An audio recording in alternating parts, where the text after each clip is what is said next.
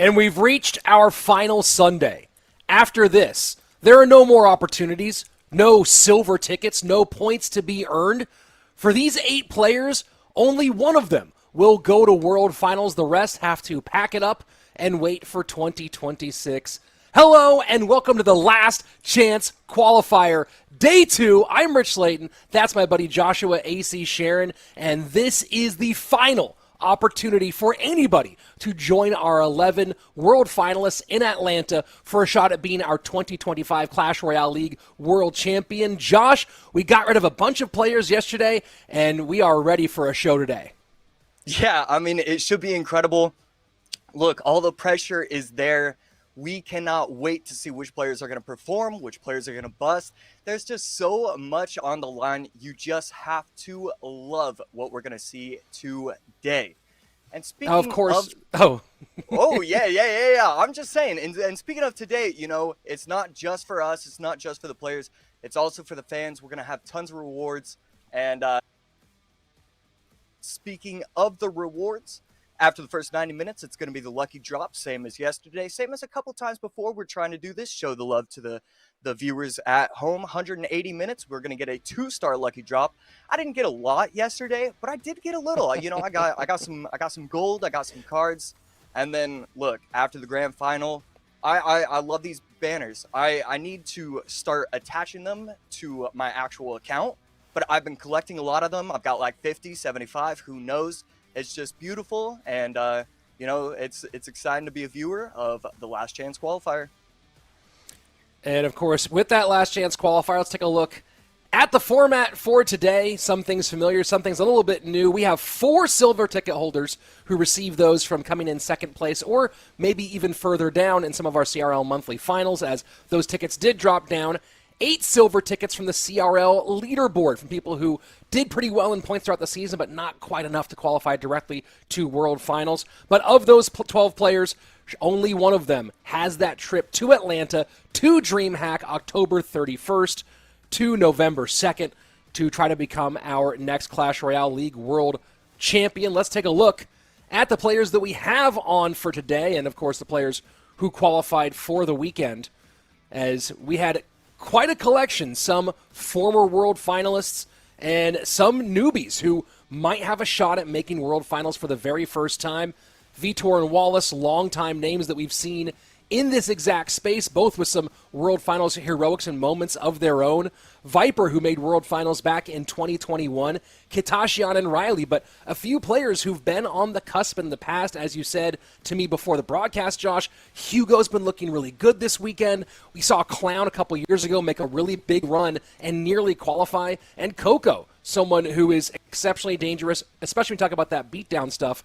Josh, when you look at this bracket, we have a lot of fascinating possibilities for our next world finalists. Yeah, I think there's a couple players that like really stand out to me. Viper is definitely going to be the big one. He was one of the players that, you know, just missed the cutoff. If he had, you know, performed just a little bit better in one of the monthly finals, he could have been kicking out one of the players ahead of him. And then obviously Vitor, Wallace. I mean, we've got some star-studded players in this bracket. The thing is, this doesn't feel like a last chance qualifier. This feels like a monthly final because of all the talent that we have left today. Although the big difference, Josh, is that they are not playing. There's no points. There's no silver tickets. This is a one-and-done kind of weekend. If you lose, you're out. Your dreams are dashed. And you are out not only from World Finals, but also our prize pool. If we take a look at the cash that is on the line this weekend, because, of course, these players are playing for some pretty big numbers here. $50,000 overall. And, Josh, look at that first-place prize. Woo-hoo-hoo. 9th through 12th, those are the players that were eliminated yesterday. They didn't do it for nothing. They were able to walk away with $1,000. 7th through 8th is going to walk away with $2,000. 5th through 6th, 3. 4th is going to get $5,000. And then once you hit that top 3, 3rd place, $7,000. 2nd place, $9,000. And the first place, $15,000. As well as a ticket to Atlanta, as well as a chance to get even more money, $20,000, $50,000, who knows? There's so much on the line at the end of today. $50,000, the total prize pool of the Last Chance Qualifier. But, of course, that's not what we care about today. What we care about is who's going to be our last world finalist. We've got everybody else locked in, from many people who are former world champions. We have 3 former world champions at Worlds this year in Mohamed Light Mugi and Igor, from different eras, of course. We have players with tons of world finals experience, but today, Josh, when you look at the players who haven't been to world finals before, right? And we're talking Hugo, Clown, and Coco. Who do you like the most as someone who has a real shot at making it to Worlds? Yeah, I mean, this is kind of a cop-out answer, but I would have to say Hugo. After going 2-0-2-0 yesterday, he had perfection within his gameplay. I mean, there were so few mistakes. It just looked like he was calm, collected, ready to play. I expect to see that out of him as well today. And I mean, obviously, as we go deeper and deeper into the bracket, he's going to have more and more difficult matches. But I really expect something great from him today. Yeah, looking at the lower side of things, you have 2 players in Clown and Coco who would be potential first-time world finalists. Coco, who I think this meta in particular might really benefit him, known for a long time as a really good golem player. This is a place where I think he could shine. And then Clown, who was really good, got close a couple of years ago, and I believe that meta was a little bit heavier. That meta that he got in nearly got to World Finals a couple years ago. So this is another one of those opportunities for Clown to really shine. But then let's go take a look as we're waiting for our first match to get ready. And as soon as we have that first match, folks, we're going to jump right in as we're kicking things off, I believe, with Coco and Riley here in just a moment. But looking at the people who have been there before, we have 2 matchups that are interesting in the upper bracket, where we have Vitor and Wallace, 2 friends, teammates, countrymen. We also have Hugo and Viper, who are 2 Frenchmen. So we have this sort of like battle for who's the best in your country at the moment, which is pretty fun on the top side of the bracket. But, you know, when we're talking about the players who've been here before, where do you put the most value, right? You have some guys who've done it a bunch of times. Vitor is a multiple-time world finalist. Wallace is a multiple-time world finalist. They're in the upper bracket. But then you have last year's runner-up in Riley on the lower side of things. Yeah, I mean, after yesterday's performance, Wallace has definitely, I mean, going against Issei, I know that, like, some people are going to obviously know who he is, and then some people aren't. You know, he's one of those players that, like, there's not a ton about him if you're not super involved within the scene, but I can't tell you enough. He is a very talented player. And then the next round, he had to go against Riley. He was able to go 2-1 against him as well. Wallace is definitely one of those players that just will show up. You know, a lot of these players, actually, Wallace, Vitor, Viper, just when there's pressure on the line, he just does so well. This is just exciting to see. Well, speaking of excitement to see, our first match is about to kick off right here. I'm getting word players are ready, and we're going to be jumping into Riley and Coco. Riley, of course, last year's number 2 at World Finals, made his debut in Helsinki, Finland. And Coco is someone who has been kind of on the cusp a couple of times and has had some pretty good performances overall in Clash Royale, but trying to make that final jump to being a Clash Royale League world finalist.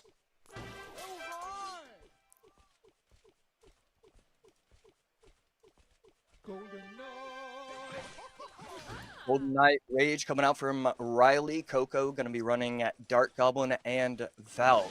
So Coco, we saw a couple times yesterday, there were a few weirder variations of log bait, you know, not necessarily the normal one that we're used to seeing, and not really cycle either. It's these log bait, like 3.5 elixir, 3.2 elixir decks.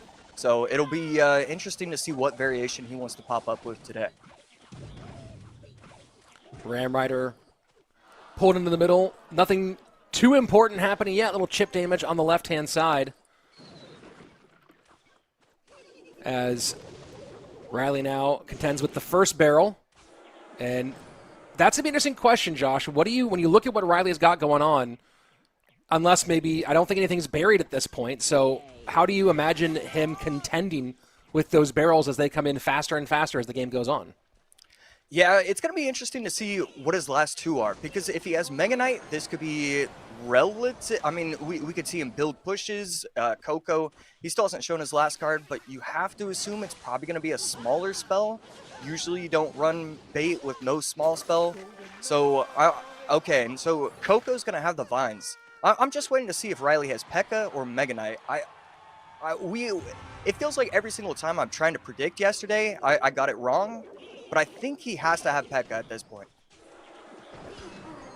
And there you go. And welcome to Casting Clash Royale, as that is always the case. So Mega Knight does kind of change the conversation a little bit here, as you were talking about. You able to jump on top of those barrels and use that to create a counter push. Yeah, it's a lot easier to just set them up in the back and see how much value you can get. We see the Golden Knight on the right side. Has to activate the ability without getting the Valk.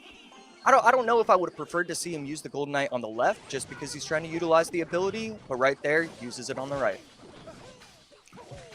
Bomb Tower plus Dark Goblin. Dark Goblin runs away, so that forces the extra Electro Spirit out. Ram Rider should connect, and it does. Entering into sudden death. Man, this is, again, so we're seeing kind of this really interesting thing here, Josh, where neither player has perfect responses. So lots of early chunks getting taken out. Yeah, and that's a great use of the vines right there. Golden Knight almost able to get the dash on top of the E-Spirit. Not going to be the case. Ram Rider at the bridge. No rage is going to follow just because Coco is going to lock everything up with the bomb tower. But yeah, that's a great point to say that neither player has the right answer. That's totally true with this matchup so far. Thoughts on the Inferno Dragon's role in a game like this one, right? There's so many swarmy, baity, small-sized troops, not really a clear target for it.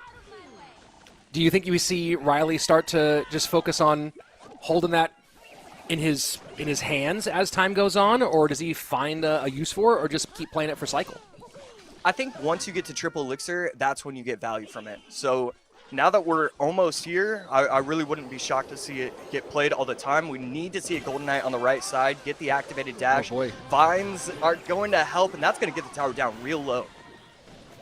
But here is that Evo Inferno Dragon.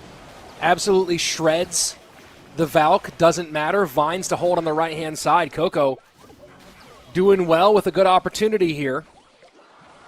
Bomb Tower really has been the shutdown card for him, as Riley has not found a way to break through and get into that second level yet. Here we go. Vines at the bridge.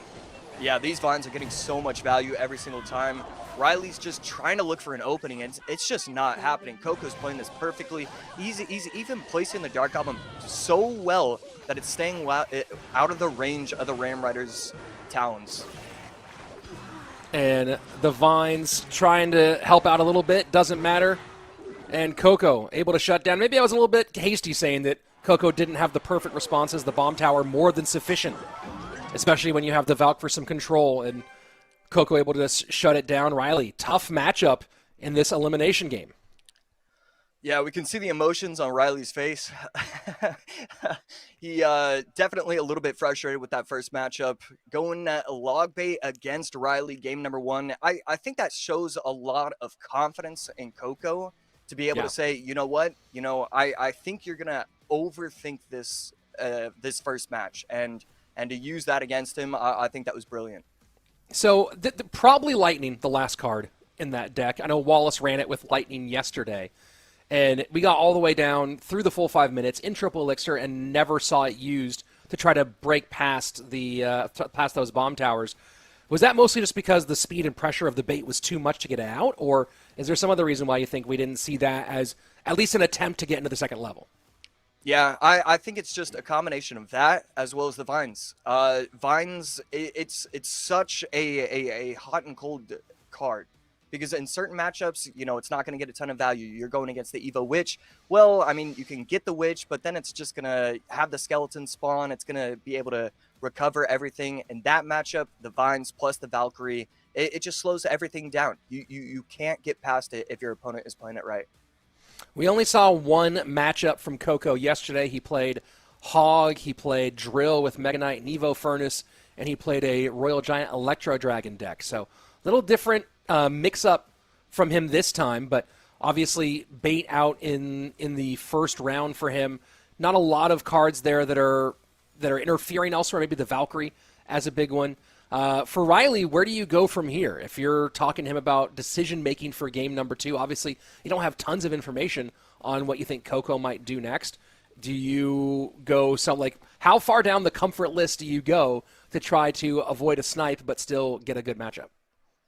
You know, as long as he doesn't use Goblin Giant, I think I'm okay with any deck that Riley could use. Hog is a brilliant option for him.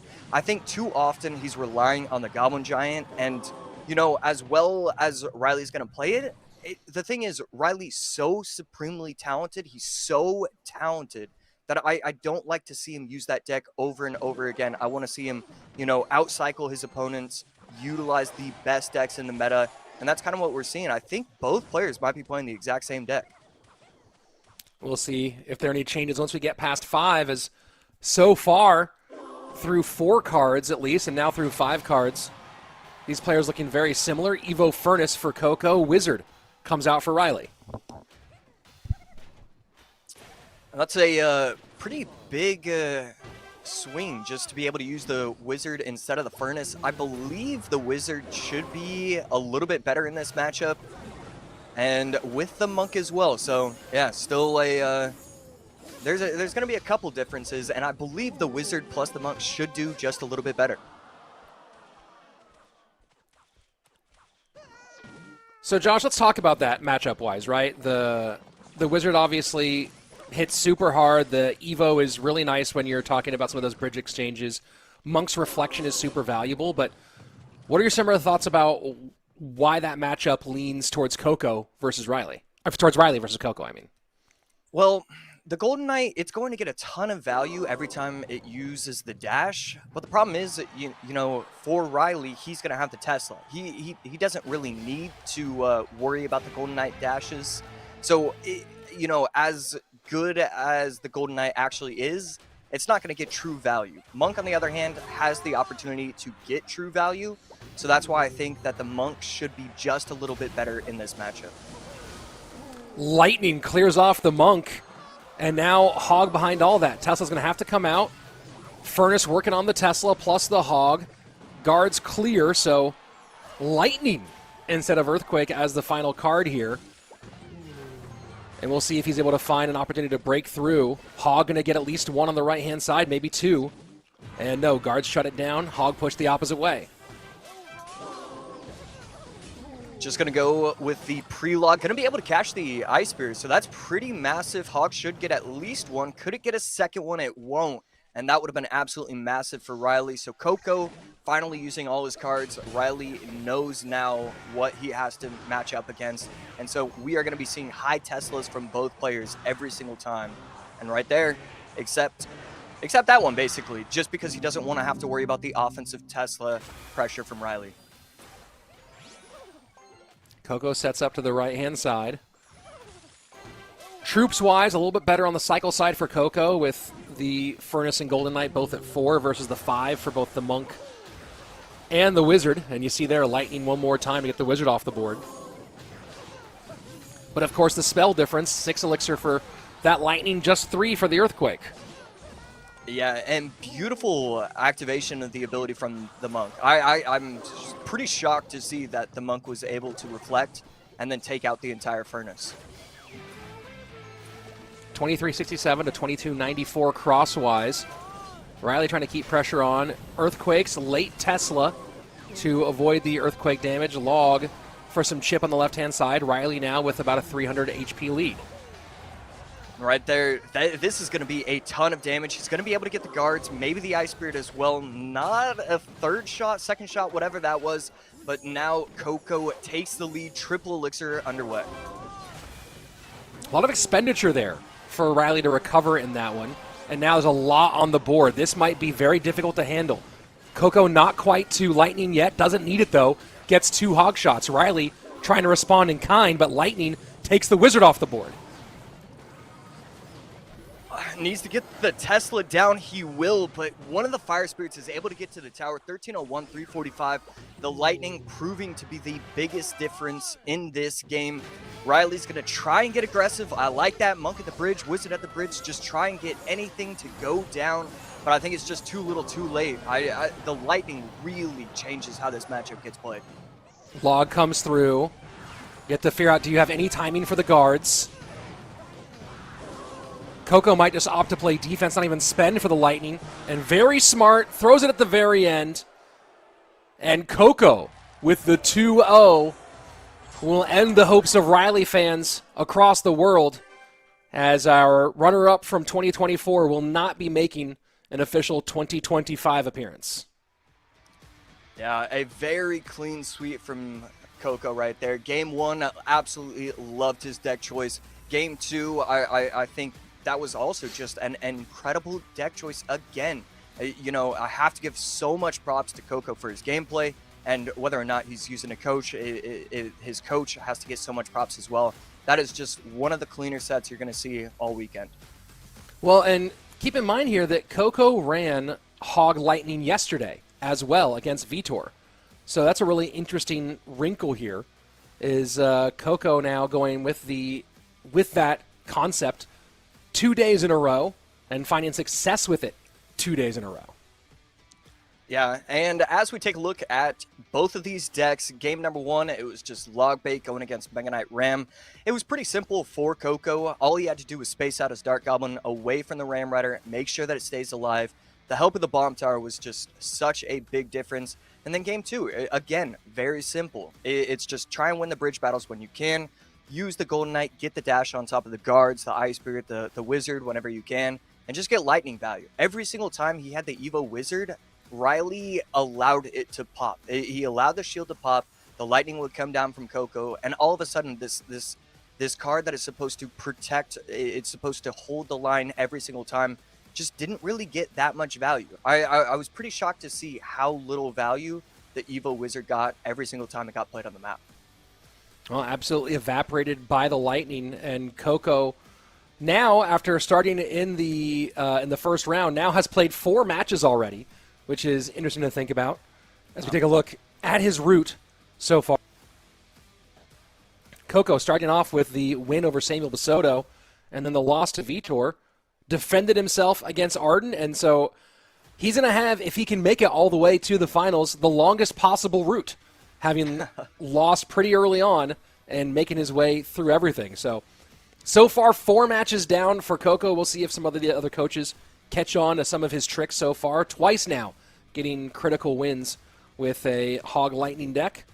And he sends Riley packing, who I know a lot of fans are going to be really upset not to see Riley at World Finals, especially because his longtime friend and lighthearted rival, Ian, is the presumptive. And here's actually a question for you, Josh. We were talking about this last weekend, where as we wait for our next match to get going, we kind of look at Ian as the number 2.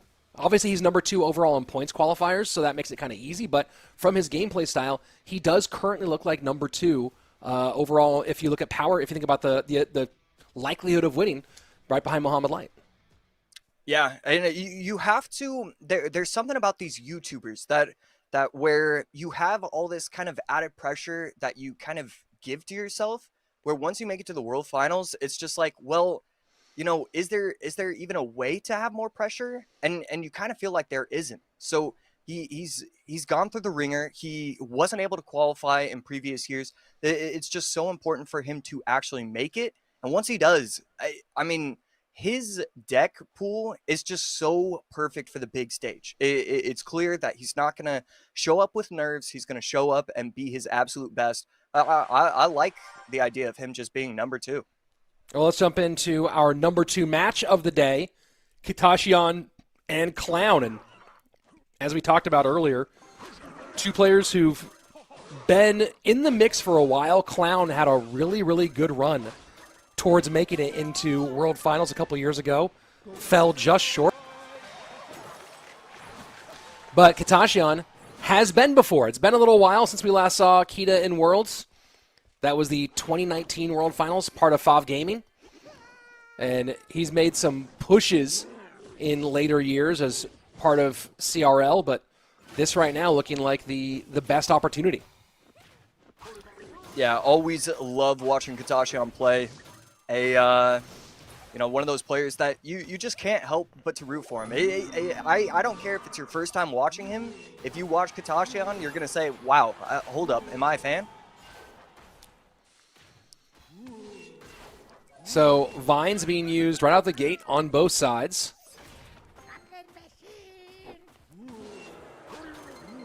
As Clown sets up the machine to the left-hand side in response to the Mother Witch. So a bridge spam variant out of Kita. Yeah, go ahead, Josh. Yeah, I'm just trying to figure out if this is going to be Goblin Giant or Golem. Yesterday we saw this deck, but instead of the Prince, I believe it was the Mini P.E.K.K.A, and then that was the Golem variation. So I think we're still waiting, but because we haven't seen it used just yet, and usually it would only have one spell, so I'm definitely leaning towards Goblin Giant for Clown.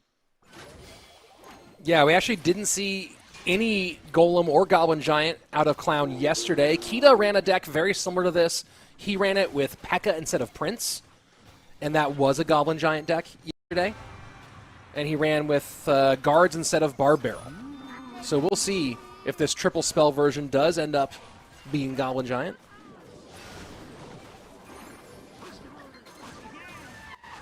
The Mother Witch always going to get a ton of value, and right here, the left side looking pretty dangerous, but a great utilization of the Vines, and that's going to just stop everything in its absolute tracks. Evo Furnace going to be able to clean up everything, and 30 seconds left, just a full reset from both players. Mother Witch to defend the left side. Vines feeling fairly close to a get-out-of-jail-free card these days. Maybe sometimes in both directions. And here we go. Goblin Giant, Prince behind. P.E.K.K.A in response. Minions to help as the Vines come out and slow that whole push down. Now Vines the opposite direction. Goblin Giant doesn't connect. Prince is up, though, and Prince hits huge. Clown absolutely opens this thing up as we go into sudden death.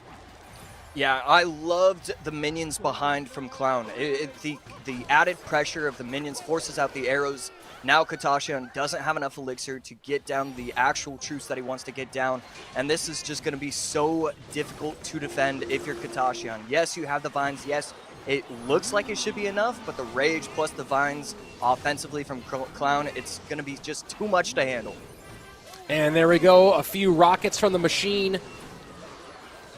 Put that at 28 HP, just a little bit extra as the Vines come out, get the job done, and get game number one for Clown.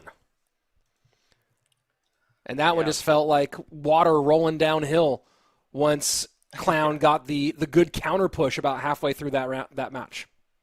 Yeah, I loved how he set everything up. He waited until it was time to use the Goblin Giant, made sure that he had just a little bit of a push going on. He had the Prince cycled, he had the elixir, and then he just went all out. So let's take a look at some decks that were in kind of the same vein. And as we've seen 3 out of 4 times, it was the Goblin Giant Rage deck coming out on top in most of those matchups. The only time, in fact, that we're seeing the Bridge Spam deck come out on top was a very different variation running the Lumberjack in the Evo spot. So pretty big shift there. But the rest of the time, this has been the Goblin Giant deck on top. And big shout out to Stats Royale and Production, by the way, for putting this together. What great context this gives us for the conversation, Josh. Yeah, it's probably my favorite graphic that's maybe ever been done, to be able to just break that down so easily. And yes, sometimes the decks aren't super similar, but it's just such a great way to see what's happening in the past, what's happening in the present. And yeah, I just hope we're using this graphic for that until the end of times. I mean, this just provides so much value for us. So, you know, thinking about the difference in that deck from Mason, who ran it against Mark, and also we don't know other factors about that matchup with the players as well, but you know the standouts you do see there is the Evo Lumberjack not running the arrows. Running that Evo Lumberjack in there is a pretty big shift compared to the other decks that you see there. Bandit has some parity with one of the other ones, but do you think the Evo Lumberjack was a big difference in the ability to break through for that deck? Yeah, I think it comes down to the Evo Lumberjack. It's just so much pressure because he had the Evo Lumberjack, the Bandit, the P.E.K.K.A, the Battle Ram. It was almost like there was just too many cards for the Vines to handle, and I think that's probably going to be the reason why he was able to win that. Let's go here into game number 2 as Kitasshian now going with some of the same pieces here. Lightning And the Machine. Looking at the decks he ran yesterday, he did run Lightning and Goblin Machine together one time in a Goblin Giant deck, and this is looking a lot like it.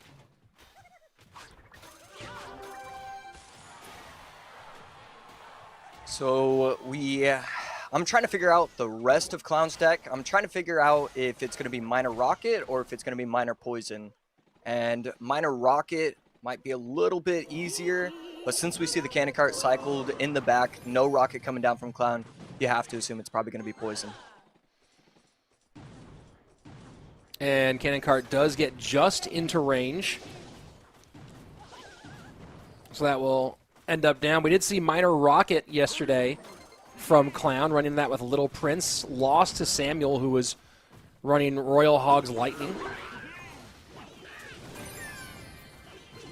And that was just absolutely evaporated. And this would be interesting here. Does Clown have the pieces? The Evo Valk does pull all that together to really shut down the damage, but still going to be a little bit in, forces the log out, and now Kitasshian with a nice 3 elixir lead.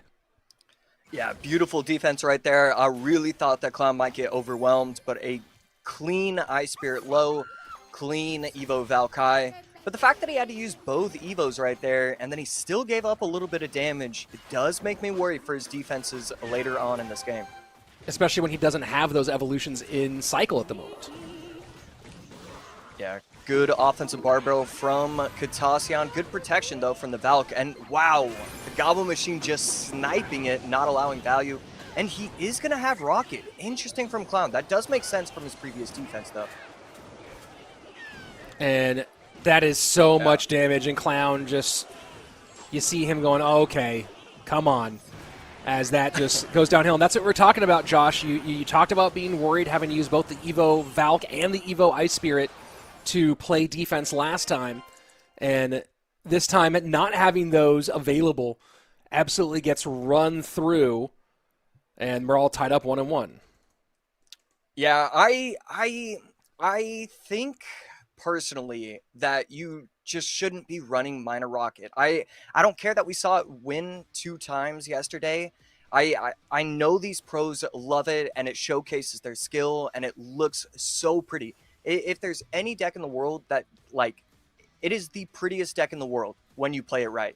But the problem is you're playing against these other pros, these other talented players. I think there's just easier decks, more solid decks that should be used. Well, we're all tied up 1-1, and we'll see who goes on, Clown or Kitasshian. Kitasshian, of course, as we mentioned, has been a world finalist in 2019, part of FAV Gaming, where he was a 2v2 specialist paired with Kensu Meshi, alongside longtime 2.6 Hog champion Jack as their head-to-head lead. You know, Josh, you're a longtime 2v2 specialist. You're paired with one of the best 2v2 players in terms of 2v2 ability to actually also be a solo success. So taking your friend, the God RF, out of the equation, who do you view as the best players who were 2v2 specialists to turn towards their solo side? That's a great question. Obviously, you have to take a look at SK. Both Zopsam and Morton, definitely some of the best players. I mean, even today, they were competing in 2v2 5 years ago, 6 years ago. And obviously, Zopsam did qualify for the World Finals, so that's absolutely massive from him. You know, Air Surfer definitely used to play a little bit of 2v2, but I wouldn't really consider him a 2v2 specialist. But yeah, I think really I just look at SK with both Morton and Sam. Yeah, both. I mean, honestly, yeah, for both of them to reach the level of solo play that they did, and especially Morton, who's one of our leading all-time World Finals appearances with his big run that he had for many, many years. Sam, of course, will see him this year. Higher went on to some World Finals appearances. Obviously, Surgical Goblin kind of went the opposite direction. Went from a solo specialist to becoming the 2v2 guy. So you see it kind of go both directions. Just waiting for my time to become a 1v1 specialist now. I'm sure it's right around the corner, Josh.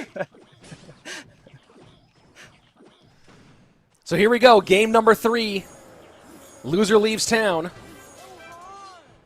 And a nice little reflection from the Monk to start things off for Kita. Clown going to be using a quick cycle drill Evo snowball deck.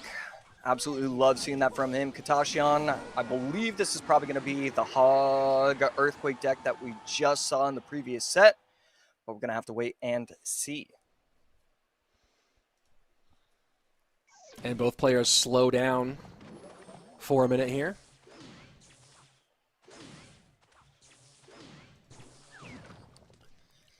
High Tesla didn't want to give value for the spell of Kitasshian. Kitasshian just using the spell anyways. Remember that Kitasshian is actually a 2-time CRL World Finalist, both in 21 and 22. Clown wants to keep his hopes of a first World Finals alive as Kitasshian continues to push into those deep areas. High Tesla from Kitasshian, just trying to slow down the game entirely, forcing out the snowball from Clown. Offensive, bridge Teslas from both of these players are just going to be so valuable. The reason why is now it forces out the low Tesla from Clown, allows the Hog. I mean, it's just so much value to just set down a Tesla and forget about it in the middle of the map. Good Fire Spirit jump to get a little extra damage down the right-hand side. Lead, though, still about 500 HP for Kitasshian. Wow. The Evo Tesla does a lot of work there, but this Hog with the log, the Electro Spirit, Fire Spirit, will it be enough? And just barely prevents the shot. Clown hanging on there by a thread. Yeah, beautiful knowledge of just how the interaction would go. We need the Wizard to retarget, and that's exactly what's going to happen. Clown is going to get so much damage with these goblins on top of the tower. Lead swings. Clown as we go into sudden death overtime, up 18-35 to 21-47. High Tesla here does not get caught by the Earthquake, despite the best efforts of Kitasshian. And now let's start seeing what kind of pressure can we see mount from Clown. Good delay to avoid the snowball from Kita. And again, another bridge Tesla, getting the offensive Tesla going. Are we going to see a Golden Knight dash? We are, and that's going to take out quite a bit of the Tesla, especially with the help of the Fire Spirit.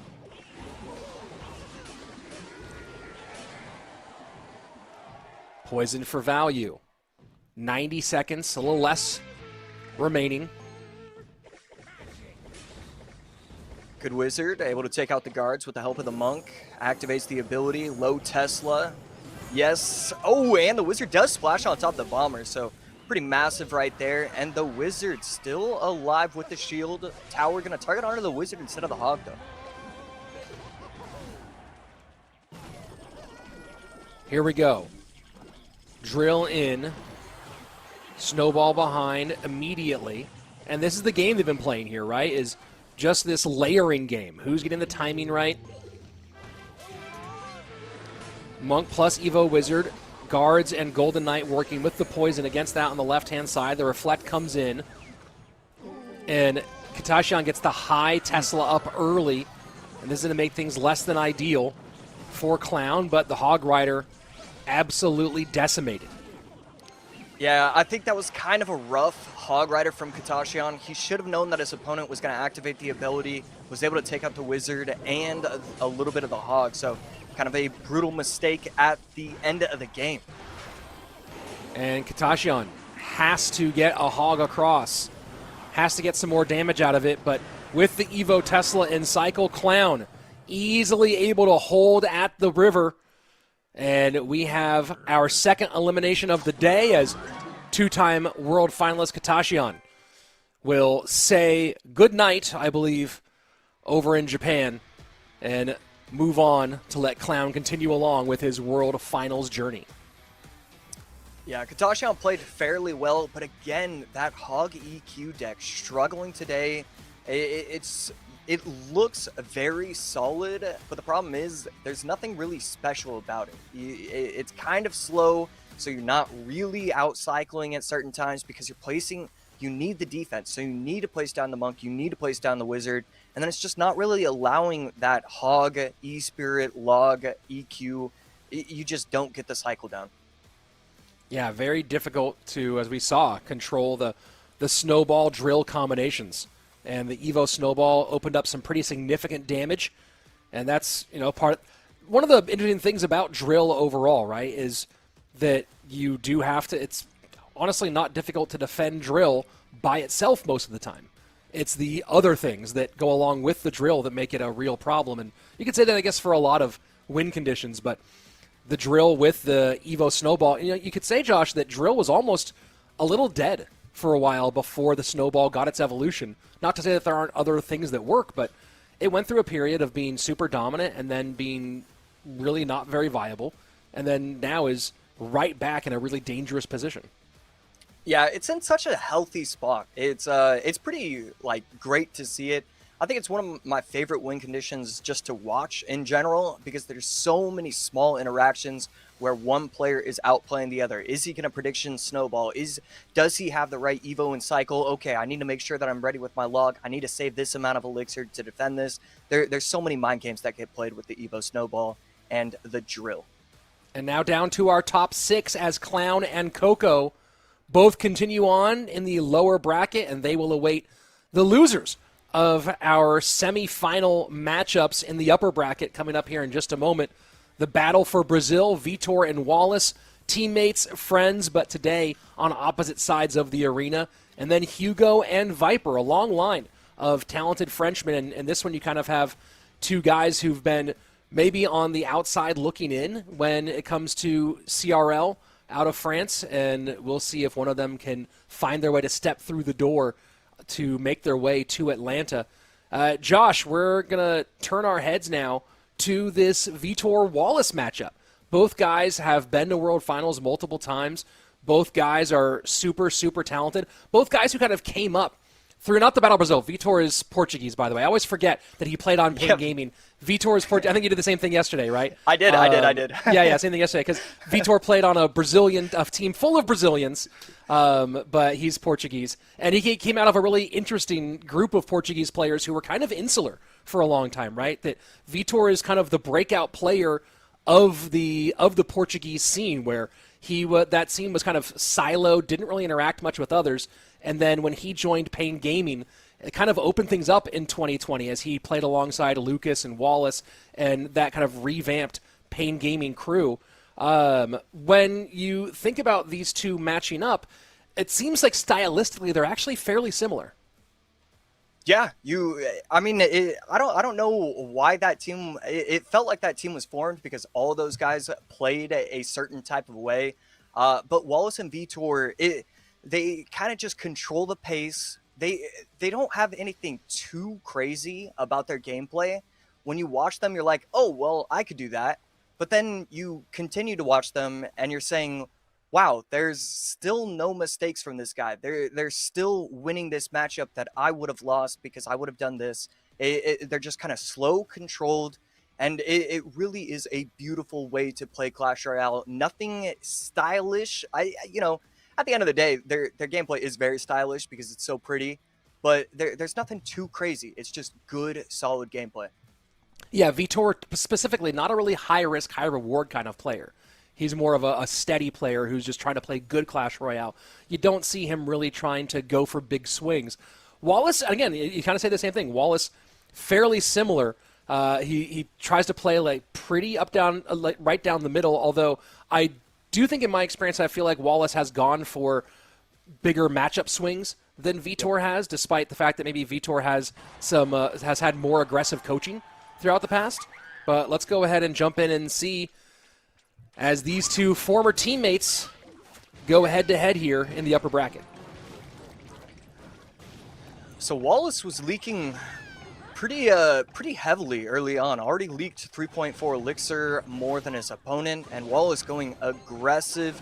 Beautiful Fire Spirit, beautiful Dark Goblin, and that is a lot of pressure on top of the tower. The minion horde getting so much value, even with the perfectly timed Fire Spirit. Just a beautiful offensive play from Wallace, and Man, I've missed it. It's been 8 or 9 years, but Minion Horde at the Bridge is finally a play again.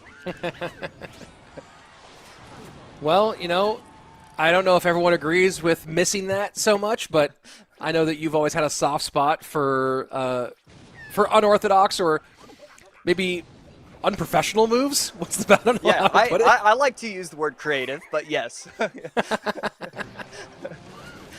I remember we had you and from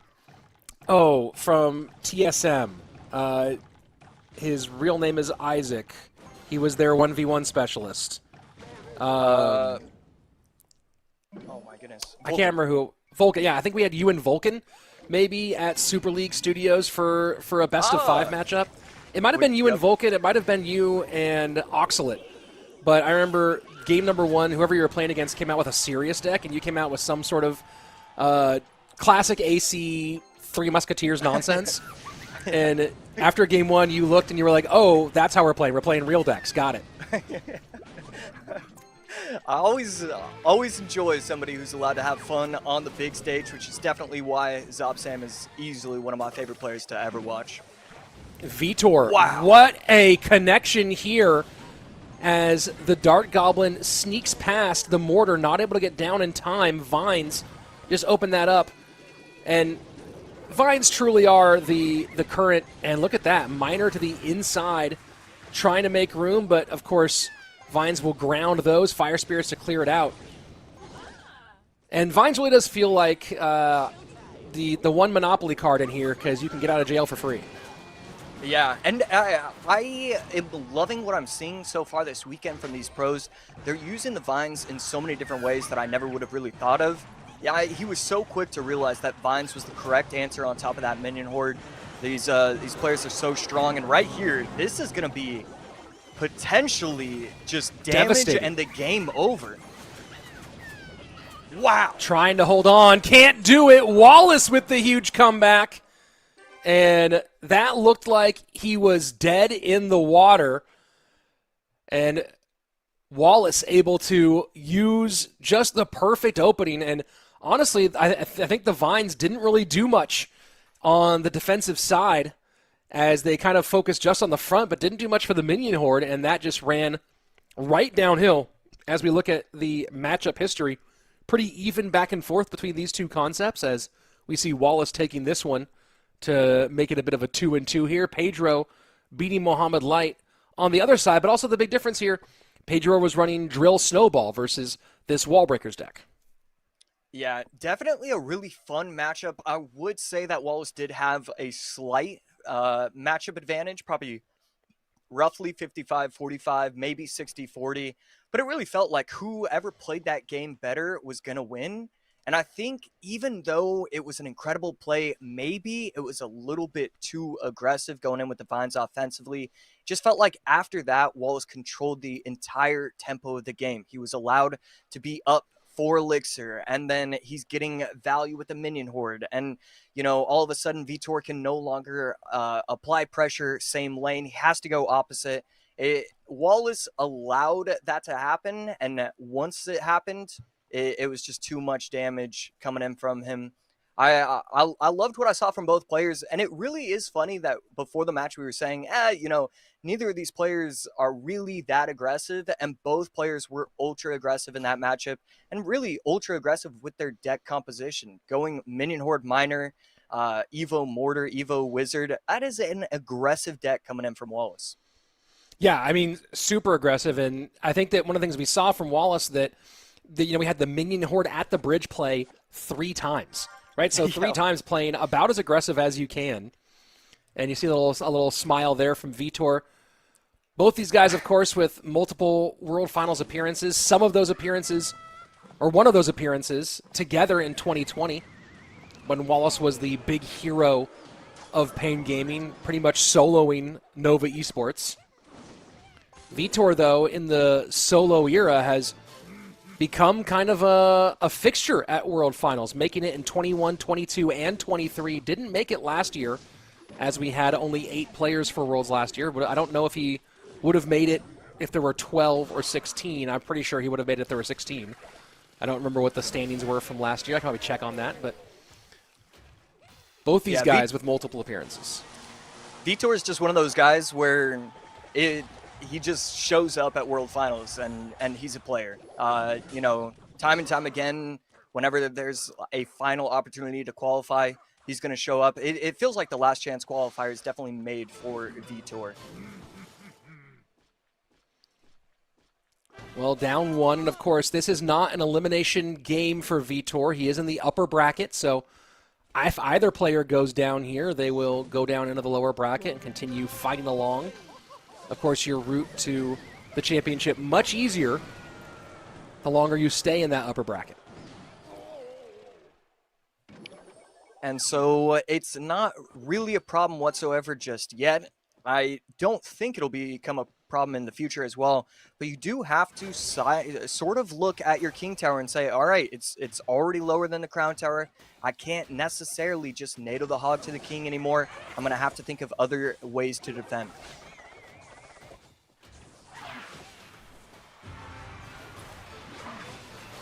And Fire Spirit just gets right in front of the Evo Inferno Dragon. Still takes about a third of the HP off of the Furnace.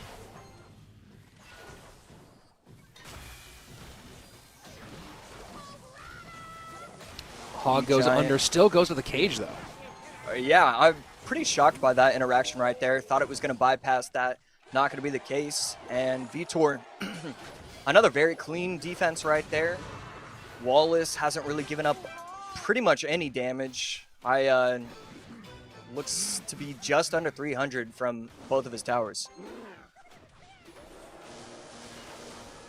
Lightning value for Wallace. Entering into sudden death overtime. Wallace has the lead on that right-hand side. Vitor with damage in both lanes. But we'll see if having two lanes ends up mattering at all as time goes on. Does a little pressure play with the guards on the left-hand side. Forces out the bar barrel. But Wallace having real difficulty getting into the second level. Vitor having real difficulty into the second level here. Such a small interaction, but getting the Ice Spirit timing where the Skellies were staying alive. Just those little plays. So impressive from some of these players. And it's really interesting how well, Wallace has been using his Lightning. Vitor not able to really get his Lightning going here. But the Lightning both opening up offensive opportunities, and as you saw there, just shutting down some of these plays on the defensive side of the board. Yeah, and I'm trying to think of an answer. I'm trying to think of what I would do if I was Vitor. What is the play? How do I get through this? And I'm coming up with nothing. Wallace is just controlling the entire game. You know, with these E-Giant, these heavy E-Giant decks, you are waiting till triple. So this was where the game can get flipped. But Wallace is just defending so well. These Teslas are getting cycled. He's going to have an Evo Tesla maybe next, but either way, he's just doing such a good job of controlling this entire match. That Lightning from Wallace got a little bit of everything here. The Evo Tesla in cycle going to hold, but right now, Evo Inferno Dragon, does Vitor have a Lightning to help support this? Does he need a Lightning to support this? And cannot quite break through. 25 seconds left, and now he goes to the right-hand side. This is where that dual lane pressure might have actually come somewhat handy. He does have to worry on the left-hand side. Now on the right for... Nope, not going to get there. 1780. Mighty Miner forced a response out. Wallace puts the Lightning to put a bow on it, and that's an easy 2-0 for Wallace over his former teammate. Yeah, Wallace played that to perfection, just controlled the entire tempo of the game. I mean, really, when you look at how Vitor played that matchup, there's really nothing he could have done. Wallace was quick to respond with every single offensive push from Vitor. There was just maybe too much value was given. So maybe I would have liked to see him space out his troops, maybe try and go split lane pressure from Vitor. But Wallace, nothing to say about his gameplay right there. If anybody could find a mistake, let me know, because I couldn't find one. And right here, let's take a look at the matchups. Game number one, all about just allowing that early damage from the Dark Goblin plus the Vines. And then after that, he just controlled everything. And then game number 2, I mean, just quick pressure with the Hog, was able to get the King Tower low. It forced out different defenses from Vitor. He could no longer just NATO to the King Tower. And then once he forces his opponents into just kind of a weird situation, that's when he was able to get all the offensive pressure in the world with the Mighty Miners, the Hogs, the Lightnings, and it was game over just like that. Oh, Wallace's timing in terms of when to put pressure on and when to take his foot off the gas was really, really solid, and that got him the win here. So Wallace moves along in our upper bracket as he will take one step closer as he is now in the upper bracket finals. Wow. Guaranteed top 3 for Wallace. Of course, points don't matter. Money is certainly nice, but what Wallace wants to do is walk away with a trip to Atlanta and our World Finals. Vitor drops down to face the Dangerous Clown. So that will be a difficult route for Vitor. We'll get to that matchup in just a little bit. But first, coming up next, the 2 French players here, Hugo and Viper, 2 very different players. Viper, one of the most notorious one-tricks in all of Clash Royale, and Hugo has been on a really nice run. I know, Josh, we got a chance to ask them some questions before this weekend come up, so I believe that we have that ready. Let's go ahead and take a look at the little conversation we had with Hugo and Viper.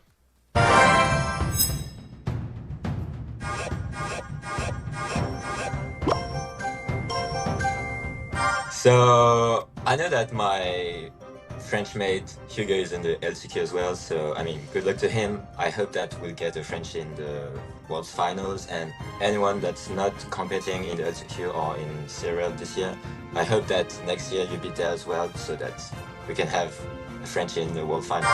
So I'm super happy to represent the French community in that Last Chance Qualifier with my friend Viper, who I've been competing with since so many years.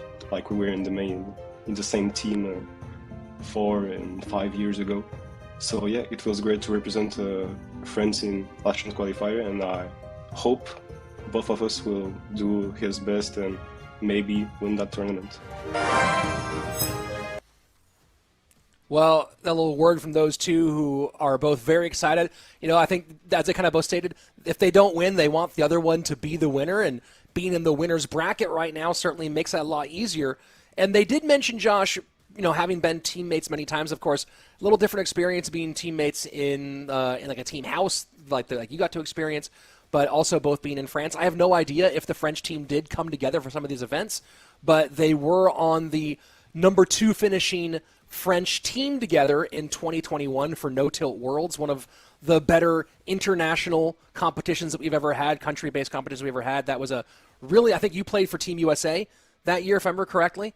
That was a pretty fun one, and of course, for a lot of those ones, World Royale League, things like that. Yeah, go ahead, Josh. I believe I believe that I should have earned MVP for that tournament. I think I went like 10-0 overall, and yes, somebody else went like 17-2, and yes, they deserved it over me. But I feel like, you know, I had 0 losses to my name in that competition. It would have been nice to receive some honors from that. Instead, I think I finished like top 3 in voting. Well, you're number 1 in my heart, Josh, for MVPs. But there's only one number 1 this weekend, and it's going to be one of the 6 remaining players that we have. And at the moment, when we look at Hugo and Viper, you know, it's interesting. Hugo has a pretty broad deck pool overall, and Viper's has grown. But when you think of Viper, you think of one thing. You think of Hog Xe NATO. The deck basically exists. If you see the deck being played by a human, it's because Viper plays Hog X NATO with Rocket. Talk to me about there's not a lot of phenomenal, unique one-tricks left in the game who play something that nobody else really masters. Talk to me about this deck and Viper. Yeah, I mean, Viper, easily one of my favorite players, and it's because of what you were saying. There's so few people that run that one deck where you want to try it out just because of the player, and you know, just because you watch them stream or do YouTube, or maybe you follow them on Twitter and it's like, oh, I want to do this too. But with Viper, he's one of the only ones where you'll watch his gameplay and you're like, I don't actually want to do that. I just want to watch him play. this isn't something that I want to be able to pull off. I will never pull it off. And yeah, Viper's just so incredibly impressive. And luckily at this point, he has expanded his deck pool, where instead of going Hog Xe NATO in his deck, and then you don't have to worry about it, he'll split it up. He'll use Xe NATO in one deck, he'll use Valk in another. It's a very unique way to protect his one trick like that. And it does get interesting, right? As you get deeper into the mind games of deck picking, if you get to a game 3 and he still has all the pieces of Hog X NATO, right? He has the pieces of the Viper deck. Now you're going, do I have to cover that? Or am I trying to cover the thing he would play, what else he would play, right? So that creates some real challenges for players if all those pieces are available late in game. And of course, speaking of his quality with it, multiple top 10, including a ton of top 3 finishes on ranked, on ladder, and in February 2021, a #1 finish on ladder with that deck. So certainly talented with that one from top to bottom, as right now he's going the Goblin Giant route and pushing deep, but not getting a huge connection, although the rockets from the machine, with that Chef boost, starting to do some real damage. Yeah, the Chef boost allowing it to get to level 13, I believe. I wasn't sure if that was a visual glitch or if that was actually the truth. And right there, getting a ton of damage, getting the tower down to 2296.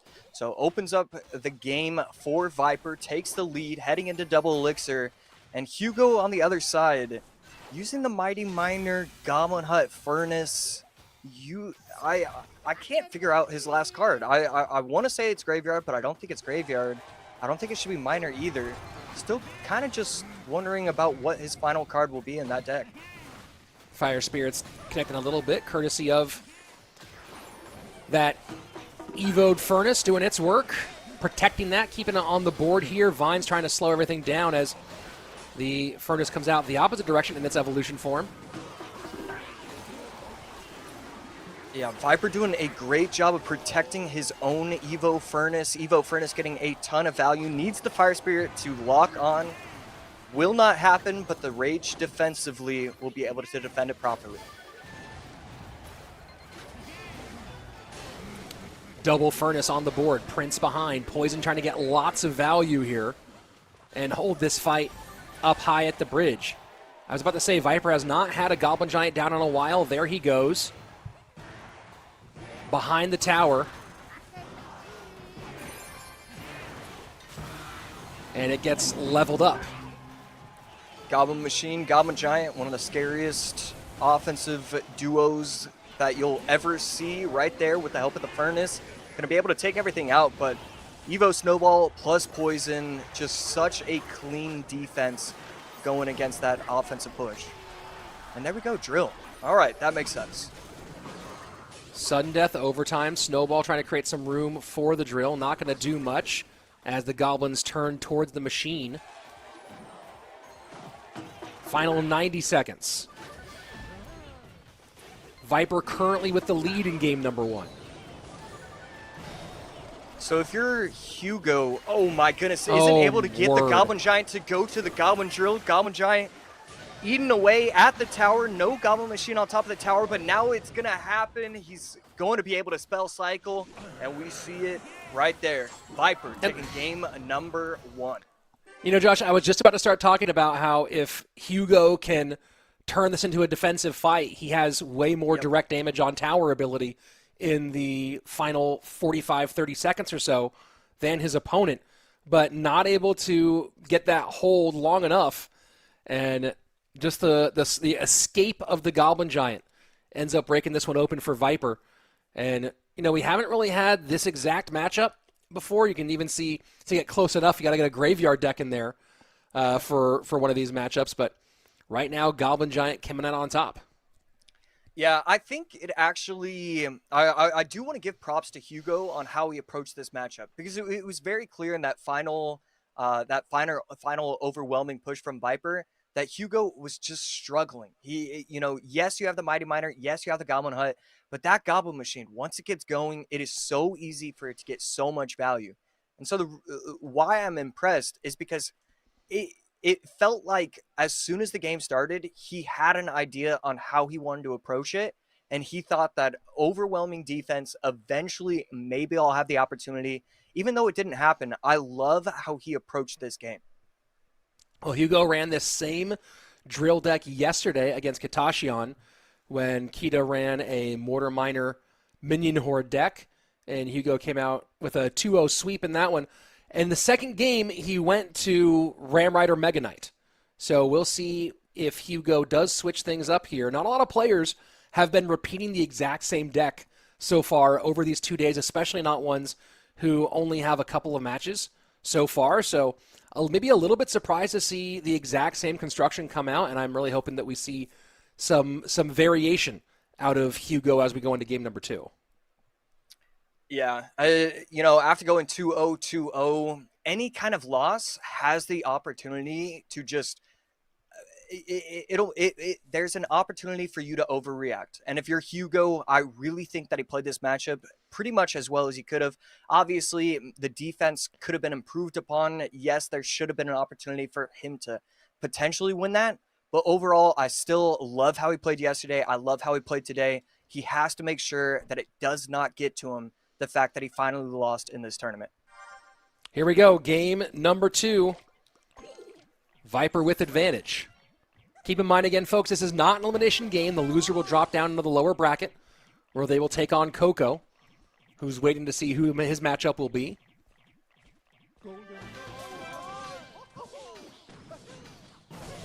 And the Golden Knights meet at the bridge. This might be a drill off. Although, no, Hugo ran drill last game, so it is Hugo. And this is fascinating, right? This is not the exact same deck. He is making a slight change, but Hugo going with the same progression from drill to Ram Rider. And you have to wonder if Viper expects that, if he knows. I mean, with these players, they're going to know how the other player wants to approach a best of 3, because they've done so many against each other. Yesterday they were practicing against each other. They have been working together for so long. The fact that he's done it twice now, it does make me worry if I'm a fan of Hugo.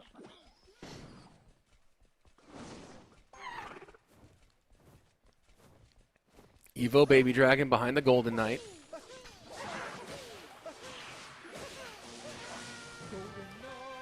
And Lightning going to, and I see what Hugo's going for with the ability, but Golden Knight dies on the Vine. Snowball to move the Royal Ghost. Guards will connect. And once again, Viper finding the way to connect. 2387 as we tick away into double elixir. It's just a small thing, but I believe it's been twice now that I've seen a Golden Knight not get any value once it started its charge. Usually the Golden Knight, it's free money whenever you use the ability. So it's interesting to see that twice in the same game. Golden Knight going to use that dash now to get in front of the Ram Rider. Evo Tesla shuts that all the way down.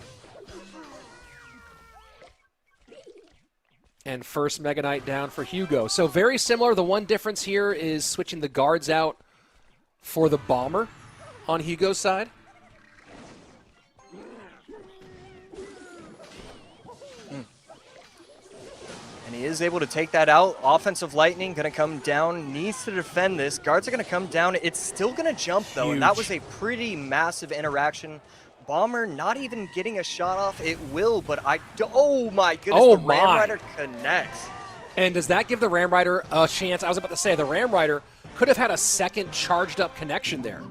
So that was, you like the idea, but that could have been devastating. Either way, Hugo now has the lead, 2361, 2004. Yeah, and you know your opponent is gearing up to go Lightning. Viper has 6 elixir. I like the idea of going on top, but the snowball plus the poison not going to be enough. The Ram Rider is going to get the charge on top of the tower, and he's still going to be alive. But, I mean, down 1,400, you only have a minute and a half, and you're going to struggle going same lane against a Mega Knight, Ghost, Bomber, Golden Knight. I mean, half the cards in Hugo's deck is made to counter the drill. Yeah, I mean, that's already brutal. And then you add in just the elixir deficit we saw from trying to stay alive there, right? Viper falling way behind in the elixir collector and everything getting evaporated. And this is what we're seeing. The real big problem here is that Viper has no really viable way to control a Mega Knight, much less control the Evo Mega Knight. And that was just continuously the drop combination of the Rage plus the Mega Knight, making things pretty much impossible for Viper over and over again. Yeah, I love how he set up his attack. And, you know, he kept it very simple. He as soon as he recognized that the Mega Knight was getting all the value in the entire world, well, let's kind of ignore any other previous strategy I'd have, and let's just place it on the map, get the right things going behind it. And then he also, one thing I did like that he was doing, he was switching up his attacks. Even though they were all working, part of the reason they were all working was because sometimes he'd go Baby Dragon, sometimes he'd go Lightning, sometimes he'd use the dash, sometimes he'd delay the dash. So I love what he was doing right there because he was always keeping it fresh. Keeping it fresh and keeping the pressure on high. And, of course, with a bridge spam deck, the more you can force the pressure to build and mount, the more you can get those big collective snowballs. Not a giant snowball, an actual snowball of troops just rolling down towards the tower and breaking through. So we are now all tied up 1-1 between these two players. Let me go ahead and refresh my decks here on this side. And so game number 1, we have Viper coming out with the Goblin Giant deck and absolutely running through the drill deck of Hugo. Game number 2, flip the script. Hugo, and this is what's interesting, Josh, is you and I were talking about how, hey, like maybe there's some concern of going with the same deck progression as you went last time. Doesn't matter here. Hugo goes to the bridge spam deck with the Mega Knight, and Viper not able to hold with the drill Tesla deck. So let's talk about what we go for as we go towards game number 4. Triple spell by Viper in game number 1 with 3 small spells, Rage, Vines, and Barb Barrel all gone. Then now Snowball and the Poison out in game number 2. So we start looking at the small spell situation for Viper, and it's starting to get pretty thin. Yeah, but at the same time, you are leaving the door open for any kind of Hog Xe NATO, any kind of Valk NATO deck. So, you know, one of the cool things about the way Viper's deck pool is set up is that he's one of the few that can get away with getting rid of all his spells, because you still have to worry about one specific deck. And so even though there's only a few spells left, he still has that will he won't he kind of meta going on, and it gives him a lot of freedom when other players wouldn't have that. So you have some kind of beat-down lightning-based stuff available for Viper, and you have, of course, his Hog X NATO and other Hog variations available for him as well. When you're talking about Hugo's side, how do you try to cover both of those? What's the methodology for covering both a lightning-based beat-down deck and covering the Hog X NATO or some sort of Hog deck here? Yeah, I mean, one of the easy answers would be... I was going to think Graveyard, because that's going to be able to beat down, and you can switch up your Graveyard deck, so that way maybe you have NATO and you go Splash Yard, or, you know, Splash Yard would honestly be the perfect response to that. But because you used Goblin Hut in game number 1, Splash Yard is no longer really that effective if you don't have the Goblin Hut as well. So I don't know. I really don't... I've got no clue what I would do if I was Hugo in this moment. Hugo looking like he might be going, oh boy. And it is a lightning deck. It is a beatdown deck. And Hugo getting the Archer Queen absolutely disappeared by the lightning. Opening salvo from Viper. Hugo does have a 2 elixir advantage. Maybe 1.5.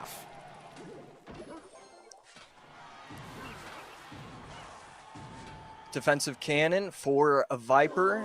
And... yeah, pretty neat placement from Hugo to put it off to the side, not get caught from the cannon, and not allow Viper to NATO it to the King Tower. So really like the placement from Hugo right there. And it's something we didn't really see that placement for a long time in competitive play. The anti-NATO, but not in the number 1 spot placement, and it's become such a part of higher level minor play. Ooh. And right there, Tesla going to snipe the baby dragon, slow down pretty much the entire offensive attack, and not allow Viper to get any damage on top of the tower. So Viper going piggies here. Poison not available, so it's probably Miner Rocket.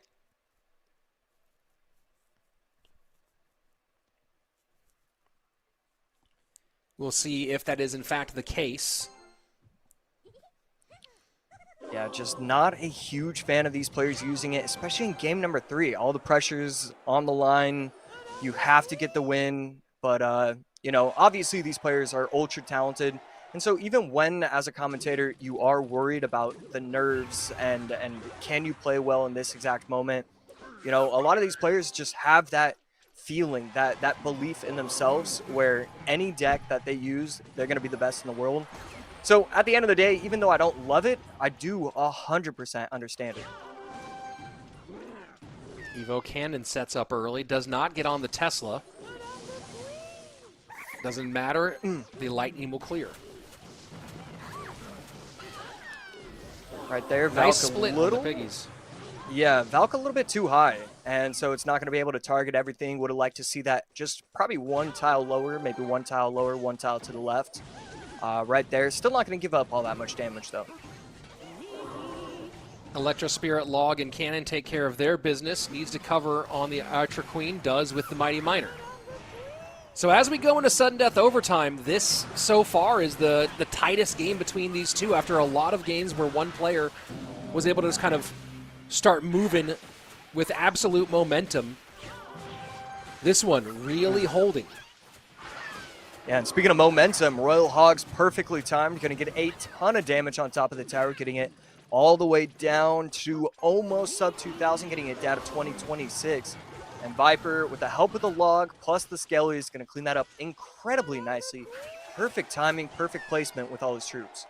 And it feels like every time Viper can avoid having to use the Lightning on defense to cover the Archer Queen plus, that opens up big opportunities for him to go the opposite direction. Just so much space for him, and right here going in with the Royal Hogs plus Log, and gonna get quite a bit of damage. Thought that the Valk plus Log from Hugo was gonna defend properly. Not gonna be the case, pretty surprisingly in my opinion. Miner to the back, Archer Queen getting supported by the Berserker. Pigs get swiped on once by that Valk at the bridge. Yeah, still And now really, an aggressive Valk. Yeah, still really like the timing of the Royal Hogs and like the idea right there, Ice Spirit plus Log. And again, we saw this yesterday with Basoto in his matchup, and it was the right decision. But both, again, Viper allowed... Oh, that is... The missed lightning on the Archer Queen. Yeah, that can change everything. Archer Queen now in great health. Miner going the opposite direction. Evo Valk in front.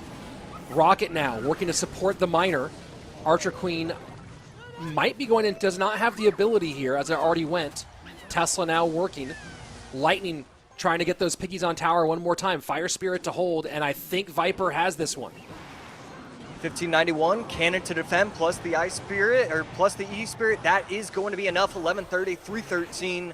Viper takes it, takes game number 3, takes the set overall. And, you know, it's one of those mistakes where you feel like if maybe that mistake happened 25 seconds earlier, that Viper didn't get the Archer Queen with the Lightning, maybe Hugo is able to use that 3-card cycle. And that was one of the factors, right, is Hugo couldn't get the 3-card cycle going with the Archer Queen in any meaningful way because Lightning can just take her off the board and make that moot. You have this moment, but it happened just a little bit too late, it seems, for Hugo to take advantage of it. And Viper going to move on to our upper bracket finals. Hugo drops down to the elimination side. Yeah, and as we take a look at the decks used from both players, game number 1, Hugo lost to Viper. Viper ran Goblin Giant, Goblin Machine. And really, the name of the game, the story of the game was just Goblin Machine OP. It got so much value every single time. Hugo tried to defend. I loved how he approached it, but he just wasn't able to get aggressive enough, wasn't able to get damage. I think he only played one drill on top of the tower. And so game number 2, the script gets flipped, and Mega Knight was just the card to watch out for. Every time it got placed down on the board, it got so much value. Viper had no answer for it. And then game number 3, it was just solid defense. Both players just kind of feeling each other out. And then Viper, when he had the opportunities, he got the value with the Royal Hogs. Had some pretty good log timings where it was kind of just like glitching the Valk, where it didn't get the swing off, it reset, didn't know what to do, got some damage with the Royal Hogs. And at that point, even with the missed lightning, he was able to get the victory. Are you surprised at all that we never saw, with those Royal Hogs going single lane, never saw a rocket to defend those Hogs? I mean, I kind of, yes, but not super surprised. You know, a lot of it comes down to trying to get the right cycle going where you can get offensive pressure. I guess I would say I'm a little bit surprised, though, because there were like 3 or 4 pushes, maybe even something like 5 or 6, where it was just Royal Hogs bridge, Baby Dragon middle. And so there was an opportunity for him to defend with Rocket, defend with maybe the Berserker low, get the Baby Dragon off to the side, not on top of the tower. There certainly was a few opportunities to defend with Rocket. That's a pretty key point that I wouldn't have thought of myself. Looking at the upper bracket final, Wallace and Viper both looking for a shot at our grand final. They are both just 2 match wins away from being our 12th world finalist for 2025 in Atlanta at DreamHack. But now we turn our focus to the lower bracket where everyone is fighting for their lives. And coming up next, the pride of Portugal, Vitor, going up against Clown. And this is a really interesting matchup. You have one of the players who's made world finals the most out of anybody, a 4-time world finalist on the side of Vitor from 2020 all the way through 2023, every single world finals in that run. And then Clown, who, as we said before, has been right there. Let's take a look at game number 1.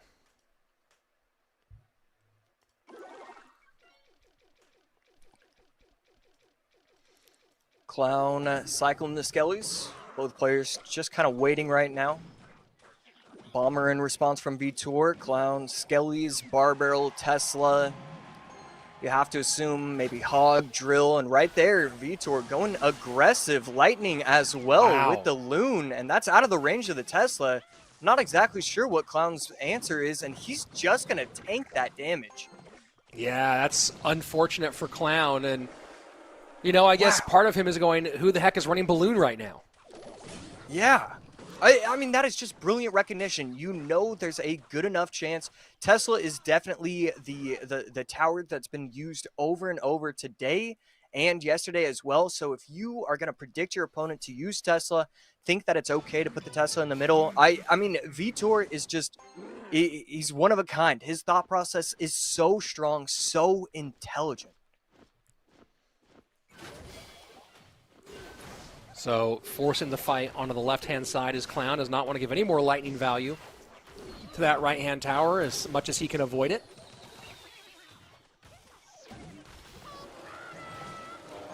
Hog in. Now, this is the other question, though, is what does Vitor have to stop Hogs as this game goes on? Was that going to end up being a loud shout into an empty room from Vitor to open up? Yes. Wow. Okay, so he is going to be running Lava Loon. Okay. I wasn't sure if it was just going to be one of those crazy decks, but instead the Lava Hound does make sense. Princess Tower cleaning up the Skellies, but not before they get the tower down to 1393. And we almost have a tie ball game heading into double elixir. Lava Hound tanks the Tesla. Loon in. Furnace going to work on the Balloon as well. Lightning clears. Back to Tesla one more time. And you love the idea with the arrows. Good job on the Furnace to clear, but still damage in. Now the question is, does Vitor have anything to stop these Hogs? There's going to be at least 2 hits here. And the answer really is not much, as the lead goes back and forth for our now 4th lead change. Yeah, and one thing to note is that Vitor has set himself up in a cycle where he does have the Evo Valk. Guards plus Evo Valk should be able to defend relatively easily. And Vitor is just looking to get one final push. Get the tower before your opponent has the chance. And the Evo Baby Dragon slowing things down, and that might be enough here as that's going to explode. Get on tower, 4 HP, arrows will do it. Has to stop this hog. And the lightning finishes things off, and Vitor taking advantage early. And, you know, Josh, I said it might end up being a loud yell into an empty room, but really ended up being maybe the critical factor. If Vitor doesn't get that opening connection, my suspicion is that we have a Clown victory here. Yeah, certainly an opportunity for that to happen. Clown, I really liked his defense. I really loved his offense. I think that should be a relatively difficult matchup for Clown. Only has the Tesla, only has the Furnace in order to stop those Lava Hound pushes, but he was spacing them out properly. He was getting offensive pressure, forcing out Valks, Bombers, Guards, not allowing the right pushes. If Vitor wasn't so strong, so intelligent, so quick early on to recognize that, it would have spelled trouble for him for sure. Yeah, I mean, you talk about the damage that balloon that got through past the Tesla right out the gate, got it down to 1,200 HP, right? And so we're talking about a game where at the end, Vitor had only 700 something on that left-hand tower, and Clown, like you said, doing a good job of creating pressure and also doing a good job of recognizing that hogs on their own could pretty much get some damage on that left-hand side, right? So really only to spend 4 elixir repeatedly to continue to keep himself in that game. But now this is one of those ones where we're not quite to the best of 5 phase yet. But this is one of those ones where I love it when we do get to the best of 5s, right? Lava Loon, if you see the same thing later, right? Winning a Lava Loon early, great in the best of 3, obviously, because it leaves a ton of things open. But as we get to this best of 5s here, you go, oh, look at how little I used to leave so many options open for the championship games. Either way, this was a best of 3, though. So Lava Loon played by Vitor to success in game number 1. Clown going with the Hog Mighty Miner plus the Lightning deck. Let's go ahead and go into game number 2. Yeah, and I do like Clown's deck for game number 1. Definitely not a huge fan of the Hog EQ, but Hog Lightning, it doesn't even really matter what variant. It's so powerful right now in this meta. And that's only Clown's second time running Hog this weekend. Ran it yesterday in his opening matchup against Arden Toas, got the victory, running a Hog recruits, basically running the dual lane Piggies deck, but with Hog Rider instead.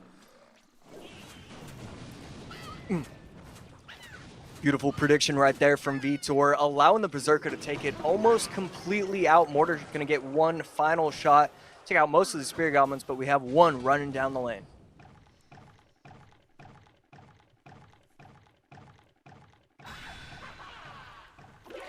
And Evo Witch in response to the Skeleton King. So both of these troops taking advantage of dying skeletons. One of the more interesting mechanics that's come into the game of finding a way to turn dying skeletons into something more interesting. Yeah, now that Evo Witch is balanced, or at least relatively balanced, I have to be careful about how I word that sentence, just in case there's certain people watching. And now that it's like fairly balanced, I think it's such a brilliant idea and such a crazy cool card. I really love the idea behind it. Miner. Snowball to try to clear that minion horde. But this just lets that Miner go to town. Yeah, really brilliant timing from Vitor. He's allowing the minion hordes to get, I don't know if it was 2 swings or 3 swings from the minion horde, but you allow it to target the Goblin Hut, then you get the snowball down, then they're far away enough that the spawn Spear Goblins start taking out the minion horde. That timing right there, it was so small, so perfect, and so many people would have had the opportunity to just lose the game outright if you don't get that timing down. Snowball goes for the gather. Good stop with dropping the Berserker in there, and Berserker just taking care of all those ghostly skeletons. Mortar to the left-hand side. Counter push on the right-hand lane. This Mortar has to get picked up, and it does, by the Witch. Evo Witch on the opposite side from Clown.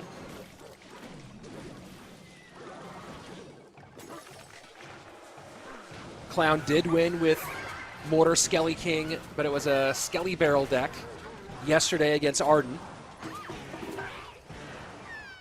Yeah, and right here, Vitor has the opportunity to lose to this deck a second time. He already lost to this deck by Wallace and Clown, and be recognizing that, seeing that the deck pool from Vitor might struggle against it. I love the concept of stealing a deck that your opponent has lost to previously. And that's what we're seeing from Clown right there, stealing Wallace's deck, making it his own.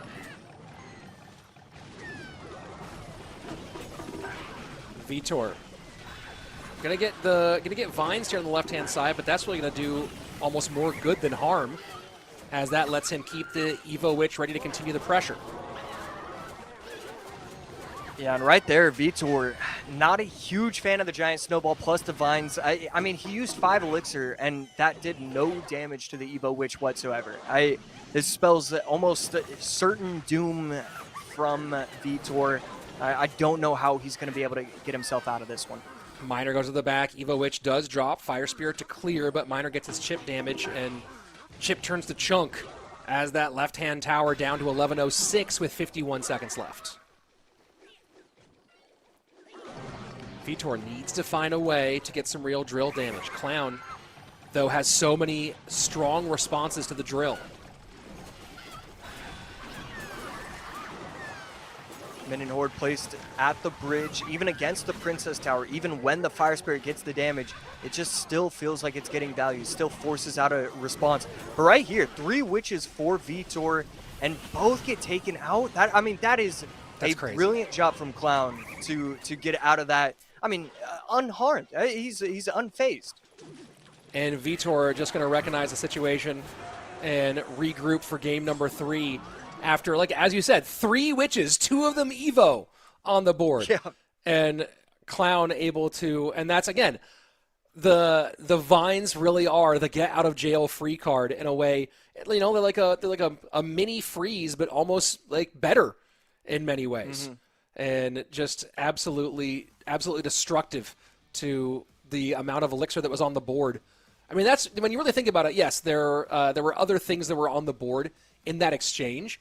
But when you think about the amount of elixir that got handled by just that Vines, it's the trade there is astronomical. Yeah, and we talk about it all the time. Where like Vines should not work against Witch. Like part of the reason why we're seeing Witch have this resurgence is because Vines aren't really that effective.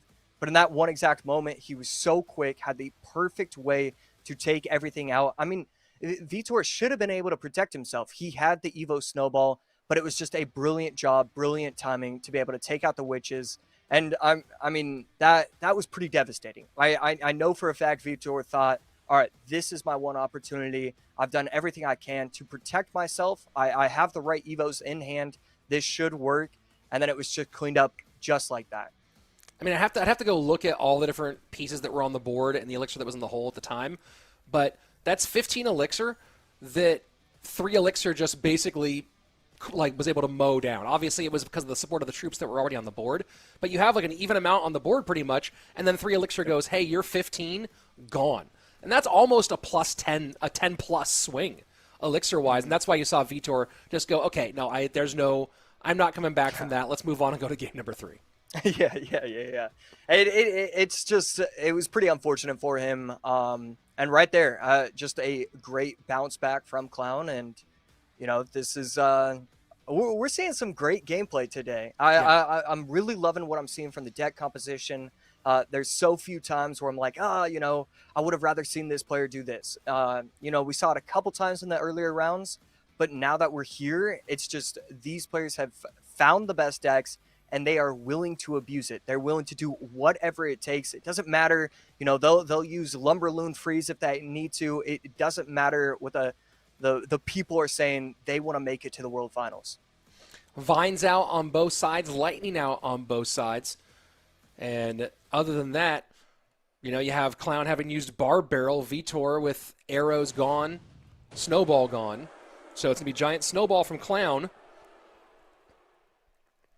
Let's see what the full situation is.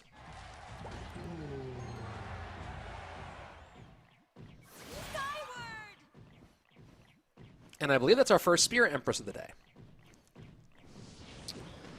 Yeah, definitely not seeing a ton of Spirit Empress these days. Vitor using the Fireball as well should pop the ability as soon as it gets into the range of the Princess Tower, and that is exactly what's going to happen. So Vitor looking like he's going Royal Giant here for game number 3. I don't remember if Vitor has run RG at all this weekend. Looks like a no. For a second, I thought he activated King Tower right there, but not going to be the case. Yeah, that was close. Vitor looking like he's going to be running RG. Clown on the other side looking like a Graveyard. Snowball will make sure that that EWIZ doesn't get free damage. So 90 seconds away. Pretty even on the chip so far, 26-69 to 27-33. Pretty thin margins between these two.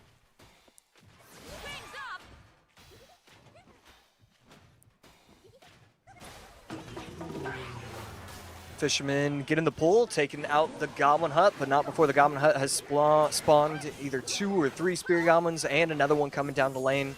So really the Fisherman just not really getting any value right like that, but Monk on the other side, both players just kind of cycling until double elixir. This is where it's going to start becoming the real game, and both players are going to go on offense.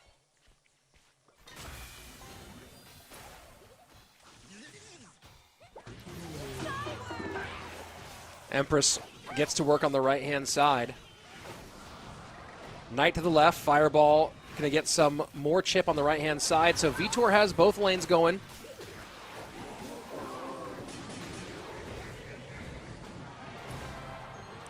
And block first timing. RG down, yeah.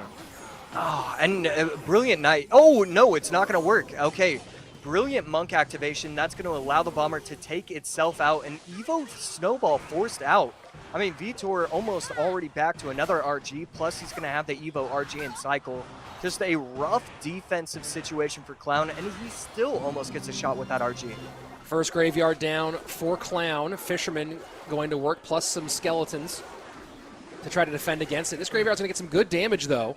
And just like that, Clown opens up a nice lead by about 300 and change, maybe 400 now. Yeah, I'm not sure if Vitor had the opportunity to go in. Never a bad idea to reset, though. And that's going to be the direction he chooses. Monk plus EWIZ plus RG, and then you just have the Furnace on the left trying to create havoc whenever you can. This is a great way to set up your offensive pushes. 80 seconds left. Or, yeah, 80 seconds left. Good connection on the right-hand side. Down to another RG. Furnace going to work on the left-hand side, and that was a big connection as a Fire Spirit came out, 1637. So as we go into triple elixir, Clown has some work to do. Good value from the Furnace, going to be able to clean up the entire right side. No counterattack coming in from Clown on the right side. And so 400, 300 HP difference between the two players, and Knight, Graveyard, Knight, Bridge. And will that Fisherman pull the Knight far enough? It does not. Knight's still tanking, but no longer going to pressure that right side at least. Damage, but not enough for Clown. He needs to get back around and put on some real Graveyard pressure, but that's going to be hard for him to do in a meaningful way. Here we go. Empress on the right-hand side. RG goes to the left-hand lane. Yeah, love the offensive pressure from Vitor, just trying to set up for that second RG push. Not going to happen. Instead, going to choose to go Spell Cycle, rest of game. Needs to block at the bridge, and that's exactly why we're going to see the Monk placed in that moment. Graveyard down. Giant Snowball to clear. Does a decent enough job. Logs get out there. Poison probably won't be enough. Skeletons trying to work. Can they do it? They cannot. And Vitor holds on for his World Finals dreams, winning by 268 HP and denying Clown a trip to World Finals once again. Yeah, Clown looking off into the distance, trying to figure out if there was any other thing he could have done. I think what it comes down to is both players played that matchup really well. I loved what I was seeing from Vitor, and I honestly loved what I was seeing from Clown. You know, the offensive pushes were strong, getting the right poisons down, getting the good defensive poisons as well. But Vitor, just too smart, too good overall. And once he got that lead, he knew exactly how to hold on to it, when to go in with the RG pushes, and just like that, he was able to take the set.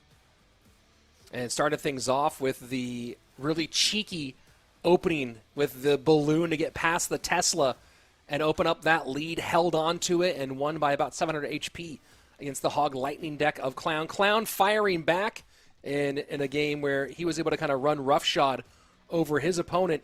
And then game number 3, kind of a tight one back and forth for a while. Neither player going to win condition until very late, and just able to hold off the graveyard pushes well enough and create pressure opposite direction.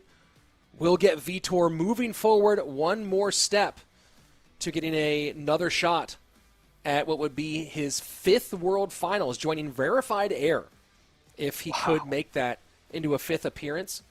But he has a few more matches to go, and he'll await the winner of Hugo and Coco in a few minutes. Down to our top 5. And you know that Wallace and Viper just right now both going heavily over their decks for that upper final matchup. But now we turn our heads to match number 18 in this last chance qualifier. Hugo and Coco, as only one of them will be able to move on. And Hugo, you know, in our last matchup against Viper, you saw that kind of, it was a blowout one way, blowout the other way, and then the tight one in game number 3. I'm really curious to see how Hugo kind of responds to adversity here, whereas Coco is the player who's taken the long route, right? If he already, let me go ahead and just double check the actual numbers of matches he's had so far. Coco has already played 4 matches in this competition. If he's going to go all the way, he has to get 1, 2, 3, 4, 5 more wins. So Hugo has the 9-match route to Coco has the 9-match route to World Finals, which would be absolutely bonkers if he can pull it off. So right now, it almost feels like they're playing with different mentalities, right? Coco is every single game at this point is kind of like is a win in itself with how much he's been able to go through adversity this weekend. Whereas Hugo's trajectory kind of seems the opposite direction. He was riding high, and now has to make some course corrections. Yeah, after winning the first round of the upper round, and then losing the second, it just puts you on such a brutal path right here. We have it. 90 minutes in, Ooh. We have our lucky drop. Everybody get out your phones, get the QR code scanned, and get your reward. I'm getting mine right now. Hold on. Let's get mine up and running and see what I've got here. And I don't know if we'll keep that one up a little bit longer for everybody so they can get it. I'm going to claim my reward right now. And I have a lucky drop. And I'll wait. We'll see. I'll wait till we come back, and I'll do my lucky drop for those of you on camera. I'm curious in chat. Let us know what you get. I actually have not had chat open all day today. Let me go ahead and open up the chat for the first time now. And we'll see what everyone's saying they're getting. Let me pop that out here for a second so I can see everyone's stuff. All right, I see everyone out there trying to getting their lucky drops. And we'll go ahead and share. Let's see, I see 464 bats. Let me go ahead and do mine here. I got 1 star here. Let's go ahead and hit it. All right, I got the 2. Give me a 3, baby. Give me a 3. Oh, there we go. Hold on. And we're going to be on 2. Let's see what I get. 2,900 gold. Well, considering that I use I'm my almost gold, at 4 million. Hold on. I am almost at 5 million. I'm hanging out at 5 million here. Let's see. In the chat, we see 7 Archer Queens from Indy Greven.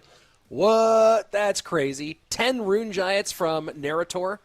That's pretty sick. Bum Bum with 480 elite wildcards and a hilarious name there in the chat.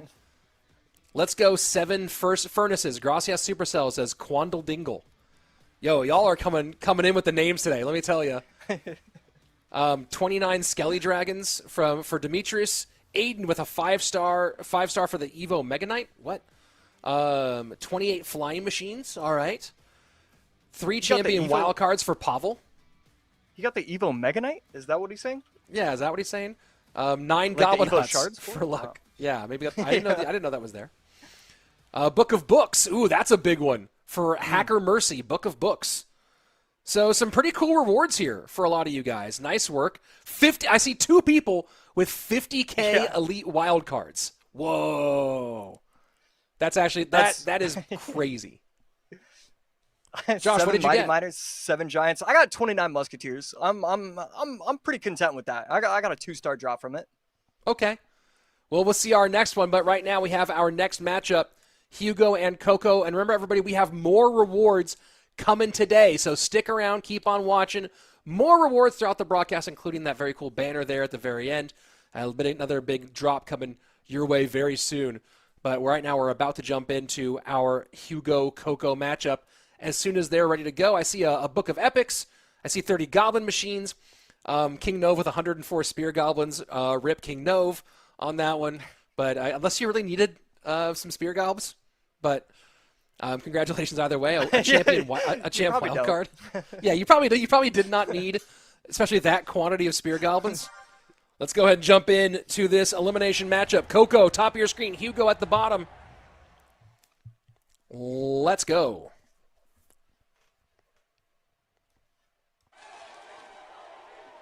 All right, so our first truly slow start of the day. And Hugo going to go ahead and get a chefed up furnace on the board.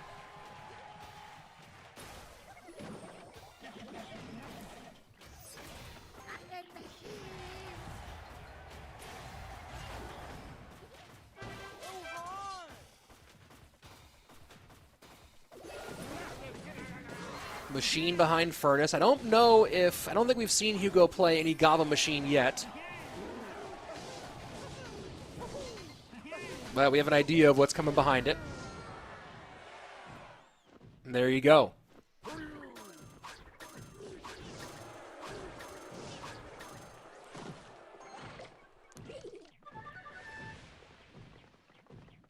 So let's see what Coco has for the Prince specifically. You got the cage out there.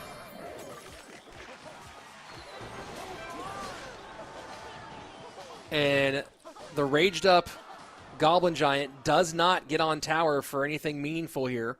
That's just the Vines damage, 2977.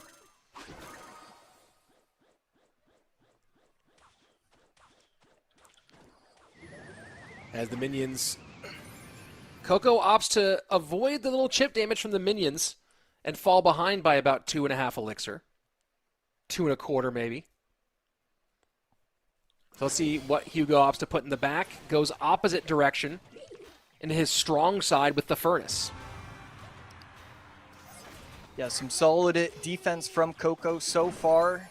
Good bomber timing as well. Not going to be able to splash, but this one might. And no, wow. Again, the bomber putting in work. Not used to seeing that. And now we got the Evo Goblin Giant to the right-hand side. Level 12 machine behind it. Prince goes and is going to pop that cage really fast.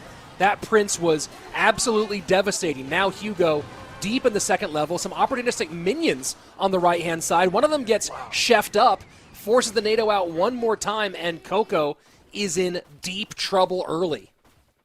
Yeah, I love those creative pushes. The minions at the bridge, knowing your opponent is going to have to spend a NATO. I mean, and not only did you get damaged, not only did you force out the NATO, but now they don't have the right cycle. The Goblin Giant putting in work once again, taking out the Baby Dragon and almost taking out the tower as well.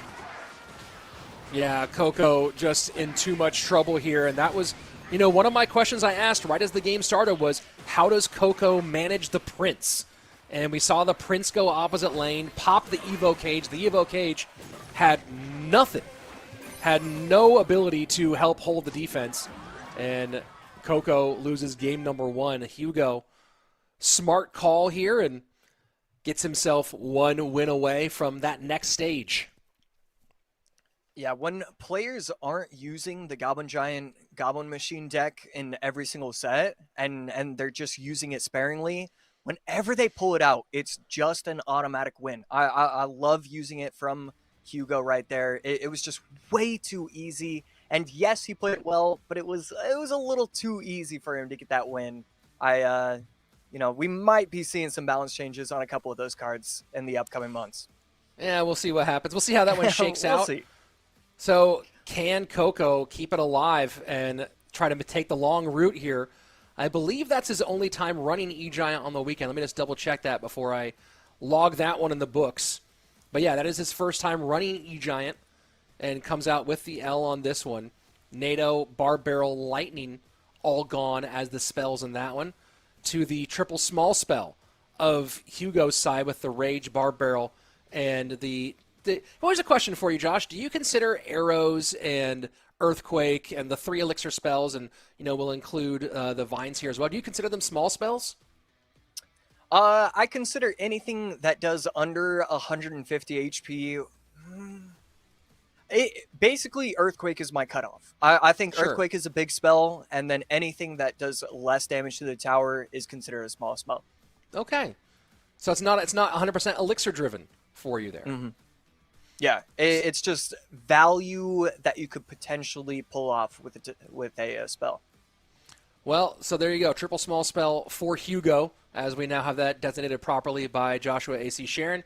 And Vine's gone. So what is that, thinking about all the things that Vines do right now? Barb Barrel out, Vines out. Obviously, there's still some other Giant Snowball still there. Log is still there. But when you think about Vines being gone, is there anything in particular that you feel gets a big buff once Vines is already out of a dual mode match? I mean, definitely. Probably just one of the heavier decks. The P.E.K.K.A decks, the P.E.K.K.A Ram Riders, the Mega Knight Ram Riders, potentially even just Goblin Giant, Goblin Machine from your opponent. I think all those kind of get a pretty massive buff once Vines is out of the picture. Well, here we go. Game number 2, Hugo with match point and a chance to move into the top 4 for this competition.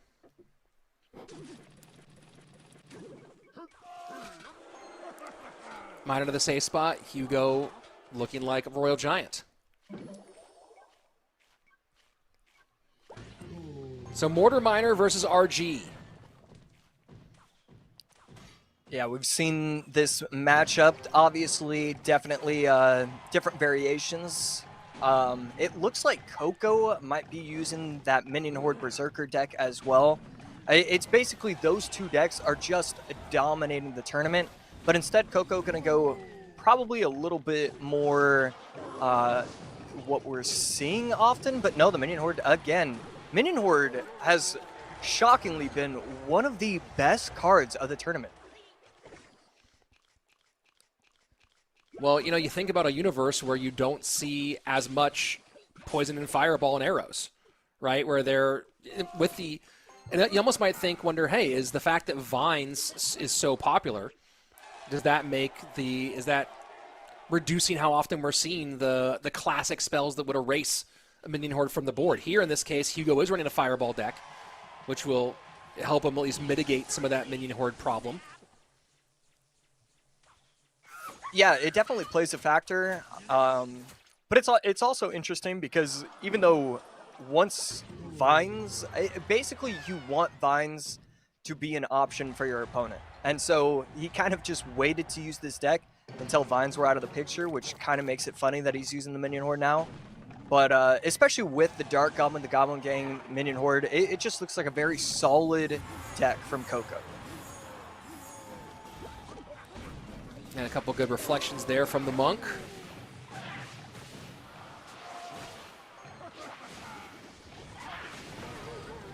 Fireball to clear once more. Great placement from the Minion Horde. I expected at least 2 or 3 of them to get splashed. Not going to be the case, just one of them. So beautiful job from Coco right there. Lots of DPS to clear this RG. Log comes out.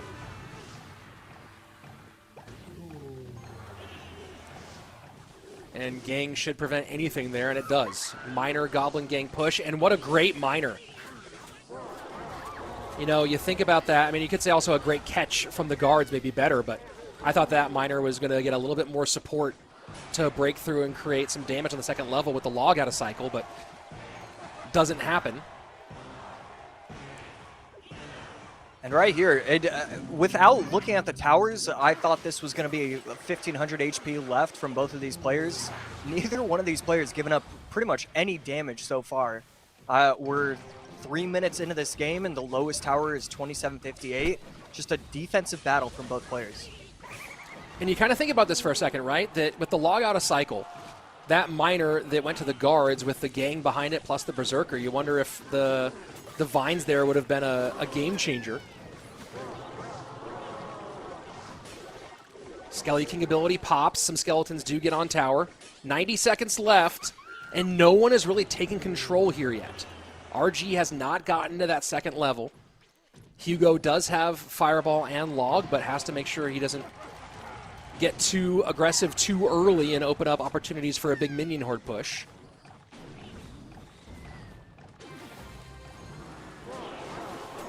Double Evo down the left-hand lane. We finally see the push that Hugo has been waiting for. The log is kind of suspect just because, you know, you're not making it to the tower. Using the log right there, it's just going to force a reset for you, which is really never a problem. You still have the Baby Dragon, but that Baby Dragon getting that final splash changes a lot. Had it not gotten that, that might have been game for Coco because of how much elixir, how many troops he would have had on the board. 2,300 to 2,109. Keep in mind, Hugo has 2 spells that can get right on tower. Coco just has the vines. Coco, wow. And that's a big reflection there to get Hugo back in it. Fireball going to go to the mortar, try to get the RG on tower. Does not get the shot. Yeah, had to place the Fireball just 1 tile lower. That would have been able to catch 2 or 3 of the minion horde minions. It would have changed the game instead. Oh my. Coco wins it. And the minor vines at the end. Hugo not able to control the minion horde at the bridge, and what was a very tight game in the final 15 seconds gets absolutely blown away by Coco to continue along in our last chance qualifier. I think Hugo has to be kicking himself right there. That Fireball, I could get behind getting the Fireball on top of the tower and the mortar, but right there, if you're going to go just the mortar, you have to place it as close to the middle of everything that you can. It would have caught 3 or 4 of the minions. That would have changed the game dramatically, and you know, that's definitely the biggest mistake I've seen from him in this tournament so far. Well, and his final mistake as well, as that was the end for Hugo in this last chance qualifier. Went very far in the competition, but far is not good enough today, as there are no points. There are no silver tickets. There is just one entry to World Finals. And for those of you who haven't yet, make your plans. World Finals, October 31st to November 2nd, as part of DreamHack in Atlanta. This is going to be the most unique World Finals we've ever had. Every single year, World Finals has been its own private event, separated from the rest of gaming. But this time, we're going to be right in the thick of it, right in the mix, in the heart of competitive gaming for DreamHack. It's going to be an absolute blast, so come enjoy Clash Royale League. Clash of Clans World Finals is there as well, and all that DreamHack has to offer in the great city of Atlanta. Going to be a whole lot of fun. Get your tickets now and come join us there, as you're going to see the best Clash Royale. And in my opinion, Josh, I've said this before, but this 12-player format I think has done a really good job, and especially when you have the mixture of golden tickets and points and the pressure that trying to get that seeding put on. This is one of the best World Finals lineups we've ever had, especially when you think about how it's spanned high-level competitors across different generations of Clash Royale. Yeah, it rewards different players and different things. It rewards consistency. It rewards being able to get those golden tickets. I love the entire setup of just of everything, and I love the opportunity to go out to Atlanta and be a part of just history, be a part of DreamHack, be a part of everything else. It's certainly going to be a blast. And it's really, you look at the lineup that we have so far for World Finals. Of course, we have our Clash Royale Champions Cup player. And sorry, that was game number 2. I don't know why I was saying that, acting like that was game number 3. Looking at a few different things, a little bit of a brain slip there. Game 3 on its way. But and you look at the World Finals lineup, Ian is the presumptive number 2 right now. every other player except for Ian and the Clash Royale Champions Cup qualifier from China has been to World Finals before, so tons of experience there. Will one of these two be joining them in their either first or second appearance? Hugo stealing the deck of the tournament, of the day. I love this deck choice. You know, sometimes you just have to abuse the meta, and it's clear that we're going to be seeing a lot more of this deck, whether it be on ladder, whether it be in tournaments. Man, Minion Horde, Skeleton King, Gob Gang, just such a dangerous combination. And Fireball from Minion Horde once again. Now this is that Lumberjack variation of the Ram Rider Bridge Spam deck. So a few... Really only one target for the Fireball for Coco.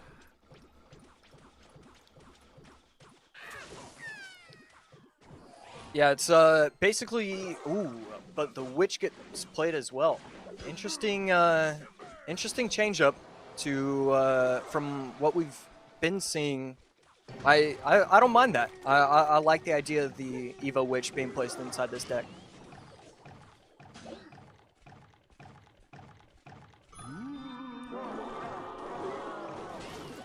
Mega Knight. Raged up should be enough to clear a lot of this with the Fireball and support.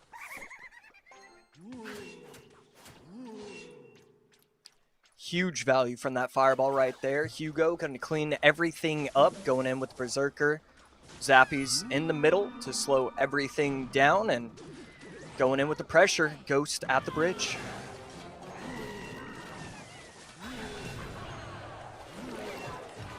And Ram Rider with a big connection on the left-hand side, going to open up the scoring. And so far, Hugo has not found any real way to do significant damage. Coco putting some pressure on both lanes.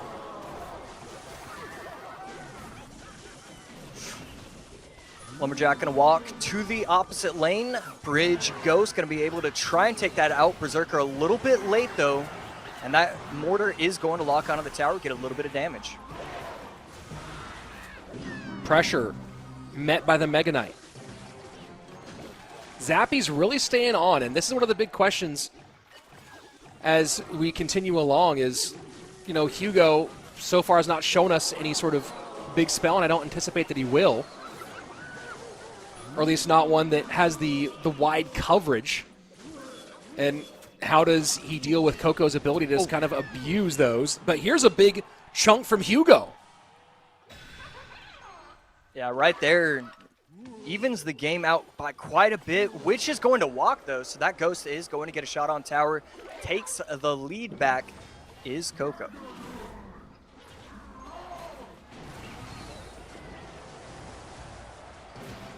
Beautiful rage. Wow. And wow, the Skeleton King late. The Gob Gang to try and take it out.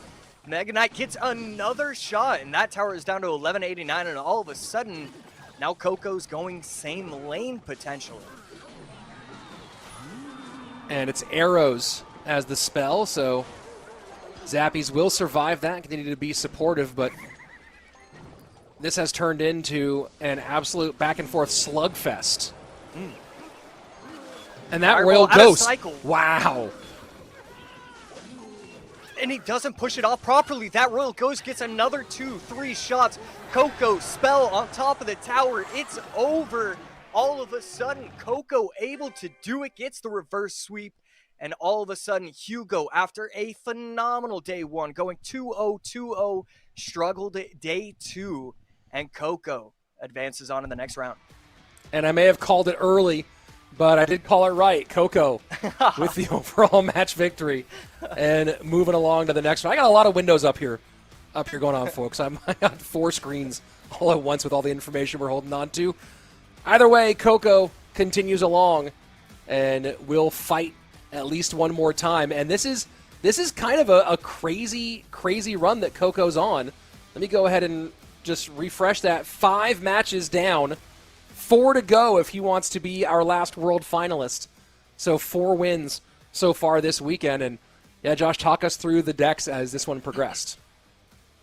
Yeah, so game number 1, we saw Goblin Giant, Goblin Machine just wreak havoc. Coco just, it felt like he never was given an opportunity. I thought Hugo did an incredible job game number 1, applying a ton of pressure. I believe we didn't see the Lightning or the E-Giant from Coco, just never had an opportunity. Game number 2, it got swapped. Then Coco applying pressure properly. It really came down to one decision. If Hugo places the fireball just one tile lower, one tile to the left, it could be a 2-0 sweep, and we're just singing Hugo's praises. Instead, not the case. Coco wins a close one. Game number 3, and really it came down to mistakes. He let the ghost lock on. He got the fireball, or he just didn't apply enough pressure, didn't get the activation of the Skeleton King's ability to provide really any value. And when we got into the game, I loved the Evo Witch. Leaving the game, I would have liked to see him just stick with what works. I think the Evo Dark Goblin could have provided a ton of value, staying away from the Zappies, staying away from the Lumberjack, getting a ton of value. There's a reason why people have been using the other variants, and the Evo Witch just didn't provide enough value.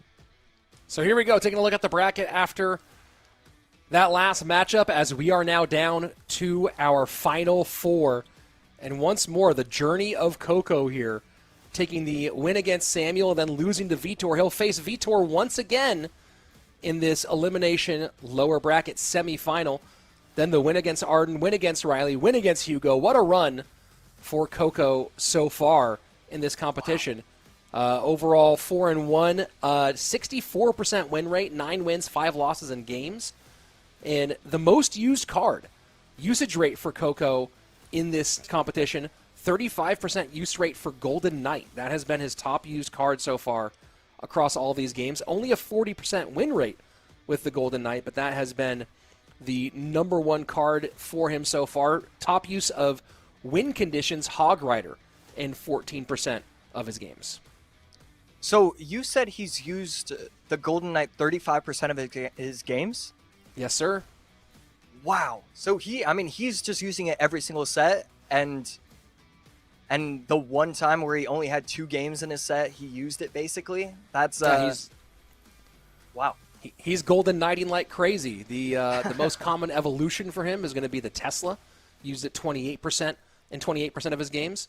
He has only used the Princess Tower. He has not used any of the other towers so far. Now, on the other side of things, for his opponent, Vitor, in this one, Vitor's most used card, Berserker, used in every set for Vitor. So he's been really heavy on that one. The Valk and Baby Dragon, his most popular Evos, and he has spread it around. He's used the Princess, the Cannoneer, and the Chef, all as the Tower Troops. So very interesting, though, that the Tower Troop for Coco, even though he's played more games than anybody this weekend, has been exclusively Princess the entire way through. Yeah, and we've been seeing a lot of success with other Tower Troops, too. It's not like he's the only one who's just kind of sticking to the plan that he's always had. It just feels like, you have the opportunities to use the Cannoneer. You have the opportunities to use the Chef. So it's a very interesting point, especially with how many games he's played, that he just sticks with the Princess Tower. He sticks with what he knows will work. Yeah, that's something definitely that was really great to point out. Well, it's interesting, too, when you look at some of the Evos they've used so far, and this is for Vitor over only 3 matches.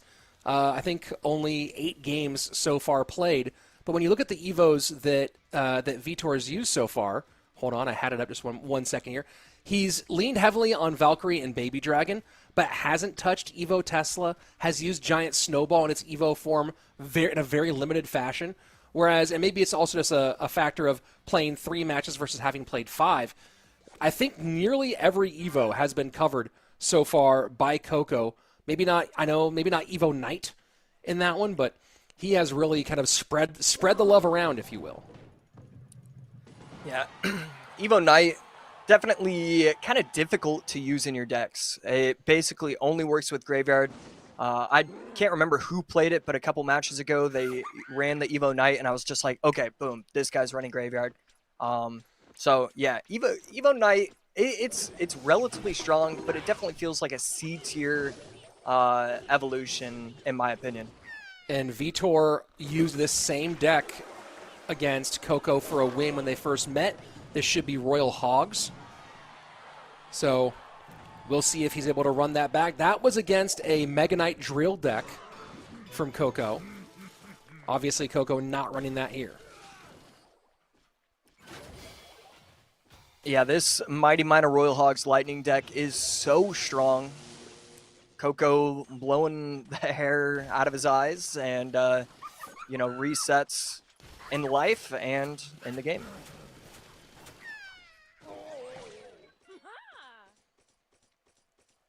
So Coco once again going to the favorite Evo of his through this one, or favorite of Evo troops in the Valk.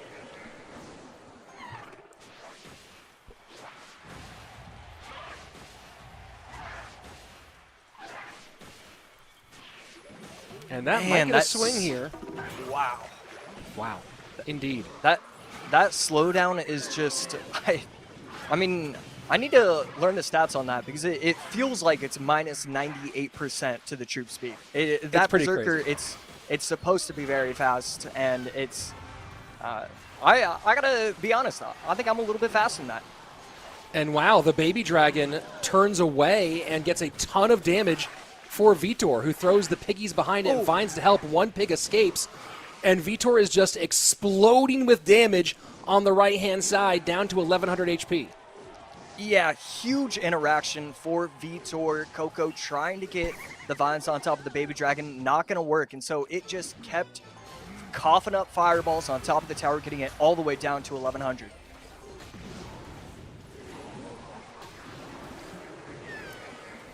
Cannon does its job.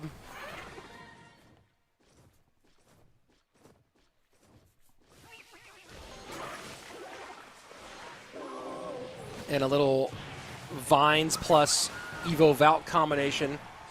But Coco just hasn't found the way, and here we go. First graveyard in as we enter sudden death. And this is right. He has to start getting these graveyards going if he's going to make up the time. I don't think this is the situation where you can wait until triple to still have a shot on this one. Yeah, that cannon put in Oh, work boy. on top of the graveyard. Going all in as Vitor needs to get the lightning down. He does, catches the Berserker and the Goblin Gang.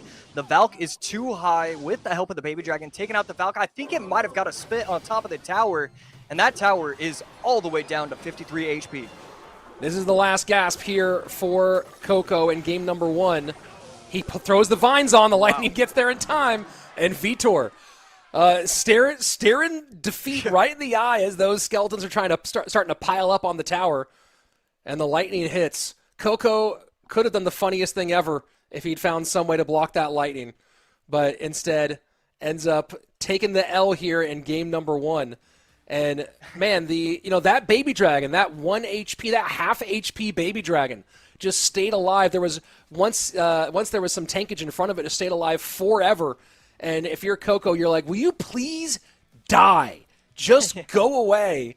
But not able to make it happen instead. Almost able to steal it right back, but he takes the loss in game number one. Vitor now with match point. Yeah, I'm trying to refresh the page so that way I can see what Coco could potentially had in hand. Because I mean that would have been hilarious, but I guess there was really no real opportunity. I mean, you have the Bar Barrel, Berserker, Goblin Hut, so maybe you could have gone like a very quick Goblin Hut plus Berserker. But at that point, you're looking at 7 Elixir. That's too much.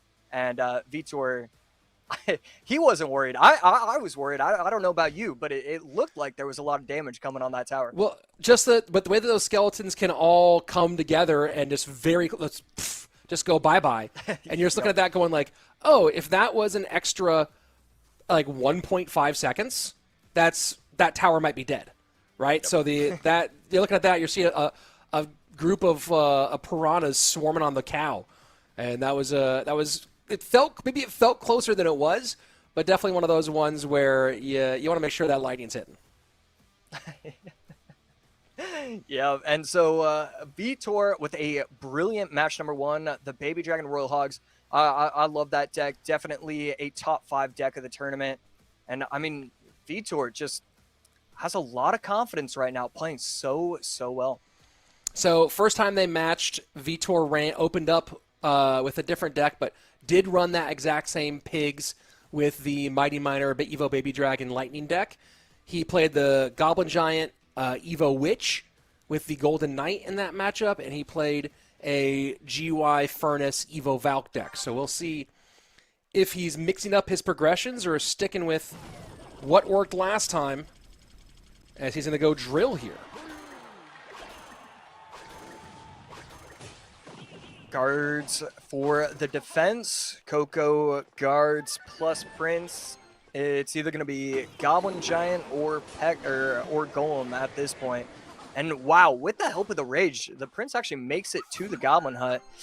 And a wasted Berserker. Everybody was holding their breath. We all would have done the same because it really looked like that Prince was going to get a stab. Yeah, that's maybe one of the scariest things in the game is the how many ticks does a Prince actually have, Prince. Yeah. And also a big thing to note here, Coco in this one running a tower troop. So something we have not seen from Coco, going through the entire competition without running tower troops, now running the Royal Chef.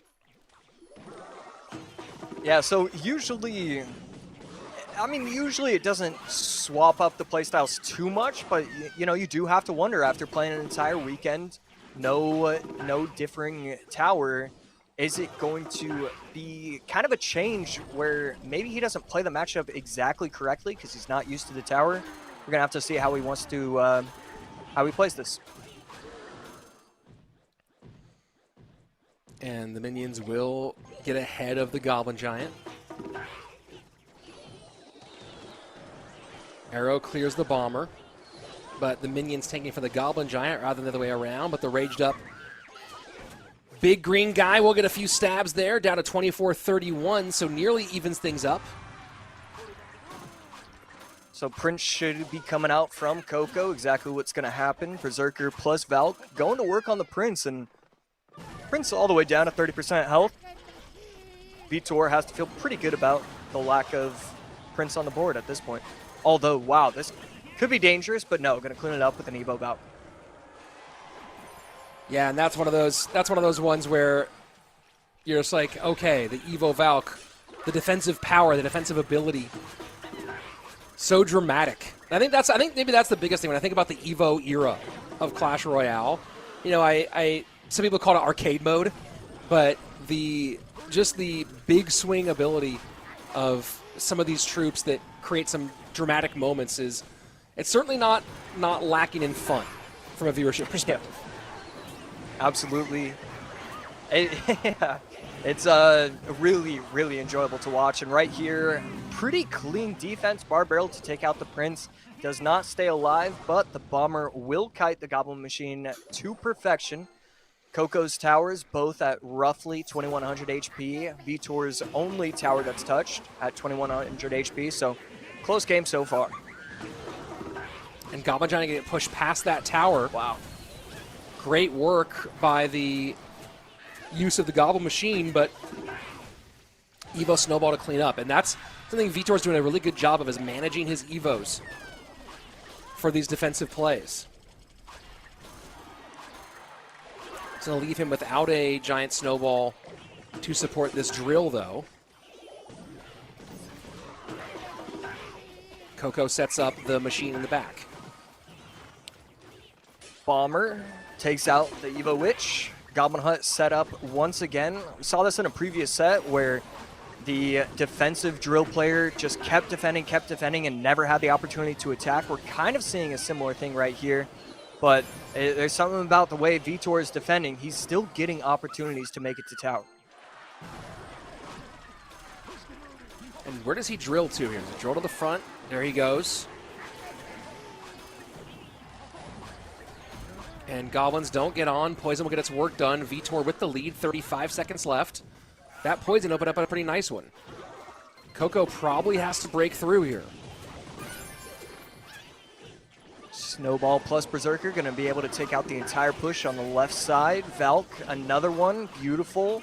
and a good barbell plus poison. I mean, this is a defense to perfection. And now you've got a 20% health Goblin Hut. You've got 18 Spear Goblins on the board. This is absolutely beautiful from Vitor. Yeah, just so patient, so clean. And you saw Coco there with, in that last 30 seconds or so, the only big push he had a chance for was a non-evoed push. And then you saw him kind of desperation throw an Evo Goblin Giant at the bridge, and that just got absolutely evaporated quickly. There was no support for it, no chance to break through, and Vitor absolutely shut it down. And what a great performance from Vitor to move himself into our lower bracket final. Top 3 for Vitor. He ends what was an absolutely heroic run for Coco, going through 6 matches and just could not continue. It's one of those crazy to go 4-2 and to end where he ended. Still, you have to give so much respect with the wins over Samuel, Arden, Riley, and Hugo today for Coco. But it's Vitor who now will find himself just a few wins away from that trip, as he'll now go down to our lower bracket final and await the loser of Wallace and Viper. And if you look at the path for Vitor, that includes 2 wins on the weekend over Coco. Yeah, I mean, Coco, if Vitor wasn't in this competition, it looks like Coco would have been able to run away with it. Instead, he found his nemesis, and Vitor, again, I mean, he's one of those players where you know his name, you know he's talented, but you're like, all right, well, do I expect that much? Do I expect him to win? Do I expect him to finish top 3 in the World Finals? And you kind of think to yourself, well, I could see it, but is it likely? I'm not sure. Today, Vitor looks like he wants to win. Yes, he already lost earlier today to Wallace. In fact, he got swept, but still able to recover, able to beat Clown 2-1, able to sweep Coco, beat him for a second time. The fact that he's able to reset his emotions, not get too overworked from that, I mean, just all the props in the world to Vitor, and easily looking like a World Finals contender. Yeah, I mean, absolutely, for sure. Looking like he has that capability here. And taking a look at our next matchup for Wallace and Viper. Both guys still up in the upper brackets that have not faced off today. So let's turn our focus to that upper bracket final. Of course, the winner will be just 1 match win away from World Finals. Both of them having been there in the past. Viper with only the lone appearance in the biggest of our World Finals, that 2021, where 32 players made it, and they had that round, that first round. I'm trying to remember how far Viper made it in that one. He was knocked out in the first round there. Lost to Hajime, who then went on to lose to Igor, as Igor made his run for the top 3 in that competition. But this is a guy in Wallace who's been here a lot of times, who's also had stage experience as well. And now we start getting to that conversation, right, where Vitor has been there on stage so many times. Wallace has appeared on stage. Viper, it would be, if he's able to make it, I don't know if he played any live events in Europe throughout his career, but it'd be his first time under the bright lights of CRL. Yeah, I gotta say, especially after this weekend and what we've seen, I mean, having the 3 finalists be Vitor, Wallace, and Viper, this is kind of what you want. There's a couple other players that you could easily make a case for. You have the Samuel Basotos, you have Riley, but these 3 players, I mean, they've shown it time and time again. They've been in the World Finals, a couple of them, and, I gotta say, I'm so happy to see that these 3 players have made it here. Well, let's go and turn our focus now to our upper bracket championship, and looking at some of the usage rates for Wallace and for Viper. Wallace on his side, the most used cards, Berserker, Lightning, and Barbarian Barrel, all at that 37% use rate. His most used Evos, the Tesla and the Furnace, and he has played some Cannoneer, but mostly the Princess Tower. On the other side of things, when we look at our work from Viper, lots of Skellies, lots of guards, lots of cycle cards overall for him. Evo, Baby Dragon, and Furnace, what he's leaned on, and a little bit of Royal Chef, but mostly Princess Tower here. And we're getting into our BO5s. let's go ahead and get ready for that. We have a quick interview with Wallace, who is one of our upper bracket finalists.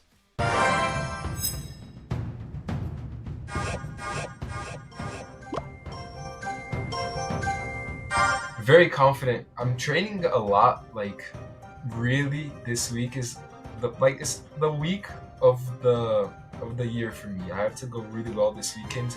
I'm really confident qualifying again. There's a lot of fans that are cheering for me, and I have to do well. I'm gonna go well.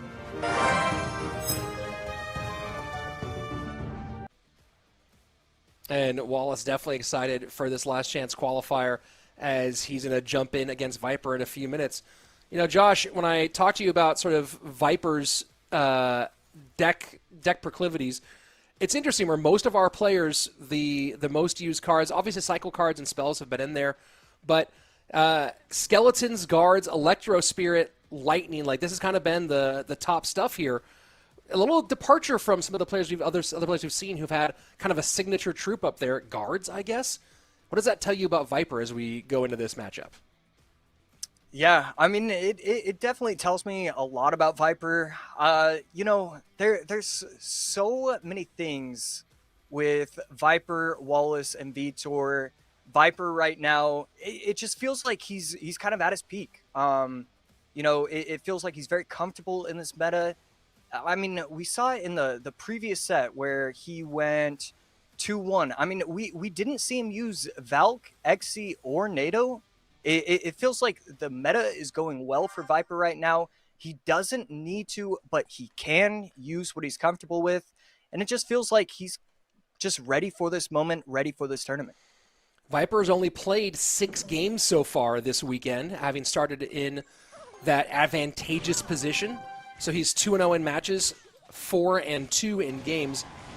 Wallace now in his 4th matchup of the weekend.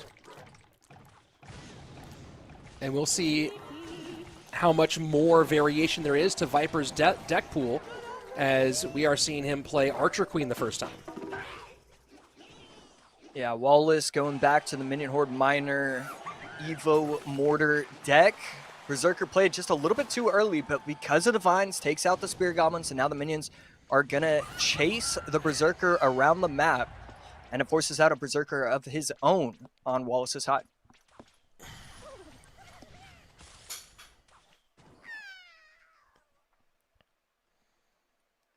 So both players slow down a little bit here. Wallace maybe heard me, decided to get the mortar out.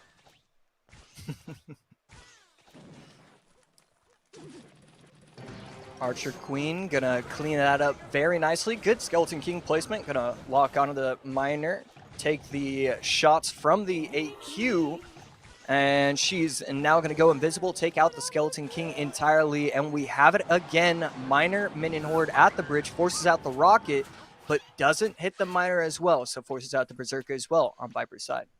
And that's interesting because that now tells Wallace one thing: I don't have to worry about the Viper deck at any point throughout this matchup.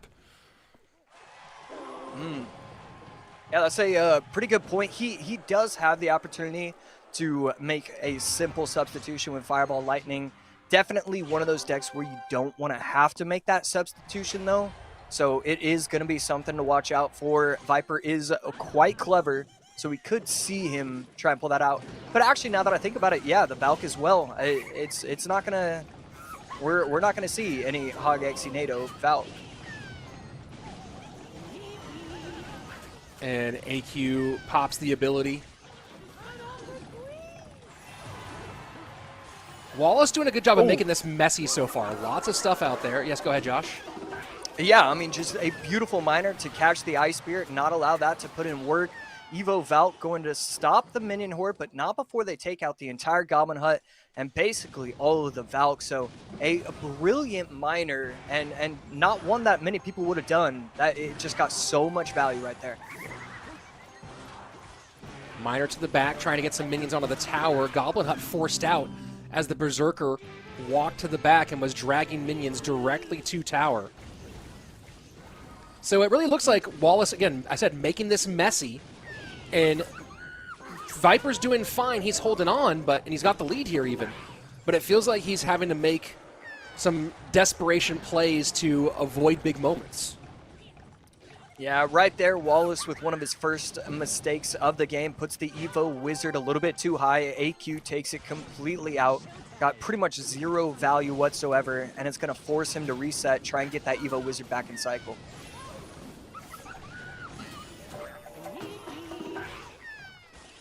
AQ turns, should get one shot. Nope, Goblin Gang comes down to cover. Final 75 seconds.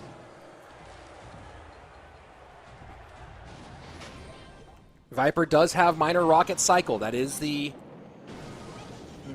Oh, it does get one shot off. You can't be getting that shot get off, I feel like, if you're Viper here. Yeah, I would have liked to see him. I mean, you have to. It forces out something right there. Minion Horde on top of the tower with the help of the Vines. I mean, the AQ going the wrong way is absolutely brutal for him. And the fact that there's just no troops, this Minion Horde is going to delete the Evo Valkyrie. Yeah, look at that.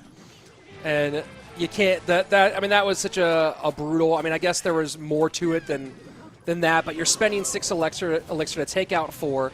That taking out 4 doesn't even actually stop the damage from it. And you also have to imagine there's some tilting that happens there too when that exchange happens.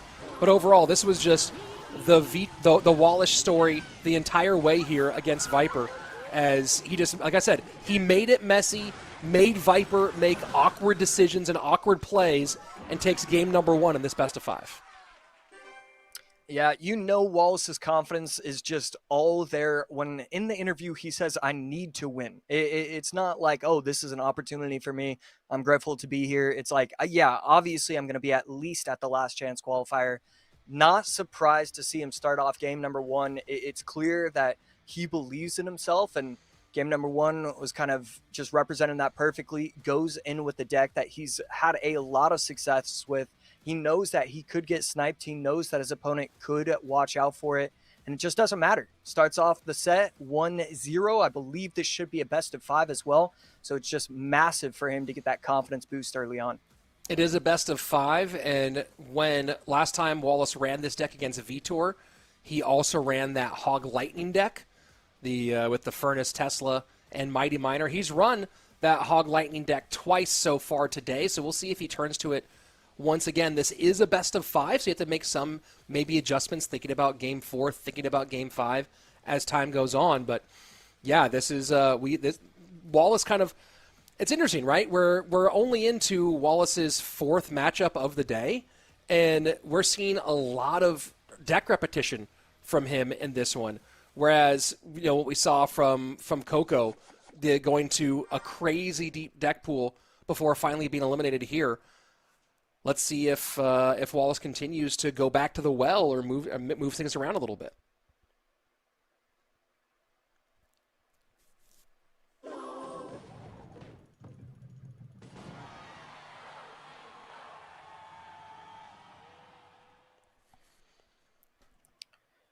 Both players waiting.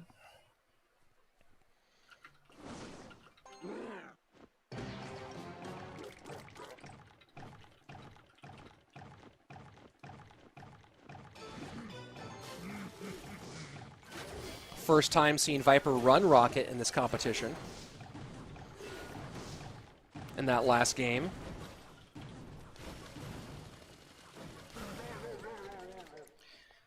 Wallace going to go back to the Royal Hogs Lightning, although not exactly sure if he's been running it, but we have seen it a ton of times during this tournament overall.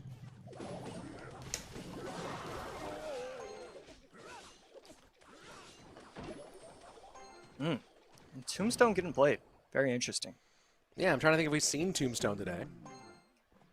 But also that might mean he's trying to save. I mean, he did just play the hut, right? So looking like he wanted the same sort of idea, same sort of control. Does give you that only 3 elixir, so we'll let you make some more aggressive plays.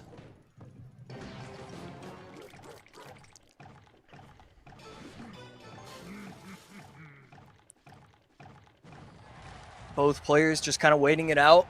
They know what... I mean, we don't exactly know. Okay, so Viper is going to be running RG. It was still kind of up in the air if it was going to be lava, if it was going to be RG, if it was even going to be kind of a weirder graveyard fireball variation.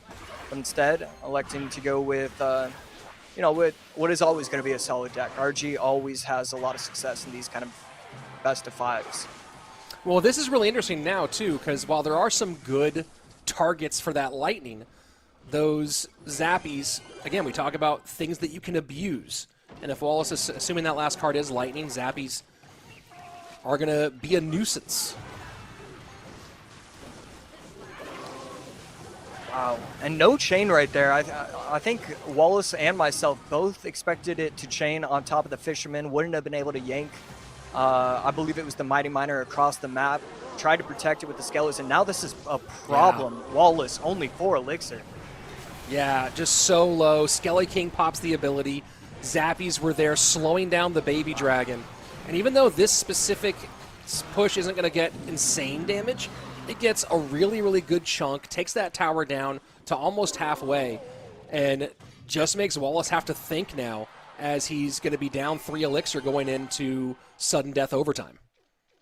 Yeah, this is just a brutal for Wallace. He has to go against the Tombstone, plus the Furnace, plus the Skeleton King, plus the Fireball. I mean, this is not what he was hoping for. These Royal Hogs are just struggling to make it to the tower. Ooh, but you do have a Piggy getting missed there. Bar Barrel comes out behind it. Little chip damage.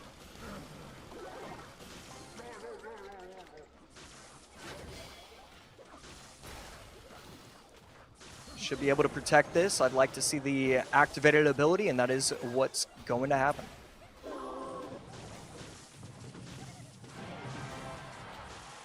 All right, this is a big push here. Fireball comes in to clear the cannon. Cannon right back around one more time. Will target the Royal Giant, but that Baby Dragon not really going to help as much as you would like. Does take some damage. Fireball not going to be needed, I don't think, on this push. Wow. As though they do get sped up, so Fireball forced out here from Viper. Yeah, pretty massive for Wallace, at least giving himself an opportunity. Both towers down to just under 2,400 HP. And the cannon gets played down, trying to just apply as much pressure as possible. You're not really worried about losing because an RG at the bridge. You're already down 800. You need to make something happen, and so I love that he's going so aggressive. Can he get back to a second set of Piggies? That Mighty Miner stayed on quite a while. Viper wisely does not Fireball on that one, knowing he's going to need at least one more Fireball to effectively defend. Defends the left-hand side here with all the troops on the right-hand lane. Wallace, you see a grimace there, knowing that this is pretty much over. Fireball comes out to clean, and that's going to be game number 2, all tied up. This best of 5 now turned into a best of 3. Yeah, and such a good deck choice. One of the hardest matchup advantages, one of the most impressive decks that we've seen so far today. It's like he had a complete read on the situation, knew what Wallace was going to try and pull off game number 2. I mean, Skeleton King, Fireball, Tombstone, all 3 of those, you just need one. That's the thing. Going against a Royal Hogs cycle deck, you only need one of those, and he had all 3. It was the difference in the game, and then he just played a solid match overall. And this is interesting, right? Because you think about deck progression stuff for Wallace, and he's kind of gone through two constructions he's leaned on a little bit over the course of this weekend. So I'm very curious to see where Wallace goes now, because also that Hog deck that's been so successful for him, the Hog Rider deck, not available. He's not in the same construction, so I'll have to think of a different way if he wants to go Hog Rider. And Viper, you know, I don't think that Viper's gameplay has been the cleanest throughout these matches, but he's done a really good job of kind of being unpredictable with his deck construction and taking advantage when he can. I think that's the big question as we go into games 3, 4, and 5 here, is can he keep that creativity up, and can he keep those nerves down as we get into the championship rounds, because we are guaranteed at least a game 4 here. Yeah, I just kind of waiting to see. We know one of the decks that Viper is probably going to run. He's probably going to try and run that Goblin Machine, Goblin Giant deck. And I mean, you have to assume that Wallace is thinking that as well for his own deck pool. We have like 3 or 4 decks, and so many of them don't really overlap. It's as difficult as it usually is. It kind of seems like today might be just a little bit easier because we have the Evo Mortar, Evo Wizard, and you know it doesn't really work in a lot of other decks. The Goblin Machine, Evo Baby Dragon. It's kind of interesting that today might be just a little bit easier to go best of 5 than we've seen in other previous tournaments. Viper going to bridge spam. We haven't seen Viper play bridge spam at all in this competition.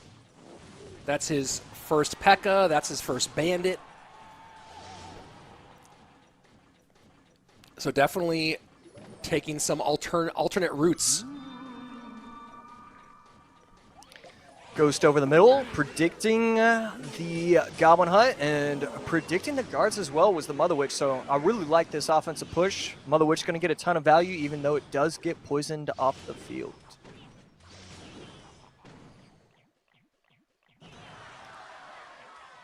And Viper is going to have to either choose to tank some damage or respond here. As you see him shake his head there, having to take both of those spears. Didn't like that at all. Heal Spirit used. That's how you know we're in a best of 5.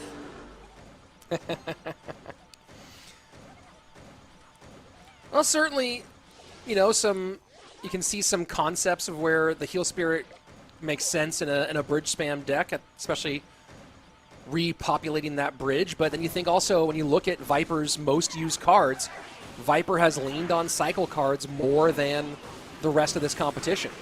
So, or more than the guys who are still there. So not totally surprised to see him use a cycle card that is not as central. And here he goes.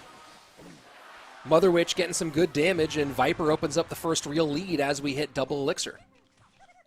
Yeah, relatively clean defense from Wallace, but given a little bit too much value to the Mother Witch, allowing it to get, 2 or 3 piggies. And Goblin Hut just, I believe, a tile late, or just a second late right there, allowing the Bandit to target onto the Goblin Hut instead of one of the Spirit Goblins. And classic Battle Ram, Heal Spirit kind of helps. Evo Valk doing a great job cleaning up there. Yeah, really great Evo Valk right there. And then, oh my goodness, the left tower just within the range to be able to take out the Baby Dragon as well. And the Evo Valk gets to, that is one of the more impressive Evo Valks I have ever seen. Yeah, it did great work on both sides. Snowball gets some room, though, for Wallace. Wow. Wallace now. Huge chunk on the right-hand side on a 1356. Viper playing from behind as we transition to our final 2. Yeah, Wallace making an incredible play and then making kind of a rough play. Allows the Bomber to get taken out by the Ghost, and this should be relatively difficult. Forces out the Valk on defense, and now he has to worry about the Battle Ram on the left. And the Vines making a smooth room, and look at that. Wow. Yeah, I do not like those guards. It didn't really get any value whatsoever. It allows his left tower to get all the way down to 942. The guards needed to be placed on the left. Massive error from Wallace.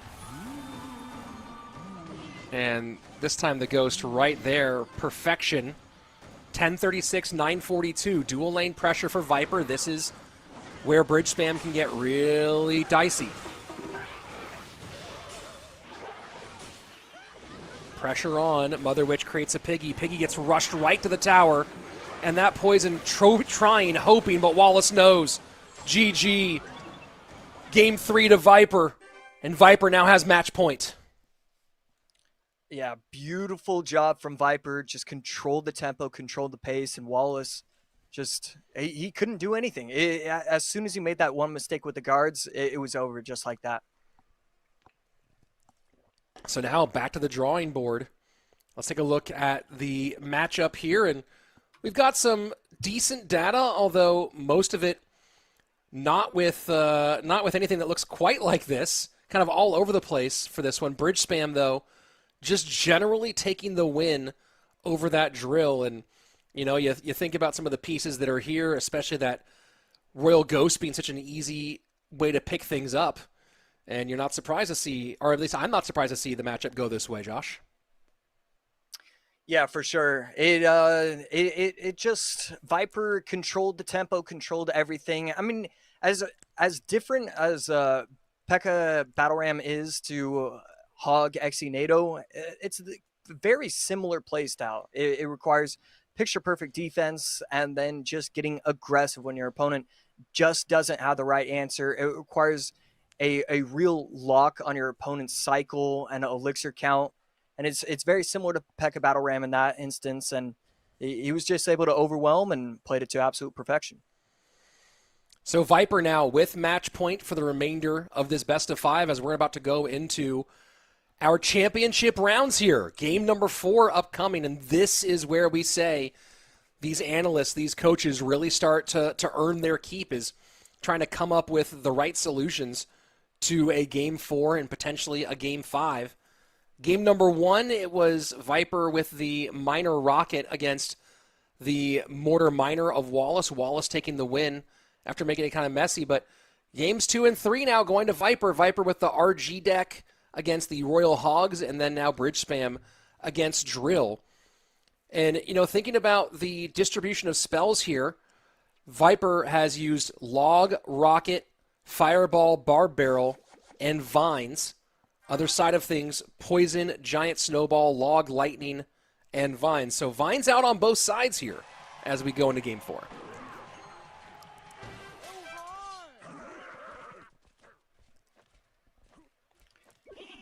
Wallace setting up with the Battle Ram. Viper going to defend that with relative ease with the Goblins and the Golden Knight. Wallace going to follow that up with a Lumberjack of his own. And Wallace opting for that Lumberjack variation of Bridge Spam. And that's a little interesting move there from Wallace to throw the Bar Barrel out there, and maybe he was hoping to get the Bar Barrel ahead, but the raged up damage will take a nice chunk out of that right-hand tower as the first minute ticks away. Yeah, it's a really solid Bar Barrel. It's always going to force out a response. So 2 Elixir that forces out a response and gets a shot on tower. Absolute perfection when you're trying to control how a match gets played. Does this variation of Bridge Spam have the 6-man as well? I mean, we see the Cannon Cart, we see the Zappies, we know Fireball is out. Yeah, I wouldn't be shocked if it's Royal Recruits plus Arrows. Maybe as the last card. I'm trying to figure out he should have Arrows still available to him. Arrows not used yet.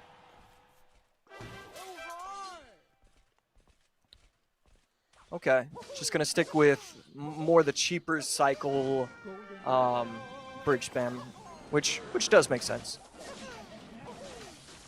No Fireball for the Zappies on Viper's side. Does have the Evo Executioner.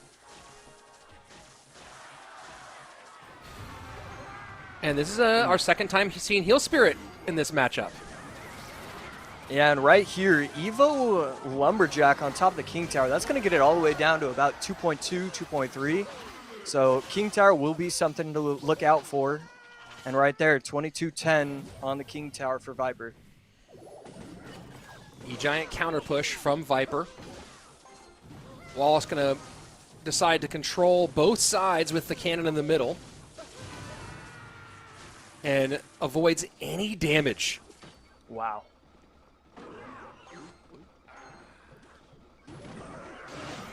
Full send, left-hand lane.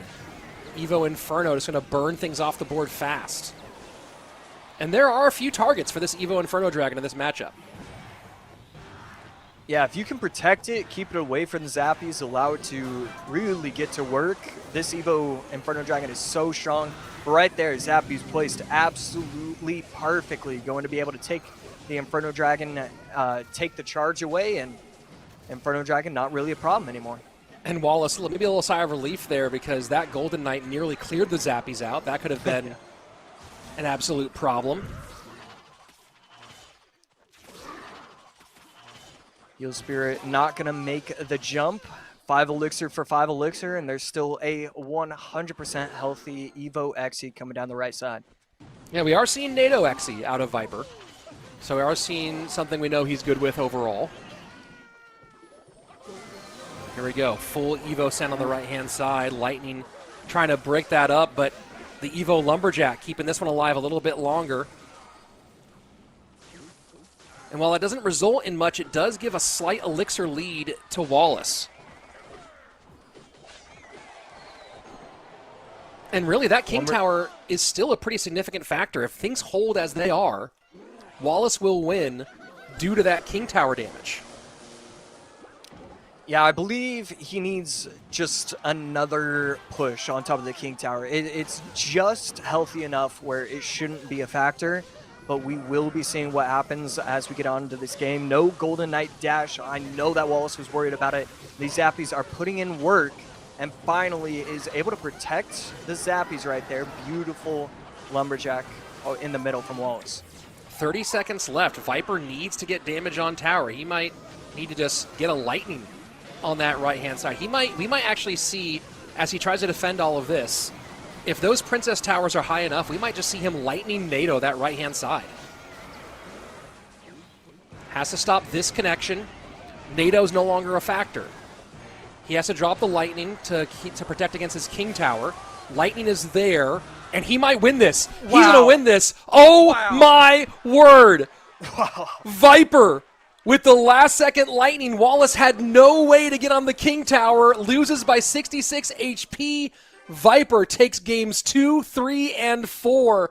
And with an absolute theft in game 4, devastating for Wallace, and Viper will continue on in this competition. I mean, you love to see it. He allowed a little bit of, quite a bit of King Tower damage early on, but recognized the matchup, recognized that his opponent didn't have any way to get damage, and then just kept it pushing. He was consistent with damage, trying to get just a couple hundred at a time. As soon as triple elixir hit, that's when he said, okay, now I need to get the lightning on top of the tower. Now I need to make sure that I'm ready to be able to take it at the very end. And split-second decision, just 2 seconds left on the clock, gets the lightning down, and Wallace just had no answer for it. He just could not stop it. Yeah, that you have this big chunk of damage, and it was just the tiniest bit. And we're talking about the use of spells up to that point, and Wallace had already used Vines. He had already used Giant Snowball, so opts for no direct damage spell here in game number 4. And if he'd had a direct damage spell, if he'd had any small spell there that could get on King Tower, or any spell get on King Tower, those arrows you mentioned, for example, this game might have been game over for his direction, but he couldn't get that last chunk. Viper had it clocked perfectly, uses the NATO for defense, gets the lightning to steal that last bit of damage, and what an exciting ending to put Viper into the winner's bracket, to put it into the grand final. Viper's now one match away from World Finals, and Wallace has to regroup and go rematch against Vitor in the lower bracket final. Yeah, Viper has to be feeling so good. He was the cutoff. Zopsam made it to the World Finals. He finished 11th. XOP Sam finished 10th, and so he's been pretty upset about that probably all weekend, all week, last month. But instead is able to collect himself. He has had himself a tournament. We take a look. He was already in the quarterfinals because of how well he's done overall. He went 2-1 against Clown, 2-1 against Hugo, 3-1 against Wallace. He's just putting away opponents, and he is just one set overall, has the chance for a reset, and then he's got to be feeling great.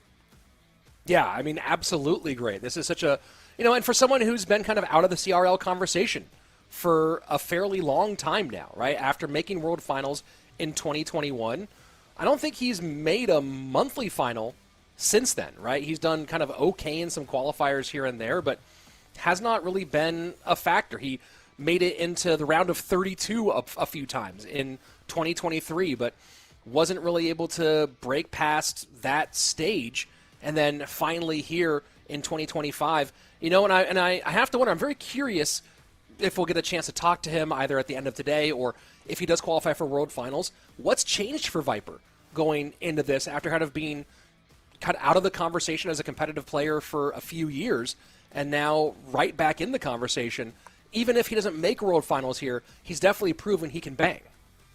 Yeah, every single time, especially for upcoming CRLs, he's just going to get so much more respect. It's going to be, okay, Viper's playing this match. All right, well, it's clearly going to be Viper winning it. And speaking of winning, we're all winning. If you're a viewer in here, everybody get out your cameras, get out, get that QR code scanned because we got some lucky drops to collect. And remember, you can, if you're watching on your mobile device, you can take a screenshot of this and then use that to go get it. If you're watching on a TV or a PC, you can just point your camera at this and click the link for the QR code. So however you want to get it, go ahead and get this thing. This is already at the 2 stars for your lucky drop. I'm going to go ahead and get mine going here in just a moment. That previous reward there still on screen. So if you're just joining us, come and collect these rewards and see what you come up with. And of course, I'm going to open up the chat on my side now and see what everyone's getting here for their rewards. And let's see. People saying a lot of not applicable commands in there, but someone got 1,995 barbs. Okay, that's a lot of barbs. 175 common wilds. Well, 10 royal ghosts. 10 royal ghosts. Okay, let's go ahead and do. I'm gonna go do mine right now. All right, here we go. Let's do one. I'm still on 2 stars. Hold on. You got some gold again. Congratulations. Let's see. And am I going to get an extra star here? I'm not. What do I get here? 2,900 gold. All right. Sure. All right. Well, I did. Yeah, you did. Yeah, okay, congrats. Congrats, Josh. You got a little more gold than I did. I think we're getting some coins here, but let's see. Looking at the chat here, 253 musks. So that's something that Josh would love to get. 3 phoenixes, already level 14. Okay, yeah, but that's some nice wild cards there, though, for your evolutions, or for to get to level 15 on those. 2 Mega Knights, 6 a lot of humans. I don't know if that even makes any sense there. 67 Berserkers, 10 Lumberjacks. That's a great one for Foxy. Yeah, that one's pretty fire. 2 Goblinsteins, converted to 8K Elite wild cards. Wow, that one's pretty sick. So there's some good... Go ahead, Josh. I saw somebody say 10 legendaries, which is like, okay, that's fantastic, and 10K wildcards. That can't be possible. 10K wildcards would be crazy. Yeah. 8. Yeah, let's see. What am I going to do with 29 battle rams? I don't know. Knock down 29 walls, dude. I don't do your best. 5-star Book of Common. Evo Berserker Shard. That's pretty rad. There's some fun stuff in there. So open your stuff up. See what you can find, and let's see what you guys got in there. Evo Log. What? That's hilarious. Phone Cats. Phone Cats in here trolling, saying Evo Log. P-Cats got me, dude. I was like, wait a second, there's no Evo Log. Hey, if you guys ever watch Phone Cats on Twitch, go check him out. Longtime member of the Clash Royale community and hilarious. Solid troll there, P-Cats. Well played. Well played indeed. We're still checking out some of your rewards, folks. We're a couple minutes away from given time for Wallace to reset his decks and get ready for the matchup against Vitor in our lower bracket final. It's another best of 5. The loser ends their World Finals journey right here. The winner will go back up and compete against Viper for a shot at World Finals. And of course, you can go to World Finals this year in Atlanta. It's still far enough away to get your accommodations sorted, get your travel sorted out. It's October 31st to November 2nd at DreamHack in Atlanta. Atlanta's a really fun city, really cool city to go visit. There's lots of really great stuff to do there. I know that Josh and I will be playing some disc golf with the overall casting crew at some point throughout that trip. But it's going to be a great time. And for the first time, you have Clash Royale kind of mixing in with the rest of the gaming world for our World Finals. So really pumped and excited to have you guys there pretty soon. I see people saying, when's the stream starting? We are live right now, by the way, as we jump into our lower bracket final. Winner has a shot at making it to World Finals. Loser of this best of 5 will be gone. You know, some comments are just so funny. I think I saw the one you're talking about. Well, no. I was just laughing at that one. When is the stream starting is hilarious. Oh, unless they're talking about the World Finals,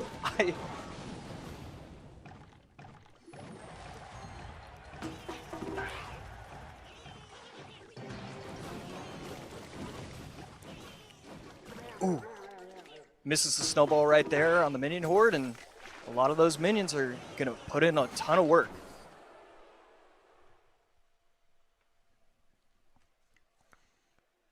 So pretty similar looks although different final result from these decks. And just thinking about some of the stuff that you have at DreamHack, of course, the Clash Royale League World Finals and Clash of Clans World Finals, a whole slate of really awesome esports events throughout that whole weekend. Creator hubs, cosplay competitions, Halloween events, free play and tournaments available for people who are attending, and of course the expo with artists, exhibitions, and a bunch of other fun stuff. So go to dreamhack.com/Atlanta for overall information, and of course we have the Clash Royale World Finals stuff up there as well. Good snowball right there with the help of the tower. I mean, this is a lot of elixir for Vitor to be spending. The wizard staying alive is actually very massive for him. Gets a shot on the tower, and so he gets rewarded for making a very risky play, in my opinion.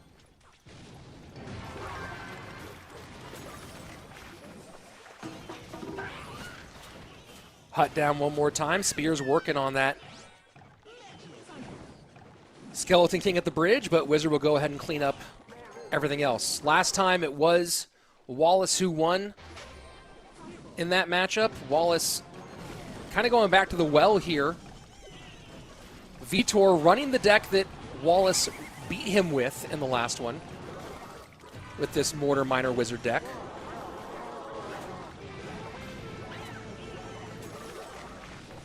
There's a lot on the field. Vines putting in work, getting the shield off of the wizard. That's one shot on top of the tower, so pretty good interaction for Wallace right there.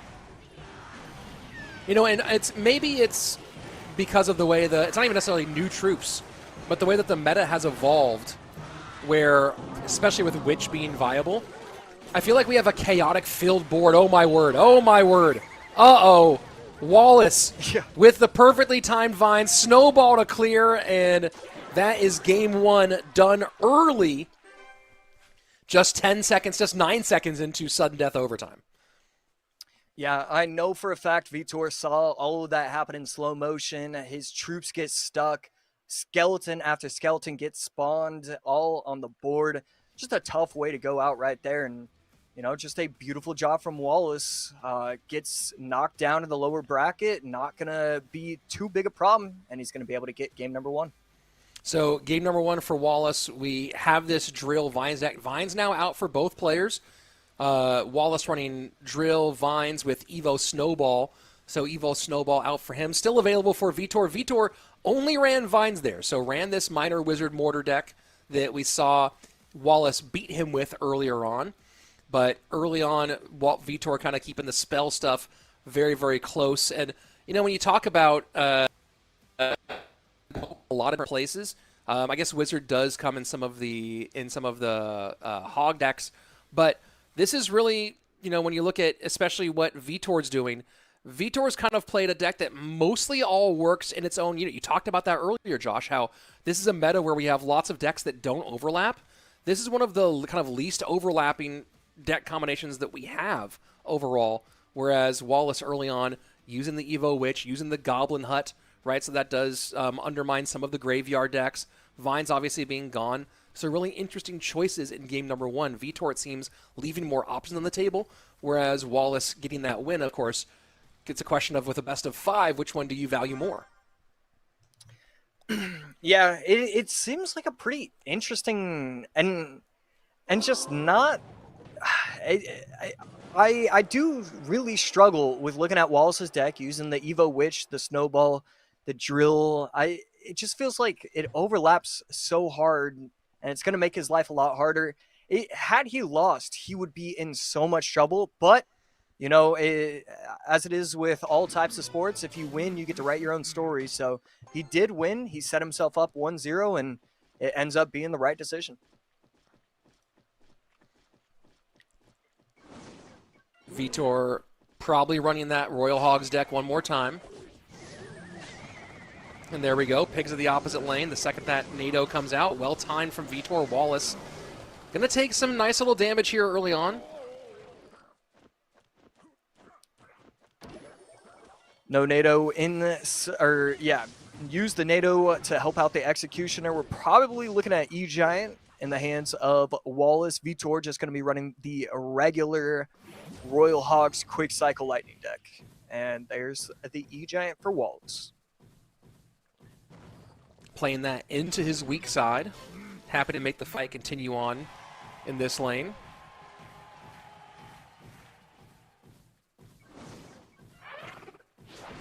And here we'll see the might of the Baby Dragon Evo. Just gonna, and you see Vitor's not happy, and that's, I think, because for a number of reasons, but one is he's forced to get a little bit extra out there. Yeah, right here, Xe to perfection gets a second shot, and you know, all of a sudden that 9 elixir push gets absolutely deleted, and you're still gonna have to worry about that Xe walking down the lane.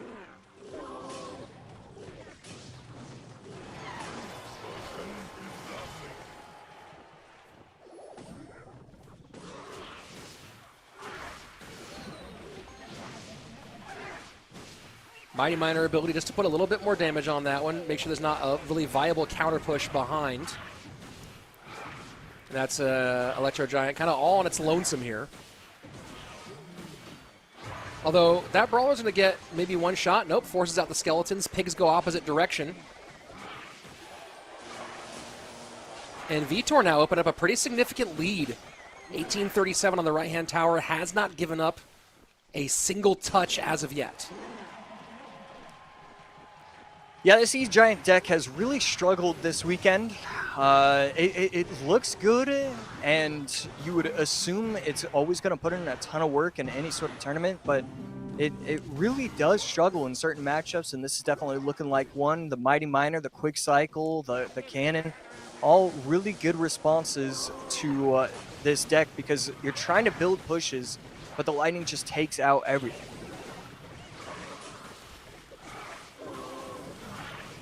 And once again, Vitor does finally take some damage, actually. I was going to say to blank some again, but E-Giant stays alive long enough for 2 zaps from...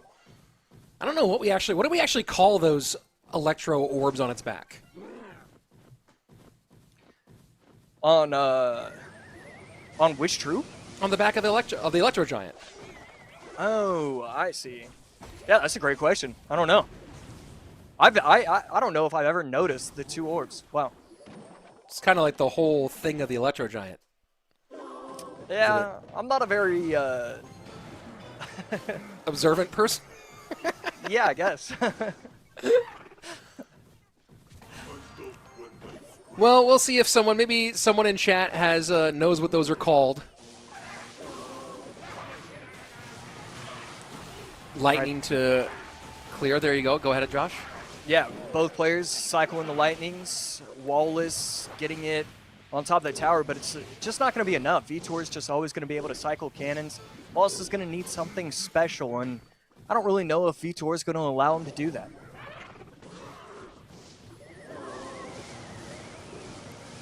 Lightning log to get the Xe out of the way.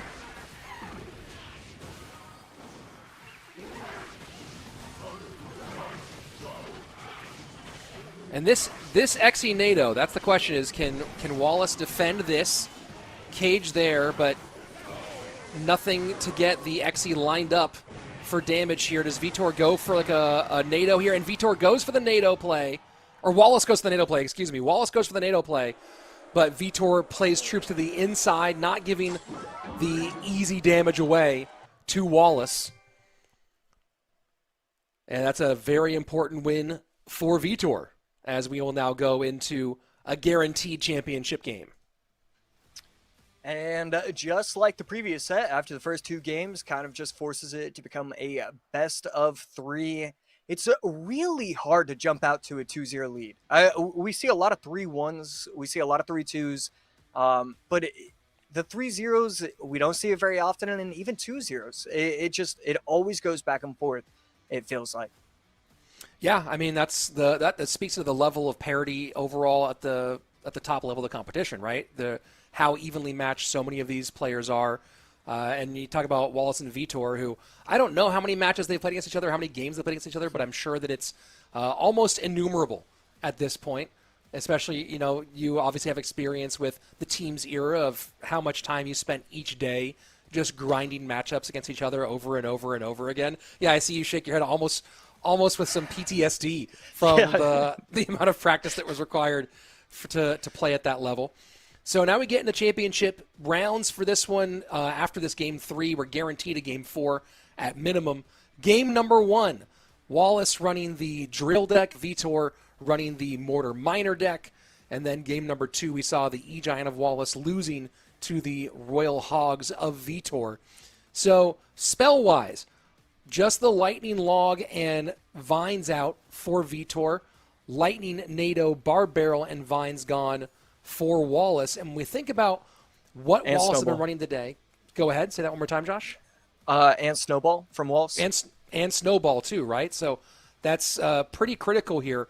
Wallace has been leaning really heavily on Lightning-based decks throughout this competition. We've seen that be pretty significant, not getting a win with a Lightning-based deck, kind of a big wrench in the engine. So now when we think about going forward, you have some log stuff, but he's mostly run log with Lightning.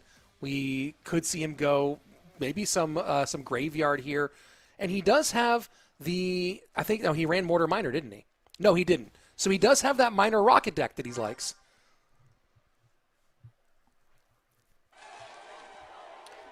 Yeah, again, don't love seeing Miner Rocket, so kind of hoping that doesn't happen. Vitor going to start off with the Valk plus the Ice Spirit. Wallace going quick at the bridge. Hog and gets, I believe, 2 shots. Wow, quite a bit of damage. So Wallace has mostly run this with Lightning. Doesn't have Lightning available. We'll see if he's going Fireball for this or some other option.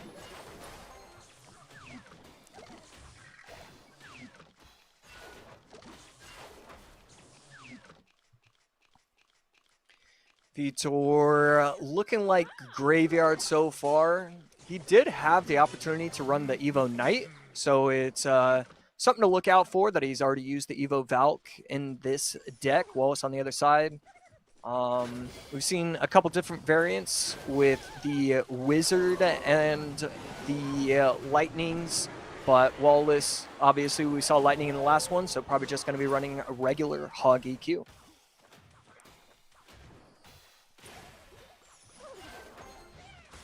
We are definitely a far time away from the Earthquake as a win condition era of Clash Royale.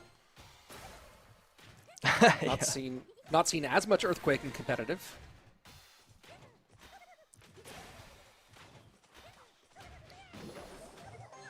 Yeah, not a huge fan of spells being able to be a win condition. I think it's one of the few things that I just disagree with. It doesn't matter. I'm okay with pretty much anything, but spell cycling as a deck, it just hurts. I can't get behind it. Well, not to bring up painful memories, but I do remember being blown away in your 2v2 match against Ponos at Worlds in 2018, where they ran a 2v2 spell cycle deck. Yeah, it hurts. Sure doesn't contribute at all to your dislike of spell cycle. Yeah. Good connection from Wallace on the right-hand side as we go into the final 30 seconds of regulation, opening things up with this Hog. And definitely happy to have the Earthquake is going to could do some good double duty, especially now that he has this lead. Obviously, Earthquake good against the Goblin Hut, but watch him keep an eye as he'll use this sometimes against these graveyards.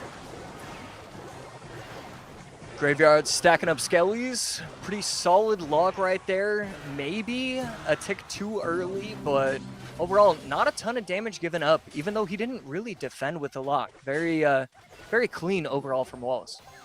And it raises an interesting question, right? When you look at the different ways to defend that graveyard, obviously Earthquake does great work against the hut and gets tower damage. But, you almost start wondering, okay, there's no poison supporting this graveyard, which is why this troop-based defense is able to work so well here. But you do wonder in some of the later hours if the Earthquake might be, with its 3 ticks, more effective against some of those graveyards and rely more on the log chip the opposite direction? Yeah, definitely something to look at. And And right there we go. here, yeah, right here, defends with the Earthquake, going to need to log, but he has to log high, but because of the Earthquake plus the Skellies, still going to defend that relatively well, but that Furnace is chipping Yeah. away at the tower, and now he also has to worry about the right side as well. 1263 the mark on Vitor's top right-hand tower. Lead currently for Wallace, but lead could be precarious here. And you see Earthquake doing its work to clear the first half of that. Skelly's looking at the back end. No damage from that graveyard. Not something we can say very often lately with graveyards. Yeah, I can't remember the last time that I've said that. Right here, 36 seconds left. We're seeing aggression by Vitor, and it feels like he has a 3-card cycle going on, but he just clearly doesn't with no champion involved. Very impressive that he's been able to cycle so quickly. And this time, Ooh, we doesn't see hit. the Earthquake on offense. What's he going to do about that Valk on top of the tower? Oh my word. And now Vitor changes lanes. Graveyard to the right-hand side. Hog has to get past this. Earthquake trying to do some work. Log to clear. Skelly's on, and that's going to be game number 3 for Vitor. Match point for the Pride of Portugal. Wow, Wallace with a massive error. Hog had to be one tile to the right. It would have taken the aggro. The Valk would have walked back. Instead, it doesn't happen. Gets 3-4 swings on top of the tower. And just like that, I mean, I felt like it was a dominant performance from Wallace. I thought he was doing great throughout that entire matchup. And, you know, it's just one mistake. That's all that Graveyard is. You're waiting for one mistake from your opponent. Can you capitalize on it? And Vitor absolutely did right there. Well, you know, you think about where Wallace's mental energy is being focused in that matchup, right? And Vitor is really focusing mental energy on the offensive side of the board. Cool, you have a push. Fine. Defensively, he's really just thinking about a single layer, and that's the Hog with the EQ support. Whereas when you look at what Wallace was focusing, having to deal with, Wallace was dealing with 3 different layers, right? He was dealing with his offensive attack on the Hog side, but then both the bridge fight and the graveyard fight, right? So we saw some of the biggest damage in that left-hand lane come from when the Furnace escaped. So you think about kind of what you're kind of trying to keep track of. You're keeping track essentially of 3 points, whereas Vitor's only keeping track of 2 points at the same time. And so you get into those tight, crazy situations. You're playing defense on 2 levels, and that Hog, you know, it's not a mistake that you can make at this level, but you think about how much your RAM is being eaten up by that 2-layer defense that you're playing, and that's where you see that Hog play just a little bit off. Yeah, and going against Graveyard, it's always going to put you in a difficult spot. It's like 3 main points, and then you have like 18 different side points. Is your opponent going is your opponent going to poison with the Graveyard? Okay, no. Well, I just wasted the EQ and the log, even though I didn't need to, I guess. Like, there's so many small things that they get to do, and you have no choice but to react. And you don't get to predict against that kind of deck. I thought Vitor did an absolute stellar job of keeping his opponent on his toes, and it just gave him an opportunity to win. That's interesting, thinking about graveyard defense being reactive rather than being able to be predictive at all. And that's a very big difference between the very simple. The Hog attack is very simple. The Hog is going to cross the bridge, usually at the same spot, every once in a while somewhere different, and you just maybe vary up how you defend that so you don't get earthquaked to oblivion over and over again. Versus what you're talking about is you can be a little predictive there against the Hog, where not so much. Again, I never thought of it really in that context for Graveyard. So, okay, now we have match point for Vitor, and let's get into it. Log, EQ, Lightning NATO, Bar Barrel, all gone along with the Snowball and the Vine, so it looks like it's going to be a bait out of Wallace, and Vitor showing RG potentially here.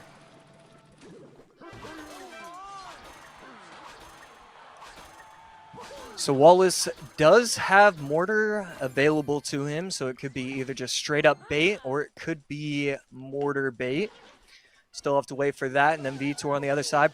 This is probably going to be either RG, Giant Skeleton, or not Giant Skeleton, Goblin Giant, and there's the Goblin Machine. So yeah, looking like Goblin Giant.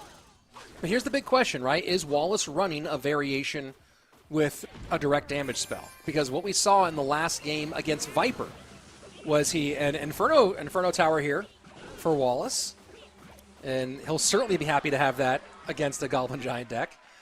What we saw from Wallace last time, and obviously a little different with the Miner, because the Miner you can get directly on tower as long as it's not picked up, but we saw Wallace in Game 4 go to a deck that had no direct tower damage in that bridge spam deck, and once Vitor or once Viper was able to get the lead back, or once Viper was able to make it close, he was able to steal that because Wallace couldn't create damage. Very curious to see what Wallace's game plan is here in the later minutes. Yeah, I'm looking at it, and I'm thinking that it's probably going to be Rocket. I think Minor Rocket does make sense. Needs to defend that Golden Knight, and that's not going to happen. That Golden Knight keeps attacking the tower. Level 13 P.E.K.K.A. gets picked up properly, but a damage advantage for Vitor at this point. Yeah, I think that's our first Goblin Curse on the day. Has some targets. Vitor had to be happy to see the Stab Gobs and the Dark Goblin as potential victims of that curse.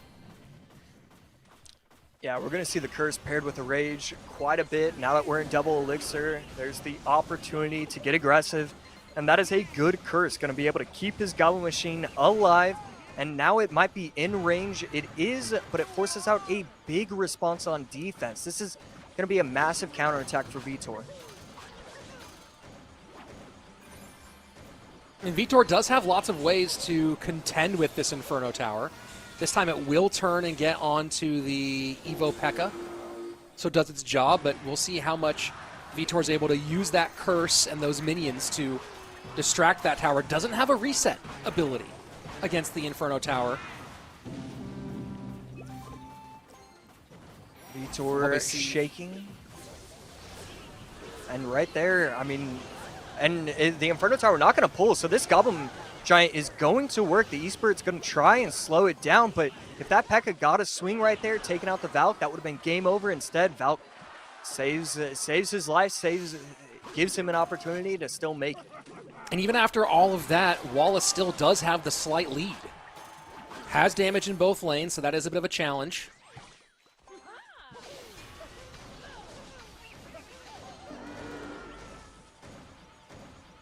And Evo P.E.K.K.A. over to the strong side for Vitor once more. This time Wallace plays that Inferno Tower in a central location. And I'm just trying to figure out what I would do if I was Vitor. You got to be able to protect it. I'd love to see the Curse plus Rage, and there we go. We are going to see that. You've got to make sure that you're keeping everything alive. Goblin Giant taking out the Inferno Tower, and that one little Goblin putting it in to work, getting the tower. Oh, I cannot believe that it wasn't able to make it to the tower right there.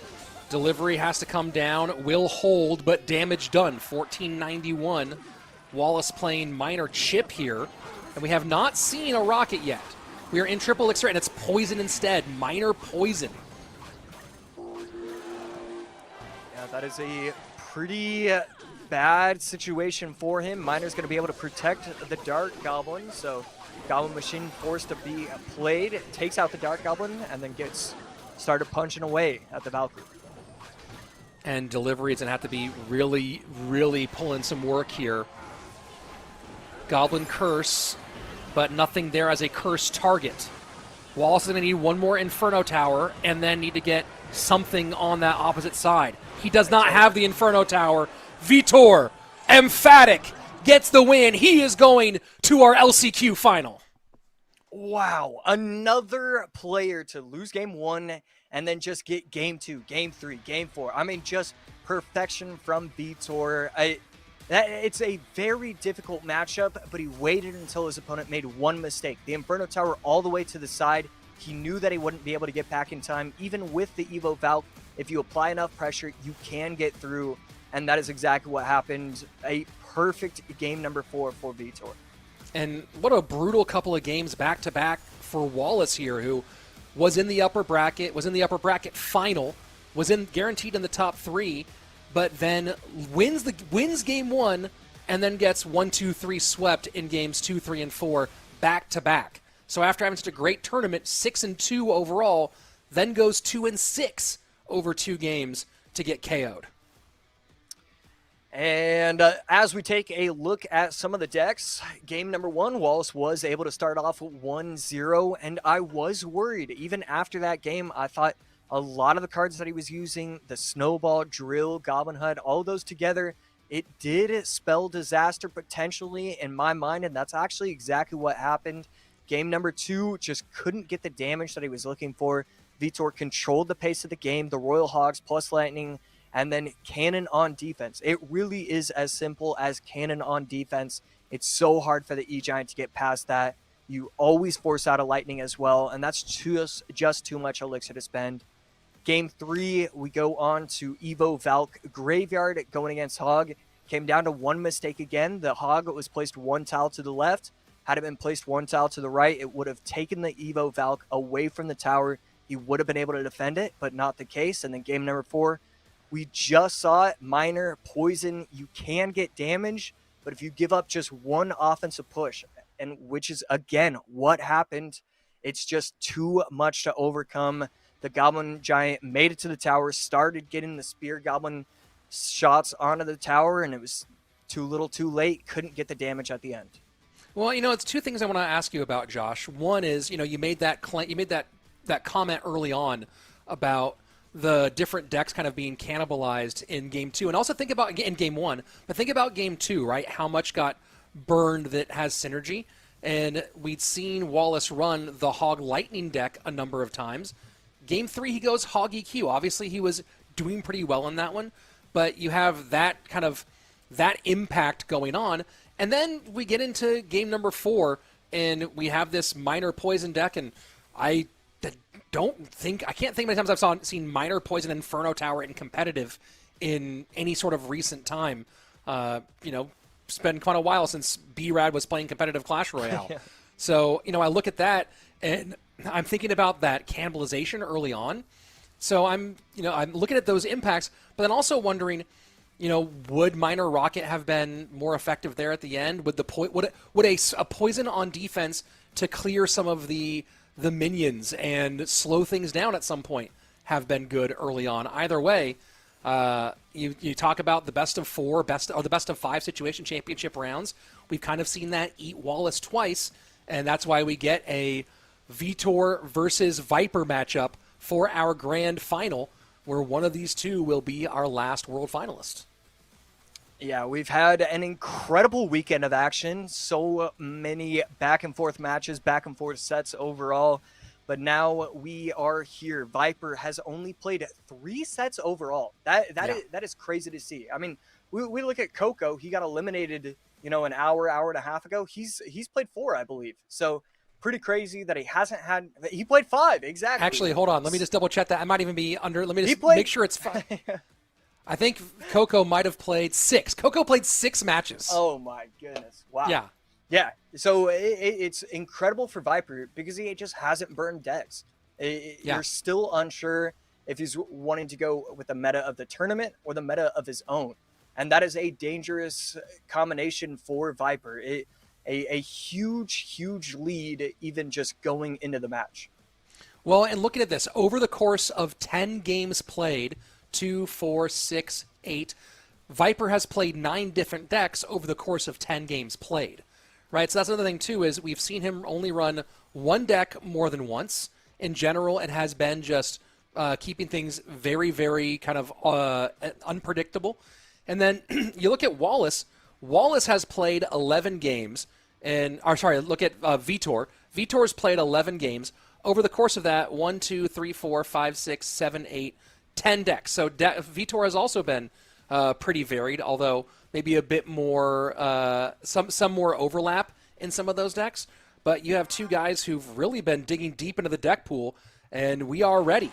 Keep in mind, folks, this is a best of 5. Viper is the upper bracket champion. Viper, if he wins this match, he wins the tournament, the LCQ, and goes to World Finals. Vitor, if he wins this one, he has to do it again. So 3 wins away for Viper, 6 wins away from World Finals for Vitor.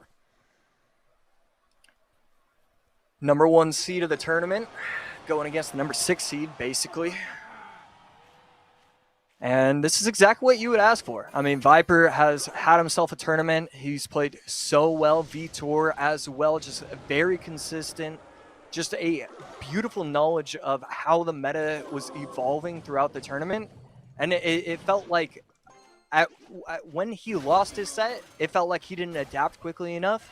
And then as soon as he started winning, it was obvious that he was just ready for whatever was going to go against him.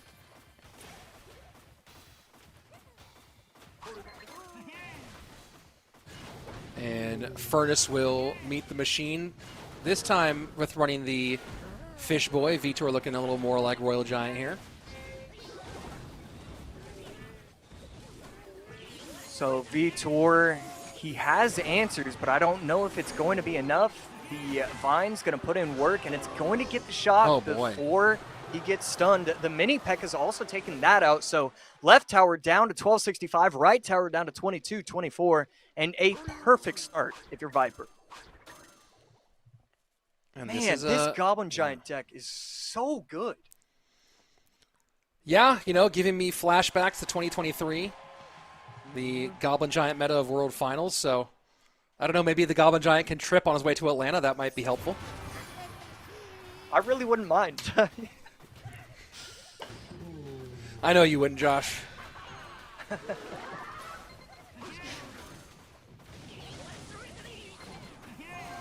Ewiz sets up in the back, and you know, you talk about what the state of our meta right now.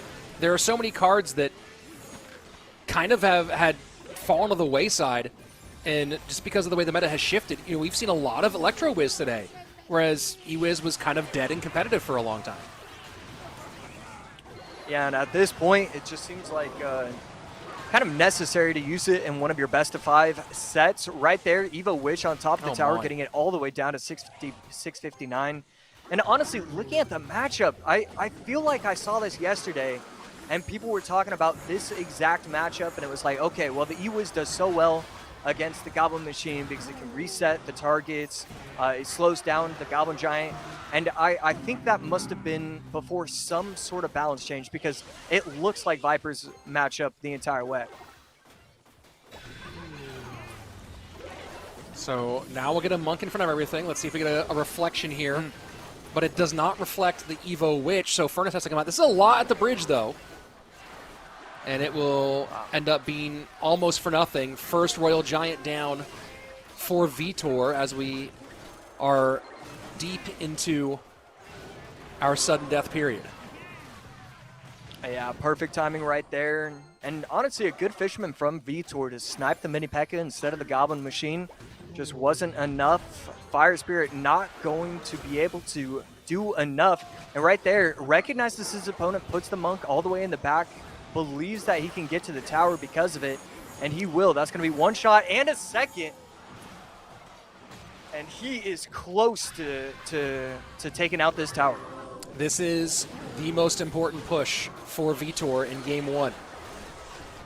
Evo RG getting on tower, doing lots of damage here. Vines do slow it down. Can he stymie one more effort from Viper?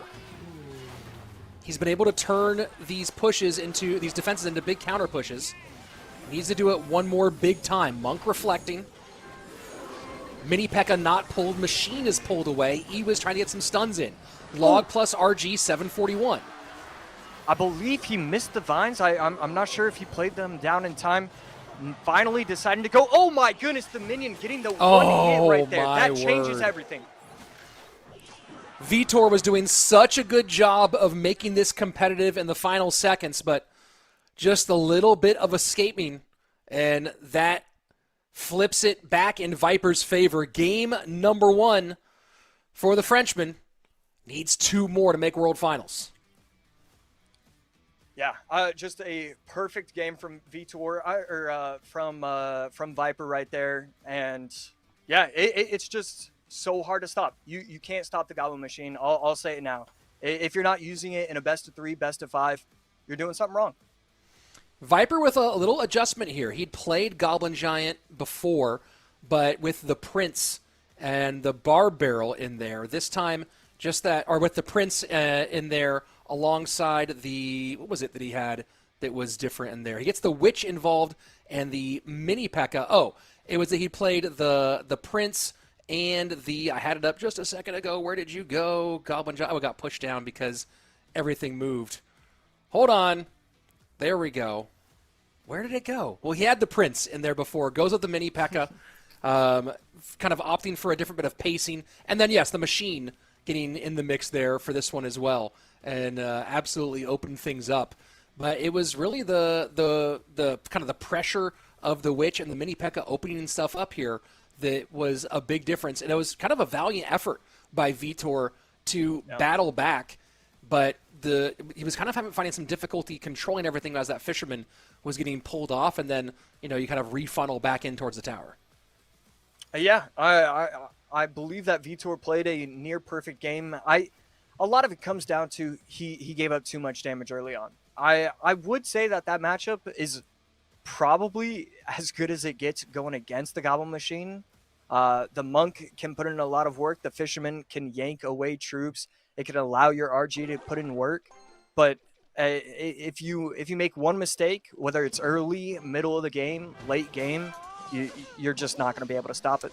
It was Prince Furnace swapped out for the mini P.E.K.K.A. Evo Witch. So that was the big change made there.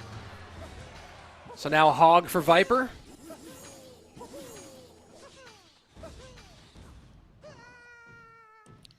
And perfect timing right there to activate the Monk's ability. Takes the minions out and slows down the Golden Knight. And I'm double checking this, but I think this is Viper's first time playing Hog Rider on the weekend. Yeah. I don't want to just say you're wrong, but I feel like you should be, Yeah, but I'm scrolling through all the matchups today, over the weekend, and no Hog Rider played. Wow. Maybe he didn't understand the dual format and thought you could only use it once per weekend. Once a weekend? Sure.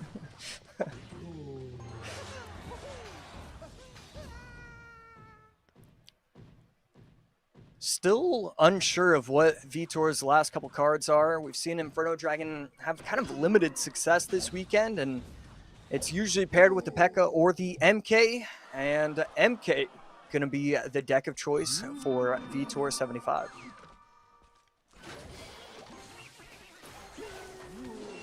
Yeah, haven't seen bridge spam from Vitor yet this weekend. Working out pretty well here as the Ghost and the minions get all over that tower. Wow. Absolutely feasting. And you see Viper, a little tilt to the head there, did not like the connection.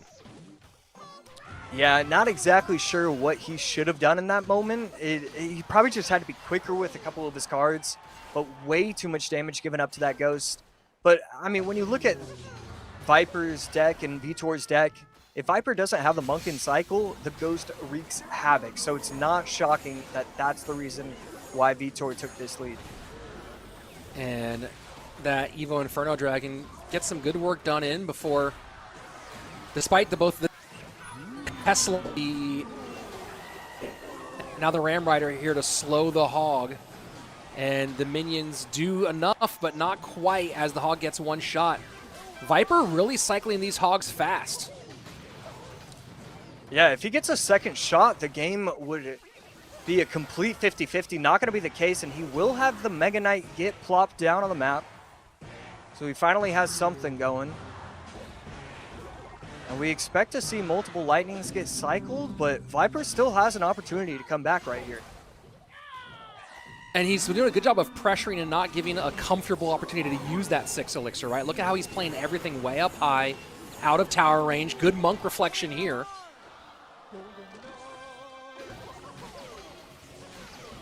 And that Evo Inferno Dragon staying out of the danger zone.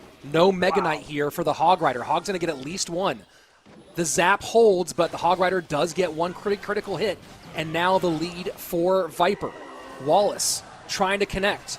Will the Ram Rider get there? Electro Spirit and does not quite stop. Lightning will do it. And you saw Vitor just with his heart in his chest, all the way up in his throat, and just barely able to sneak that one away as Viper almost stole it. Yeah, I mean, incredible defense, incredible control of the entire map by Viper. after the first minute. But the problem is it's a 3-minute game. It's a 5-minute game. You have to go the entire way. And Vitor took the early lead. It got scary. But the thing is, these Mega Knight decks are struggling against the meta right now. And so the fact that he was able to win with it, get himself into a game 3, where, again, this is our third set now where no one is able to make it to 2-0. You become a best of 3. That could have been so dangerous for him, but he's able to walk away with a victory and get himself into a best of 3.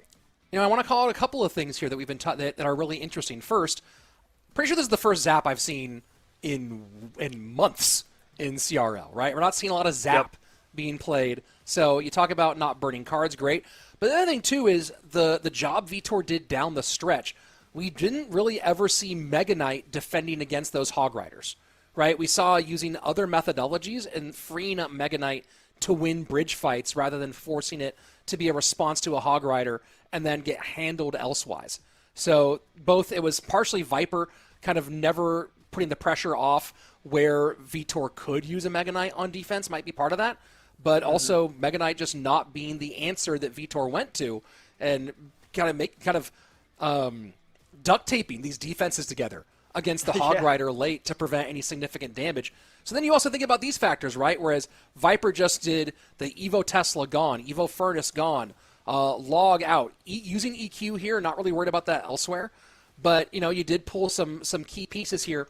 Golden Knight, Vitor's not really worried about elsewhere. The Inferno Dragon, not really worried. Mega Knight, you know, there's plenty of other solutions. And then being able to sneak Zap in there. So a nice deck pick here that preserves some late game options for Vitor, as now we are guaranteed at least one championship game. Yeah, you really have to be feeling good if you're Vitor. As good as Viper has been playing, Vitor pretty much in the same vein. Like he's been playing so well, and he just has so many open options. This is incredible after the first 2. It feels like you don't even want to use probably like 10 to 11 cards. Like 10 to 11 cards aren't really fun to use in these kind of duel formats.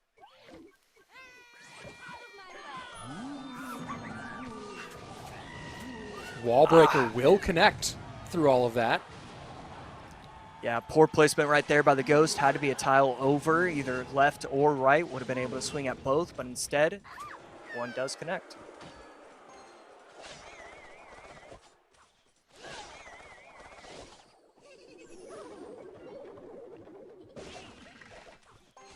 And one of the things to keep an eye out here is that at least so far, it seems like Viper does not have any really great responses. He has the snowball, which, you know, he wants to use to open up lanes.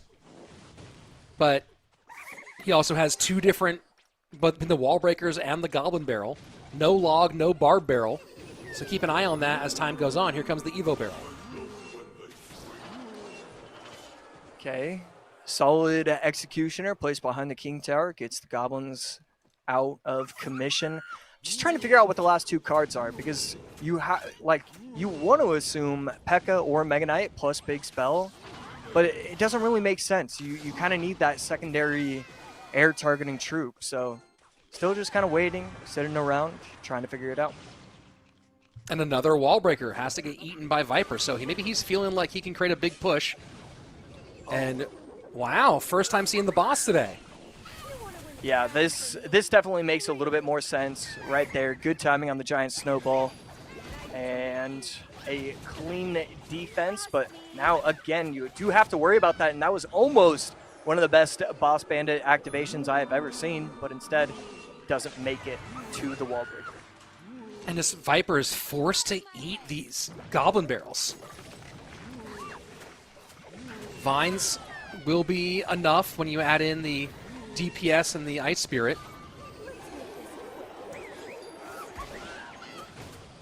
Yeah, I just don't even know if he's going to be able to even defend this one. Gets the left tower down to 1138, right tower 1369. It's Boss Bandit struggling. This time Boss Bandit getting a few pieces taken care of. Evo exit to the left-hand side, Goblin Barrel to the right-hand side. You got to have Snowball here. You don't have it. Ghost plus the Berserker to clean up both of Viper's towers in difficult straits. It does just take one big Bridge spam push to make the difference. That Evo Xe will shorten the path a little bit. And right there, both wall breakers connecting, getting the left tower down to 747, right tower down to 618. And Vitor just dominating this entire game. It's looked like Viper has never had a chance to even pull out a victory.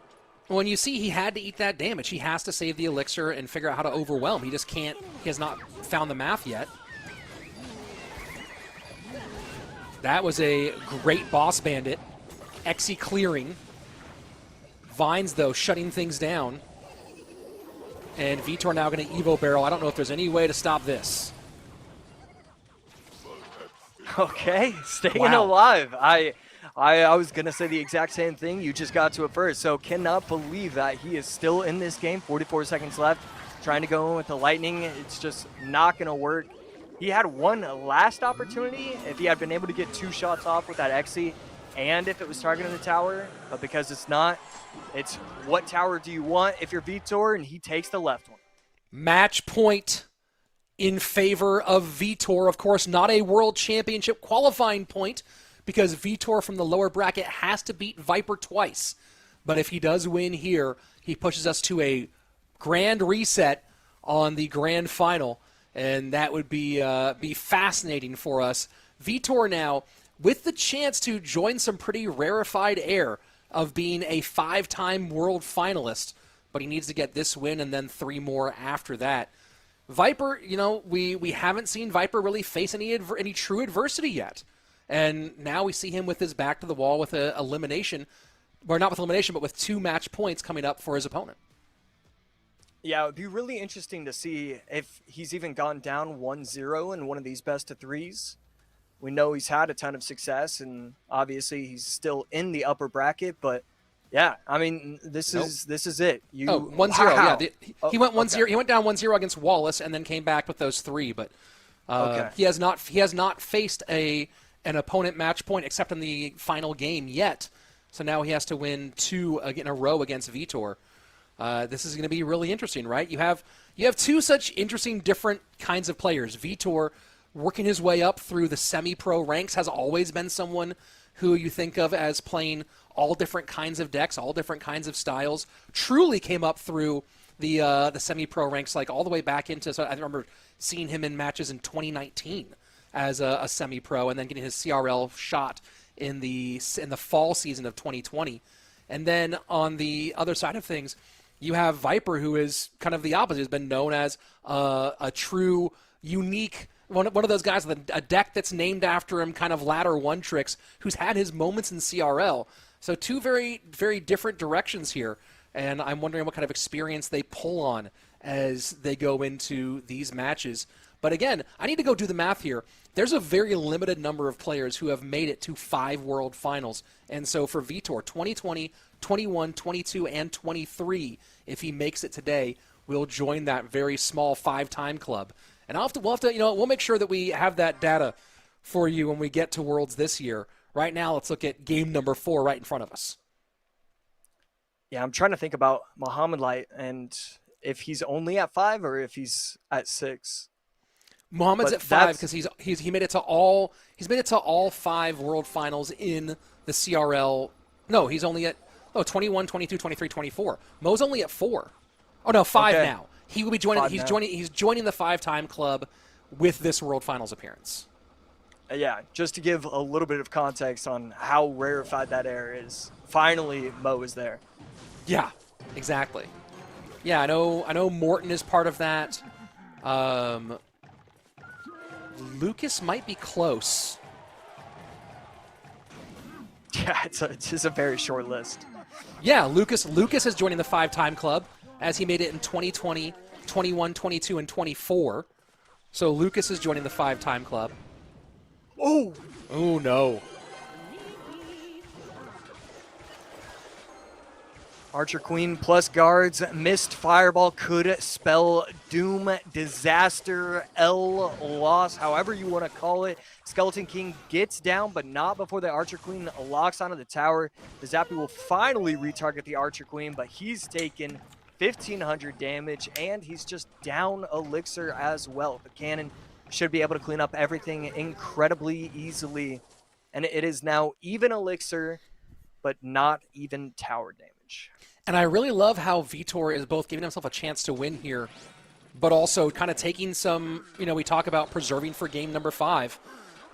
Playing Bats, playing Dark Prince, two cards I don't think we've seen at all today. Archer Queen, which we've seen today, but definitely like on the champions list, a little bit less used. Yeah, definitely expecting a potential Royal Hogs deck, but Lightning out of cycle, probably not super likely. So definitely interesting to use the Dark Prince. Maybe he was trying to predict Drill as well. Well, definitely covering lots of bases. But either way, even if the call ended up incorrect, still in a good position here. Bat's going to try and put in a lot of work. AQ going to be able to defend this pretty well, but RG still going to get a couple shots. Gets the tower down to 21-14, and still an opportunity, but it's definitely looking like Vitor should have this locked up as long as he plays to the best of his abilities.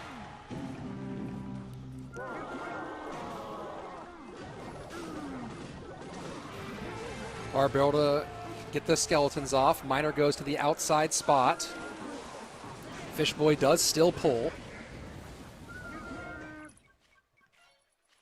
10:47. Viper sets up. And the fireball, not enough, just barely. Archer Queen stays alive. Wizard does connect. That could be critical. 18:33. Keep an eye on those numbers. Yeah, and as hot as the start was for Vitor, he is struggling to get damage. It just feels like every single time he goes on offense, he's kind of throwing 5 elixir away for 150 damage. And that's never what you want to be doing. You want to be getting 300 to 400 if you're running one of these minor poison decks, and it's just not happening for him. So definitely has to worry as this game heads into triple elixir. Evo RG sets it to the left, final minute. Splitting the zappies. Fisherman is in range. Down to 851. About 1,000 HP separating these two. Evo Wizard does not target the cannon. Vitor has a lot to worry about. Dark Prince to work on the Skeleton King. Wow, and there is a real opportunity for him to win this game. It was such a terrible start. He gets a second shot. Viper, 2 big ones. Miner to the back. Vitor knows this is probably over. You see him slam the table. He is so frustrated. Okay, now still getting has miners to worry in. about the Dark Prince. The Dark Prince goes the wrong way. The Dark Prince goes the wrong way. Poison in. Is there another miner? Arrows. Poison trying to tick. Not going to do it. Game 5 on its way. Oh my word. Wow, Viper steals one right there, and I think it really comes down to the deck composition. I was not a huge fan of that. It felt too slow, too little offense, and too little defense. When a deck feels that way, that's never a good sign. And I mean, he took a 1,500 HP advantage, and it felt like it could have been anybody's game at that point if you were just taking a look at the decks. Yeah, that was a tough one, and you can see how frustrated Vitor slamming the deck, the camera shaking. Definitely frustrated to let that one get away from him. And now this is the money moment, right? This is where the coaches and the analysts really earn their keep, especially if you're on Vitor's side here, facing a best of one, a one game to decide, do you continue on and reset this bracket, or will Viper be filling out that final spot for DreamHack Atlanta? And man, so here's the question though, right? As we look at this, there is that question of Vitor, maybe did he make a mistake here thinking about game 5 a bit too much with the deck picking, but also he does have kind of a bigger breadth and depth as we go into game 5 here. Yeah, I mean, absolutely. He's got a ton of options to him, But the thing is, like, if you take a look at all the decks he's been using today, in this exact best of 5, it just feels like maybe 3 of them are a little too new, too fresh, not strong enough. It feels like he's prepared for a best of 7 the way his decks have been set up. Yeah, and it's interesting. You take a look at these at the coaches. I'm finding out that trainer Lore is helping Viper, and Game Saver is Vitor's coach. So I know that Game Saver has had some success this season, and this is really going to be one of those ones. This upcoming pick is one of those ones that I think is really going to be a pretty big factor as maybe how you look at some of these coaches and their picking here. So game number 1, Goblin Giant takes the win for Viper over Vitor's Royal Giant. Game 2, Vitor responds with the Ram Rider Mega Knight to beat the Hog Rider deck. A great defensive effort by him there. Vitor gets game number 3 with the double bait deck up against Viper's Bridge Spam with the Boss Bandit and Exy. And then finally, game 4, Viper ties things up. Royal Giant against the Minor Archer Queen Poison deck. So thinking about as we go into the final game, Vines out for both players. Fireball left. I mean, Lightning is gone. Earthquake is gone. And let's see. Lightning, Earthquake, and Fireball, arrows all gone for Viper. So we're thinking either Rocket or Poison if he goes big spells here. Other side of things, Fireball, Lightning, Poison gone. So Vitor does have EQ open, does have Rocket open. Might go small spells only. And so Viper, cycles. Yeah, Viper definitely in game number 4 created his deck knowing that his opponent could be running Goblin Giant, Goblin Machine. I believe game 5 is going to be somewhat similar where he's going to make sure that his deck can counter that. And Vitor just no Gob Giant, Goblin Machine spam, instead going in with the Skeleton King Witch spam.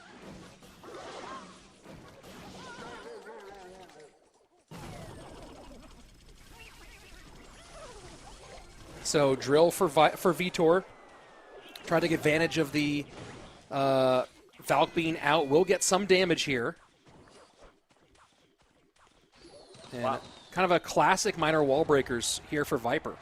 Bit of a throwback style-wise. Yeah, really creative defense from Viper right there, using the wall breakers, not allowing the Goblins to get any shots whatsoever on top of the tower. And then because he used the miner on top of the bomber, it protected the wall breaker in order to force out the arrows. Just something that this game has potentially never seen the way that push was set up. It was just a very creative line from him. Vitor not liking the timing there as the Valk cycled in the back was pretty much exactly the right timing there. Maybe switching lanes for Vitor to try to get away from those Valks. We'll see. An Inferno Tower for Viper.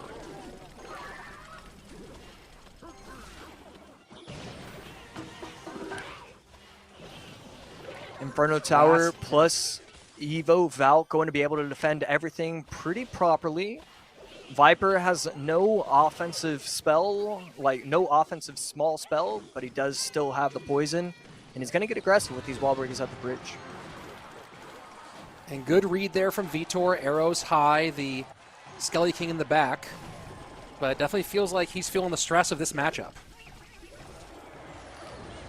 Yeah, wouldn't be shocked if we saw another miner placed at the bridge. Instead, Evo Snowball going to get played, getting the tower low, down in 1973. So a lot of chip damage. Vitor dominating this game so far. 2 Valks on the board, miner to the inside. And this could be a problem. Evo wall breakers. Arrows do come back, but there's goblins behind. Skelly King cleans up. Damage in, though. Pretty tight, about 200 HP separating these two. And we are in sudden death. Reminder, folks, if Vitor wins, we reset and play another best of 5. If Viper wins, that is it. He goes to World Finals. Going in with the bridge, Evo Valk. Evo Valk to protect the wall breakers. Wall breakers take out the Goblin Hut. And this miner in the back is getting a ton of damage. Clean defense from Viper. And so really going to basically just tie it up. A good situation for Viper right there. Vitor just really having trouble with the multi-layered attack here with the minor wall breakers, right? We've seen he's had to kind of stop the wall breakers in funky ways, and here he goes playing the Skeleton King to the back, doesn't pick up the minor and has to arrows the wall breakers. So a lot of chaos all over. That Evo snowball pretty perfectly timed, arrows to clear, and the wall breakers on the Evo have to come out on defense. And Vitor might opt to eat those. Yeah, super massive play right there. Again, going in with the very aggressive arrows, getting the goblins, trying to get them on tower. 40 seconds left, and Vitor just going all out right now. Minor doing its work. And we are so tight. 627, 797. Poison cycle now from Viper. Last 30 seconds. Drill's going to go low. Skellies, are they going to hold the Valk? And they don't. Wallbreakers almost connect. 446. 466 on both sides. Wow. Tie game at the moment. Minor into the top right. The hut doesn't catch. The hut doesn't catch. Evo snowball plus arrows. Oh. And that's it. Vitor gets the win. We're going to a reset. Wow, incredible offensive pressure from Vitor. Time and time again, Viper forced to defend like his life depended on it, and it really did in that moment. Just so aggressive. The offensive Evo snowballs, the offensive snowballs, the offensive arrows just created pressure that Viper could not stand against. And wow, I really thought that in that final minute, Viper would have the advantage, and that just was not the case. Yeah, that was such a crazy performance from Vitor to hold on. And, man, the Evo snowballs really doing their work to make room for the goblins from those drills to connect. And, it's really interesting. You think about the direct damage situation here and how you cover. And I know that doesn't really make sense in hindsight. You think about what's the minor doing, and the minor just a couple more ticks here and there, and we're seeing an absolutely different tune. But Vitor doing a really good job. We've talked about Vitor being kind of a patient player, but we've seen today when he's in trouble, Vitor doing a really good job of staying calm, but being high pressure to get that damage. What a win from Vitor. Yeah, so impressive. And this best of 5 was just back and forth. Viper taking game 1, Vitor taking 2 and 3. Viper bringing it all the way back, but Vitor able to keep his dreams alive. I mean, all of these matchups, Viper, I loved his game number 1, Goblin Giant, Goblin Machine, always a good answer. Game 2 and 3, Vitor was able to win with the MK Ram Lightning Zap, followed by Bait. I think Bait is definitely underutilized that we've seen this weekend. I always loved that from him. Game number 4, I really love the deck from Viper. The RG Giant, or the RG Tombstone Fireball. It was very clear that he was prepared and ready to go against Goblin Machine, Goblin Giant. He didn't get that matchup, but he was still able to make a huge come from behind victory. And then game 5. I mean, Game 5 was a 50-50 matchup. Whoever played better will win that. And right there, Vitor played it 51-49. He played just a smidge better, and he was able to walk away winner of the first best of 5. Well, and you saw how much difficulty he was having with the wall break. He had to eat a bunch of wall breakers that he probably didn't want to. Like we talked about, that multi-layer of having to play defense kind of low and high, which happens on both sides of the board when you're playing the drill deck versus minor wall breakers, but maybe a bit faster with the minor wall breakers. And I think that one of the big decisions he made was when he decided to just let the Evo wall breakers go fully hit that left-hand tower. Not worth it trying to defend and spend elixir on that one. The elixir, you're not going to lose on that side of the board. You're going to lose on the right-hand side tower, not on that left-hand side tower. Really mature choice there to save that elixir, and ended up getting just what an unbelievable last-second win. And now we get a bracket reset, and we just saw a best of 5 go all the way to that 5th game, and now these guys have to dig deep one more time. And this is it, folks. The winner of this best of 5 takes the last spot for World Finals. And there's obviously so much on the line for both of these guys, but you got to wonder about the nerves maybe of Viper, who has now tasted defeat for the first time on this weekend. Yeah, I mean, you know he's been frustrated. He finished 11th. He was one off the cutoff of making it to the World Finals without needing to go there. He makes it through the upper bracket. You have to assume that he's thinking, I told you guys, I belong there. Why I shouldn't even be forced to do this, but I guess I'll do it. I guess I'll win 15,000, punch my way through. And now, you know, he has to reset from all of that. He can't be thinking about the past. He can't be thinking about what's happened this year. It's what happens now. It's what happens in this best of 5. And here we go. Reset on. Winner goes to World Finals. Loser has a whole year to think about what went wrong.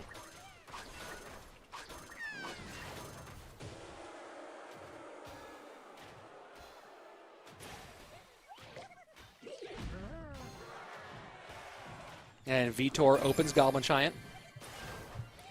And I really like Goblin Giant as a deck number 1 kind of deck. I know that your opponent. That's actually.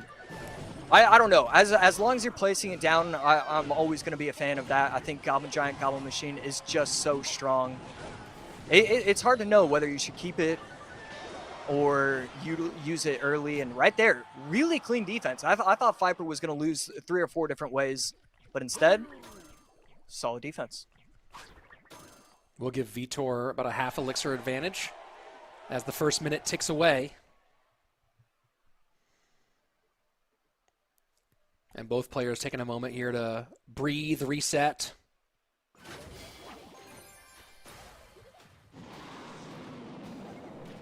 And Viper goes ahead and gets an early rocket going. We've seen Viper run rocket with Miner, but this is an interesting configuration with this Miner drill rocket. Yeah, I've seen this drill quick cycle deck be used, but with the vines instead of the rocket. I do like the addition of the rocket. That way you get to keep vines for a later day. Right here, vines would be pretty important in this matchup. This is going to be just so tough to defend over and over again. And the Rage, does he get that wall, that bomber off? And he does. Machine going to tower, and that's going to be a lot of damage from the Goblin Machine. Yeah, beautiful recovery to even just save his tower. Gets the tower down to 1938, and a really nice snowball, pushing the Furnace to the opposite lane. Doesn't want to have to deal with it, and misplaces, gets the wrong timing for the cannon, but going to be able to clean everything up with the Skellies.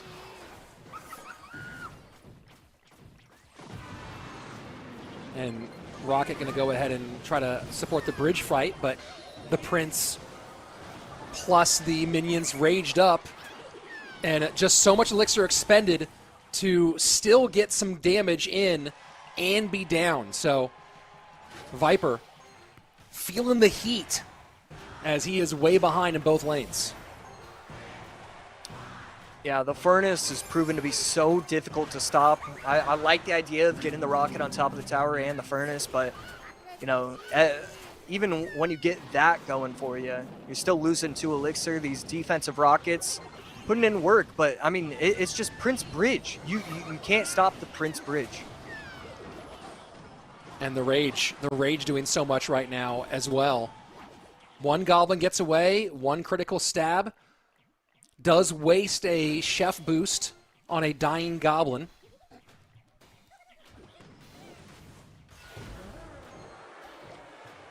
And again, thinking about usage here as we are now into these Super Championship. Almost exclusively Viper using the Princess for the tower. A little bit of Royal Chef, whereas Vitor has really mixed it up between the Princess, Cannoneer, and Chef. Go ahead. Yeah, right there, misses the snowball. Left side going to be dangerous. Right side even more dangerous. Gets the tower down to 1203. Berserker putting in work, but that's another shot. Getting the tower down to 779, and Viper just, he hasn't gone on offense for 3.5 minutes. It feels like he's just never had any sort of opportunity. Rocket coming down, misses the bar barrel, and I just don't know what you're supposed to do if you're Viper. Get ready for game 2. Yeah, so much on the board right now. Viper trying to hold on, but now raged up Prince connects in the left-hand lane.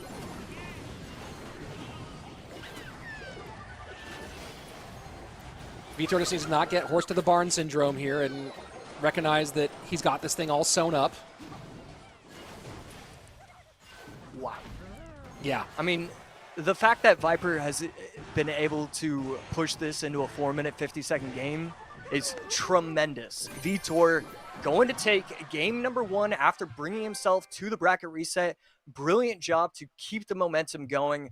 But, I mean, that was perfection defensively from Viper. It was just the matchup advantage was just way too strong right there.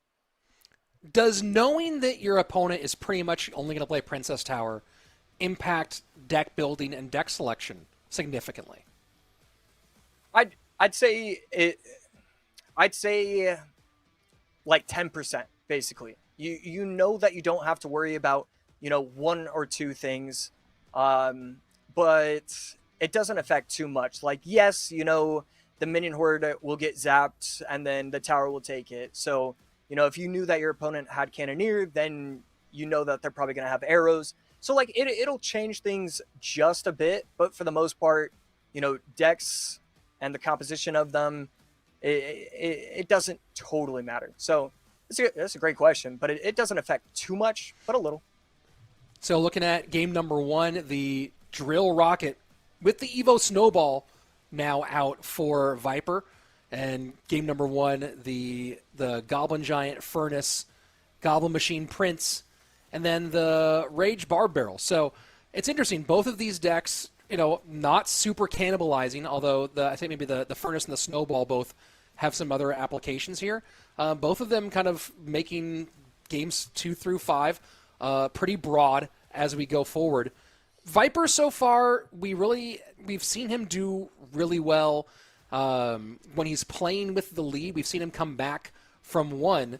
I'm really curious about the deck selection as he and Trainer Lore are in the lab trying to figure out what they're doing this time around, because last game, as you said, we saw some kind of suspect stuff going on, especially late game.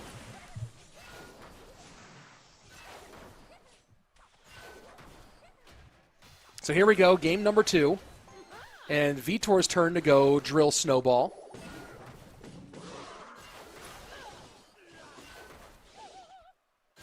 Little different look from what we just saw from Viper. And as Viper sets up with the Valk in the back. Ice Wiz, I haven't seen a ton of Ice Wiz. I'm trying to think of how much Ice Wiz we've seen at all today. But certainly not much.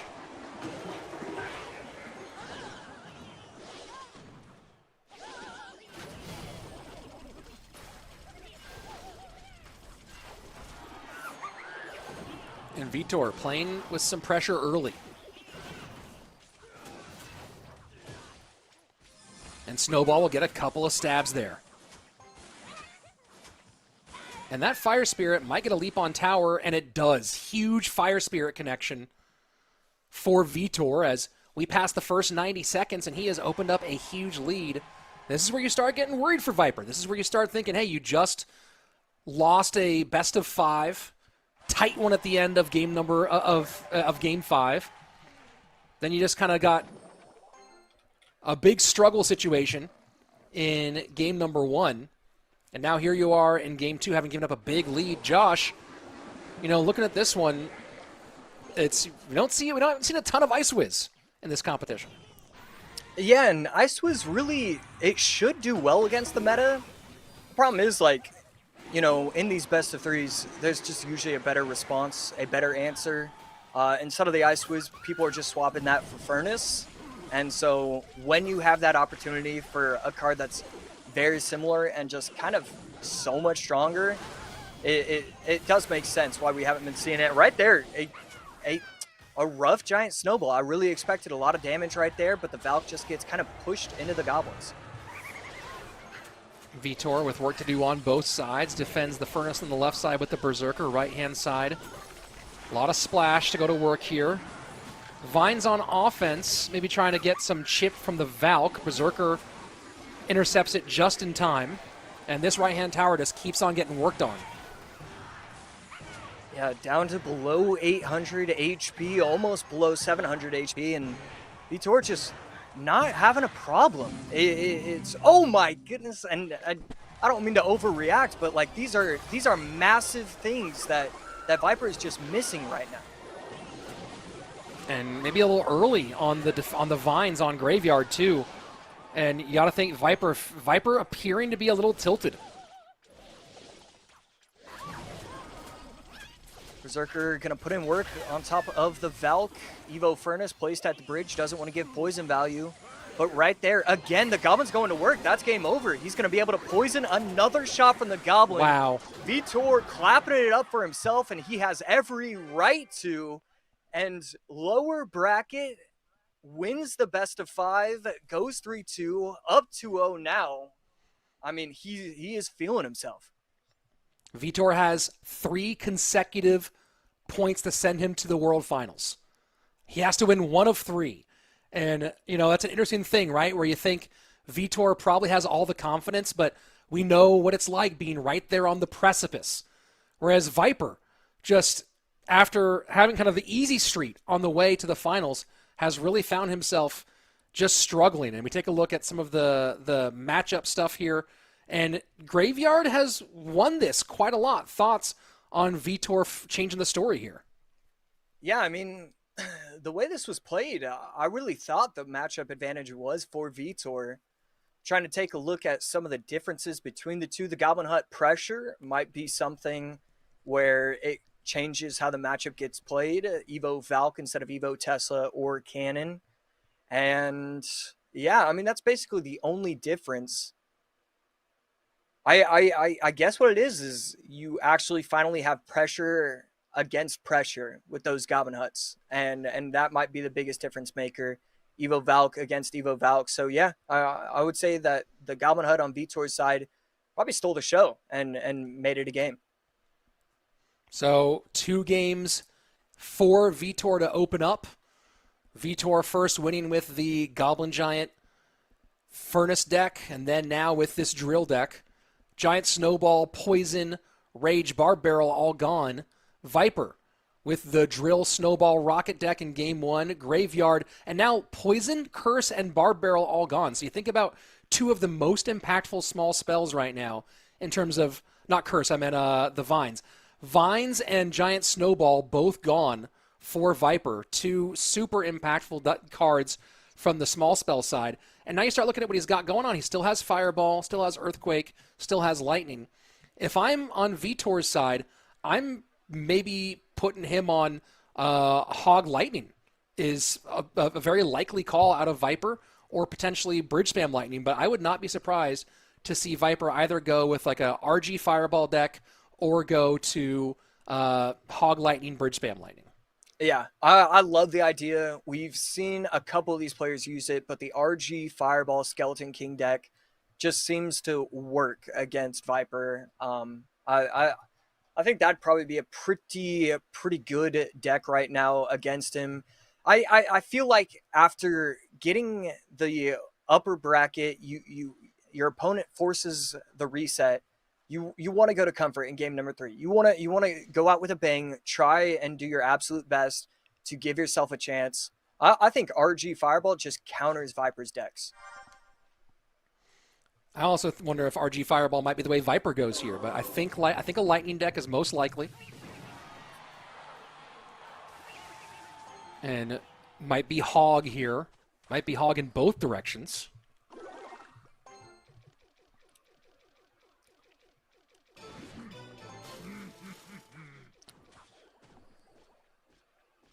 And Viper not responding to this Mighty Miner. So I think Viper's probably using the RG Fireball. Vitor probably using the Royal Hogs. I would have liked to see Vitor activate King Tower. I was kind of surprised to see him block the E-Spirit with his own E-Spirit. Pigs going to the left-hand side. A little damage on both towers now for Vitor. Firecracker, as I guess part of the RG deck here. And Evo Firecracker as well. Interesting choice of card to put in the Evo slot. Yeah, I'm trying to think of what was used beforehand. Usually it was the Evo Wizard, so swapping it up. Well, usually it's the Evo Wizard and Evo RG, so now I'm starting to wonder if he's even running RG in general. And he is. And he is. Here goes the slow. Firecracker going to go and get a little chip damage here. And, you know, you think about the choice here for Firecracker, which I think this is also our first Firecracker of the day, maybe of the weekend. Haven't seen much in the way of Firecracker, but you know, you think about the choice of Firecracker here, and you look at Vitor already using Barb Barrel, already using Snowball. Doesn't have Poison out there, so thinking maybe Arrows is unlikely. Yeah, I do understand the science behind that deck pick, and I really like it. I think this is a pretty big opportunity for it to put in work in this game.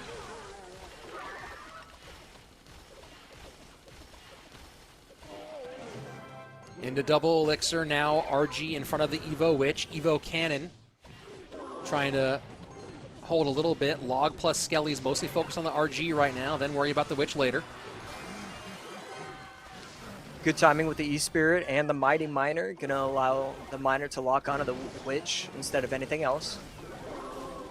And this is a big question, right? Does Vitor have any real way to get at the Evo Firecracker when it's on the other side? Now the King Tower activation will come in. Not the most impactful of King Tower activations, but certainly still could be helpful here and there. But you got to wonder, like, is Viper going to be able to abuse this Firecracker on his side of the board? So far, the story seems to be yes. So interesting that he's willing to cycle logs like that. He was super quick to figure that out as the method of choice, and right there, RG does get one shot. Vitor shaking his head, didn't want to allow that.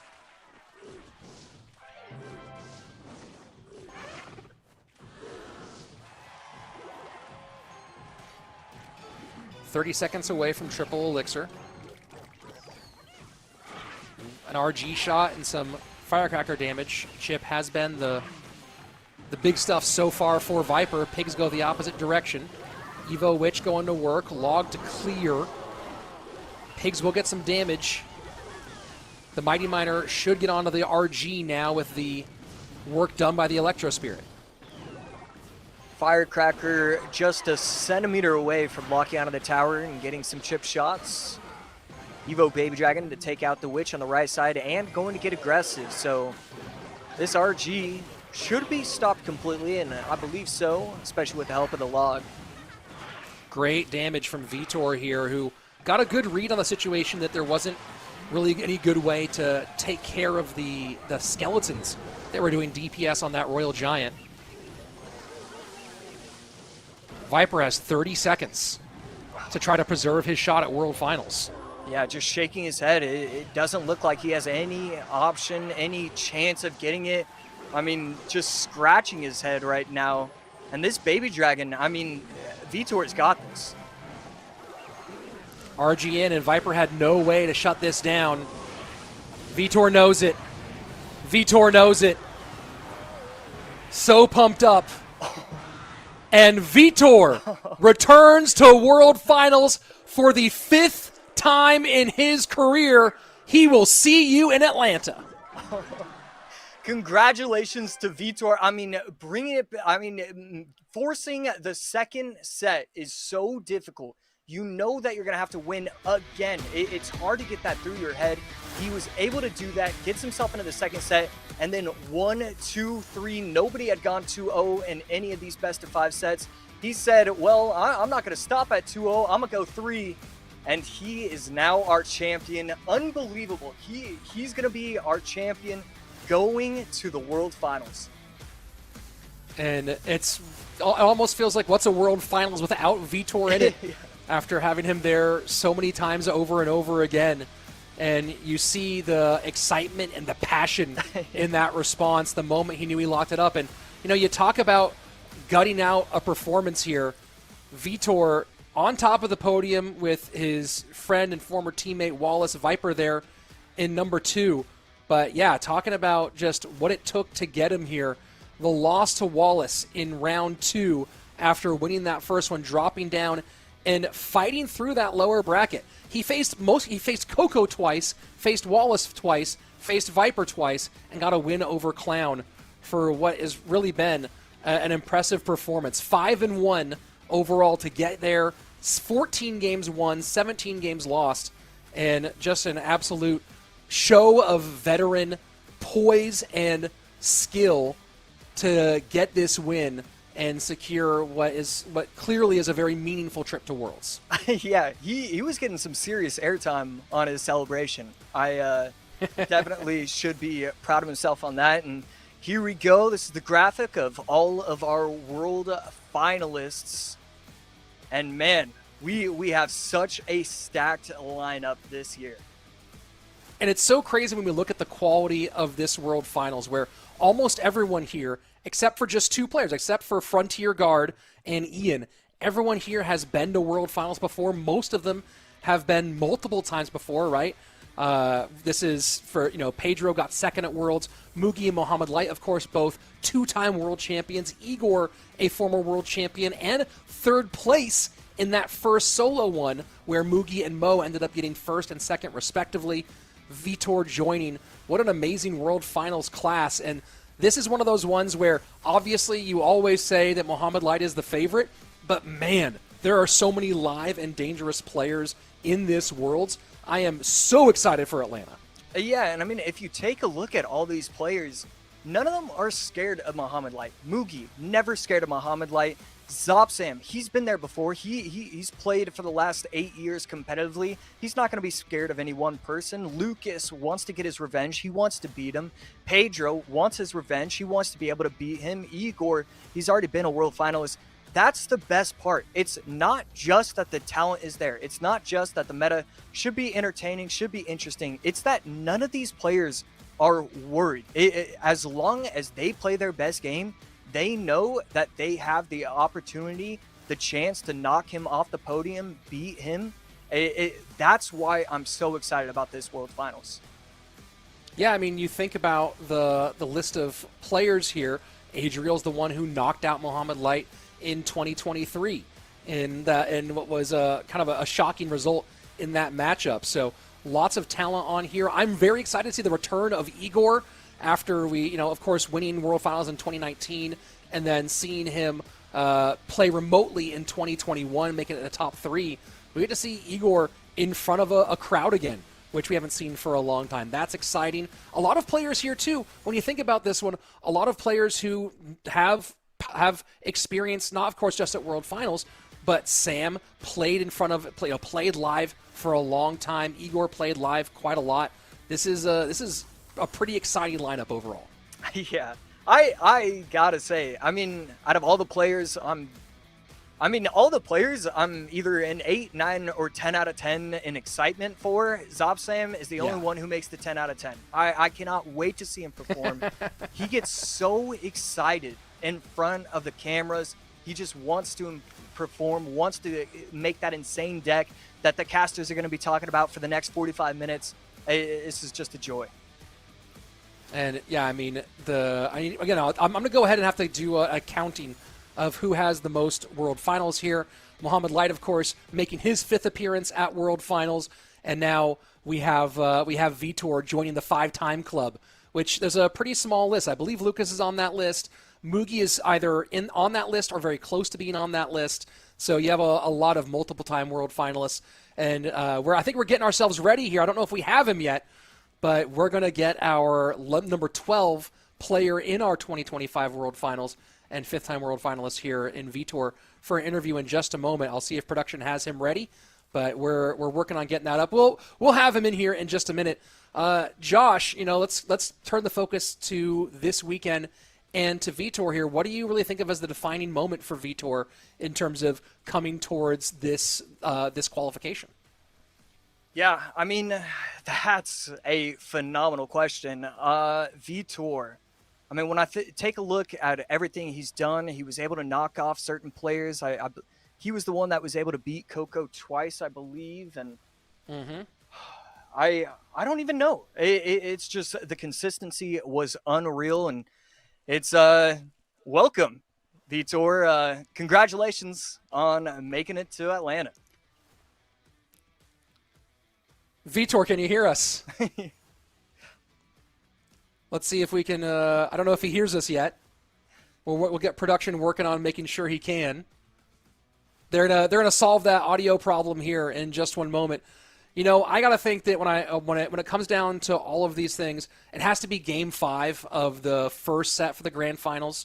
A game that got really, really tight, and where he made a couple of really good choices at the end, letting the wall breakers connect, saving that elixir so he could have enough to really put the pedal to the metal, really turn the faucet all the way on to get that damage back the opposite direction and get the win in that Game 5. That one, to me, has to be probably the defining moment of this tour.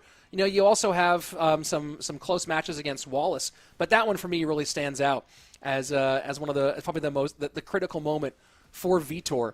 And you know, I think that one of the things that we talked about top of the show was Vitor being obviously really calm, Vitor being really kind of not a high risk, high reward player. But what we saw today, and was really the difference, was him knowing when he had to take those risks to get those victories. Yeah, he was just so in control of the situation. When you look at these pro players, there's sometimes you're gonna say, okay, well, you know, he can count elixir, he can track cycle way better than I can. But with Vitor, it's just macro understanding. When he needs to do something, he will do it, and it's just macro understanding of the game. Even with deck selection, like, he was able to figure out early on the Goblin Giant was brilliant, and you know, he's just a phenomenal player. I'm so excited that he made it to Atlanta. Vitor, can you hear us now? Yes, I can. Well, first of all, congratulations on this win. We saw your celebration, we saw your excitement, and I know that Josh and I are both really excited to get to see you again in Atlanta. It's always a joy getting to see you there. I want to start off with something. You've now joined a very small club. You are now a 5-time world finalist, which is, there's not a lot of people who've done that. When you hear it put in that perspective, what does that say to you about your Clash Royale career? I mean, I have no words, because I worked a lot this past 2 months. Like, put the work every day. Like, I feel like I deserved it, and it was a moment of a lot of pressure, and that experience you talked about, it helped a lot. So I'm really happy. Thinking about, Josh and I were just talking about this, about how what we thought the defining moment of the weekend was. What do you think was the most pivotal moment on this weekend for you in this journey to becoming our 12th world finalists? Definitely the work before the tournament, because the tournament itself, it's what I do every day. I play duels every day against pro players. So the practice with my coach as well, Games Saver, shout out to him, he's the best. He put a lot of work, like both of us, a lot of hours in this. Like, we practice duels every day, so it's just a competition. Certainly. I mean, it's not just a competition, of course, but there's a lot of passion involved. But yeah, it's what we do every day. So, go ahead. How are you preparing differently, similarly for this World Finals compared to previous World Finals? Definitely practicing alone without people in call. I think that helps a lot to focus more on the game. And in this last chance qualifier, I was more hungry to win because it was literally the last chance. And I feel like I didn't put in the work in the last month. So, yeah. I definitely work more. Obviously, you have a little bit of time to relax and let your heart rate come down and prepare for World Finals in Atlanta. I want to turn kind of your vision towards Atlanta, toward World Finals. This will be like we said before, your 5th time making an appearance at Worlds. Where do you view yourself as a player versus those other 4 Vitors that went to Worlds? Are we going to see, is this the best Vitor that we're seeing here in 2025, or is there a previous one you have to figure out how to beat? Honestly, in 2023, I felt like I was in my best form because I worked really hard in 2023, but I hope to get even better. Of course, we always work to be the best version of ourselves. But I don't know what the future holds. I'm just hoping for the best, and I'll work for it like I did. So I'm definitely gonna be ready. Well, obviously the work paid off. Congratulations one more time, Vitor. Any final things you want to say to those people who are watching at home, fans, friends, loved ones, before we say goodbye and see you next in Atlanta for World Finals? Of course. I don't like to say fans. I like to say the people that enjoy watching the game. It was a pleasure to play here. It was really good. Thank you a lot for watching CR, and I'm really happy for the growth it has been this year. Like, it has been an amazing year for Clash Royale. So I hope you support the World Finals as well. And it would be interesting to see the heart rate in the World Finals, because some people feel more pressure than the others. It would be cool. Hey, people who are playing in World Finals, heart rate monitors. We've been asking for it for years. I want to see that. I want to see that beep on screen. Vitor, thanks so much, and congratulations one last time. And I know that Josh and I and the whole casting team, we're all very excited to see you here, see you in Atlanta. Thank you for having me. Josh, it's been an interesting season for sure. We have our 12, and one last reminder for everybody: DreamHack Atlanta, October 31st to November 2nd, World Finals, where Clash Royale joins the esports world as part of the biggest event of the year. There's going to be a whole lot of activities going on outside of just Clash Royale, and of course the World Finals for us there. Josh, any sort of final thoughts to wrap up this regular qualifying season as we turn our eye towards Atlanta? Well, before I say that, I just want to say, even if Vitor's not willing to say it, I am a massive fan of him. I am so excited that he's going to be there. I mean, such a sweet guy. One of the best players in the community in terms of as a player, obviously, but also as a person. It is phenomenal that he was the one to be able to earn this, right? Well, I know, speaking of earning things, those of you who stuck around and watched all day today, you have earned our final reward of the day. Let's run it. Let's get our last reward out there for everybody watching at home. And this is going to be the banner with, that looks like a lot of dragons. We got some Electro Dragon, some Baby Dragon, and a fairly grumpy Lava Hound there at the back, which I don't know. Does Lava Hound count as a dragon? You know, Lava Hound, it's got lava in the name, so, you know, I don't know what that does, but I think that means dragon. So there you go. If you haven't gotten your other rewards, go ahead and collect all those. Get your boxes, get the banner, and get ready for DreamHack Atlanta. Clash of Clans World Finals alongside Clash Royale World Finals. A whole bunch of other great esports events happening throughout that weekend. Activities, you can meet some of your favorite creators from Clash Royale and beyond. Cosplay competitions, Halloween events, because the first day is, of course, Halloween, and chances for you to play and compete on your own there as well, alongside some great art and exhibitions and so much fun stuff. So go ahead, get your tickets now. That's October 31st and November 2nd in Atlanta, Georgia. It's going to be a great time this fall. Josh, one more time, final thoughts before we sign up, or before we sign off for the last time this regular season. Yeah, I just want to say thank you, everybody who tuned in, everybody who's watched all this year. I'm in an absolute blast. We finally have set it up so that way we're getting just the 12 best. There's no argument for any other player, basically. These are the 12 that have really showed up, been consistent, been the best all year. Just such a joy, and I can't wait to do this in Atlanta. It has been an amazing experience doing it in Finland again and again, but getting some variety, getting to do it in front of just new people. You don't just have to go for Clash. This is something where you get to go for other stuff, and then, all right, let me just walk on in, see what's going on. I think this is just such an amazing opportunity to bring new people in. And we can't wait to see you there. And talking about thank you to the Supercell team for working hard to make CRL function and flow this year, to all the different productions we had throughout this regular season who did a great job, especially the crew we had here for this last chance qualifier, really going above and beyond with some of the stats, graphics, and support that we have for this, alongside the work Stats Royale did for this event. And of course, on behalf of myself, Joshua AC Sharon, Andrew Guy, and Jackson Juicy J Wall, I'm Rich Slayton. We will see you very soon for World Finals in Atlanta.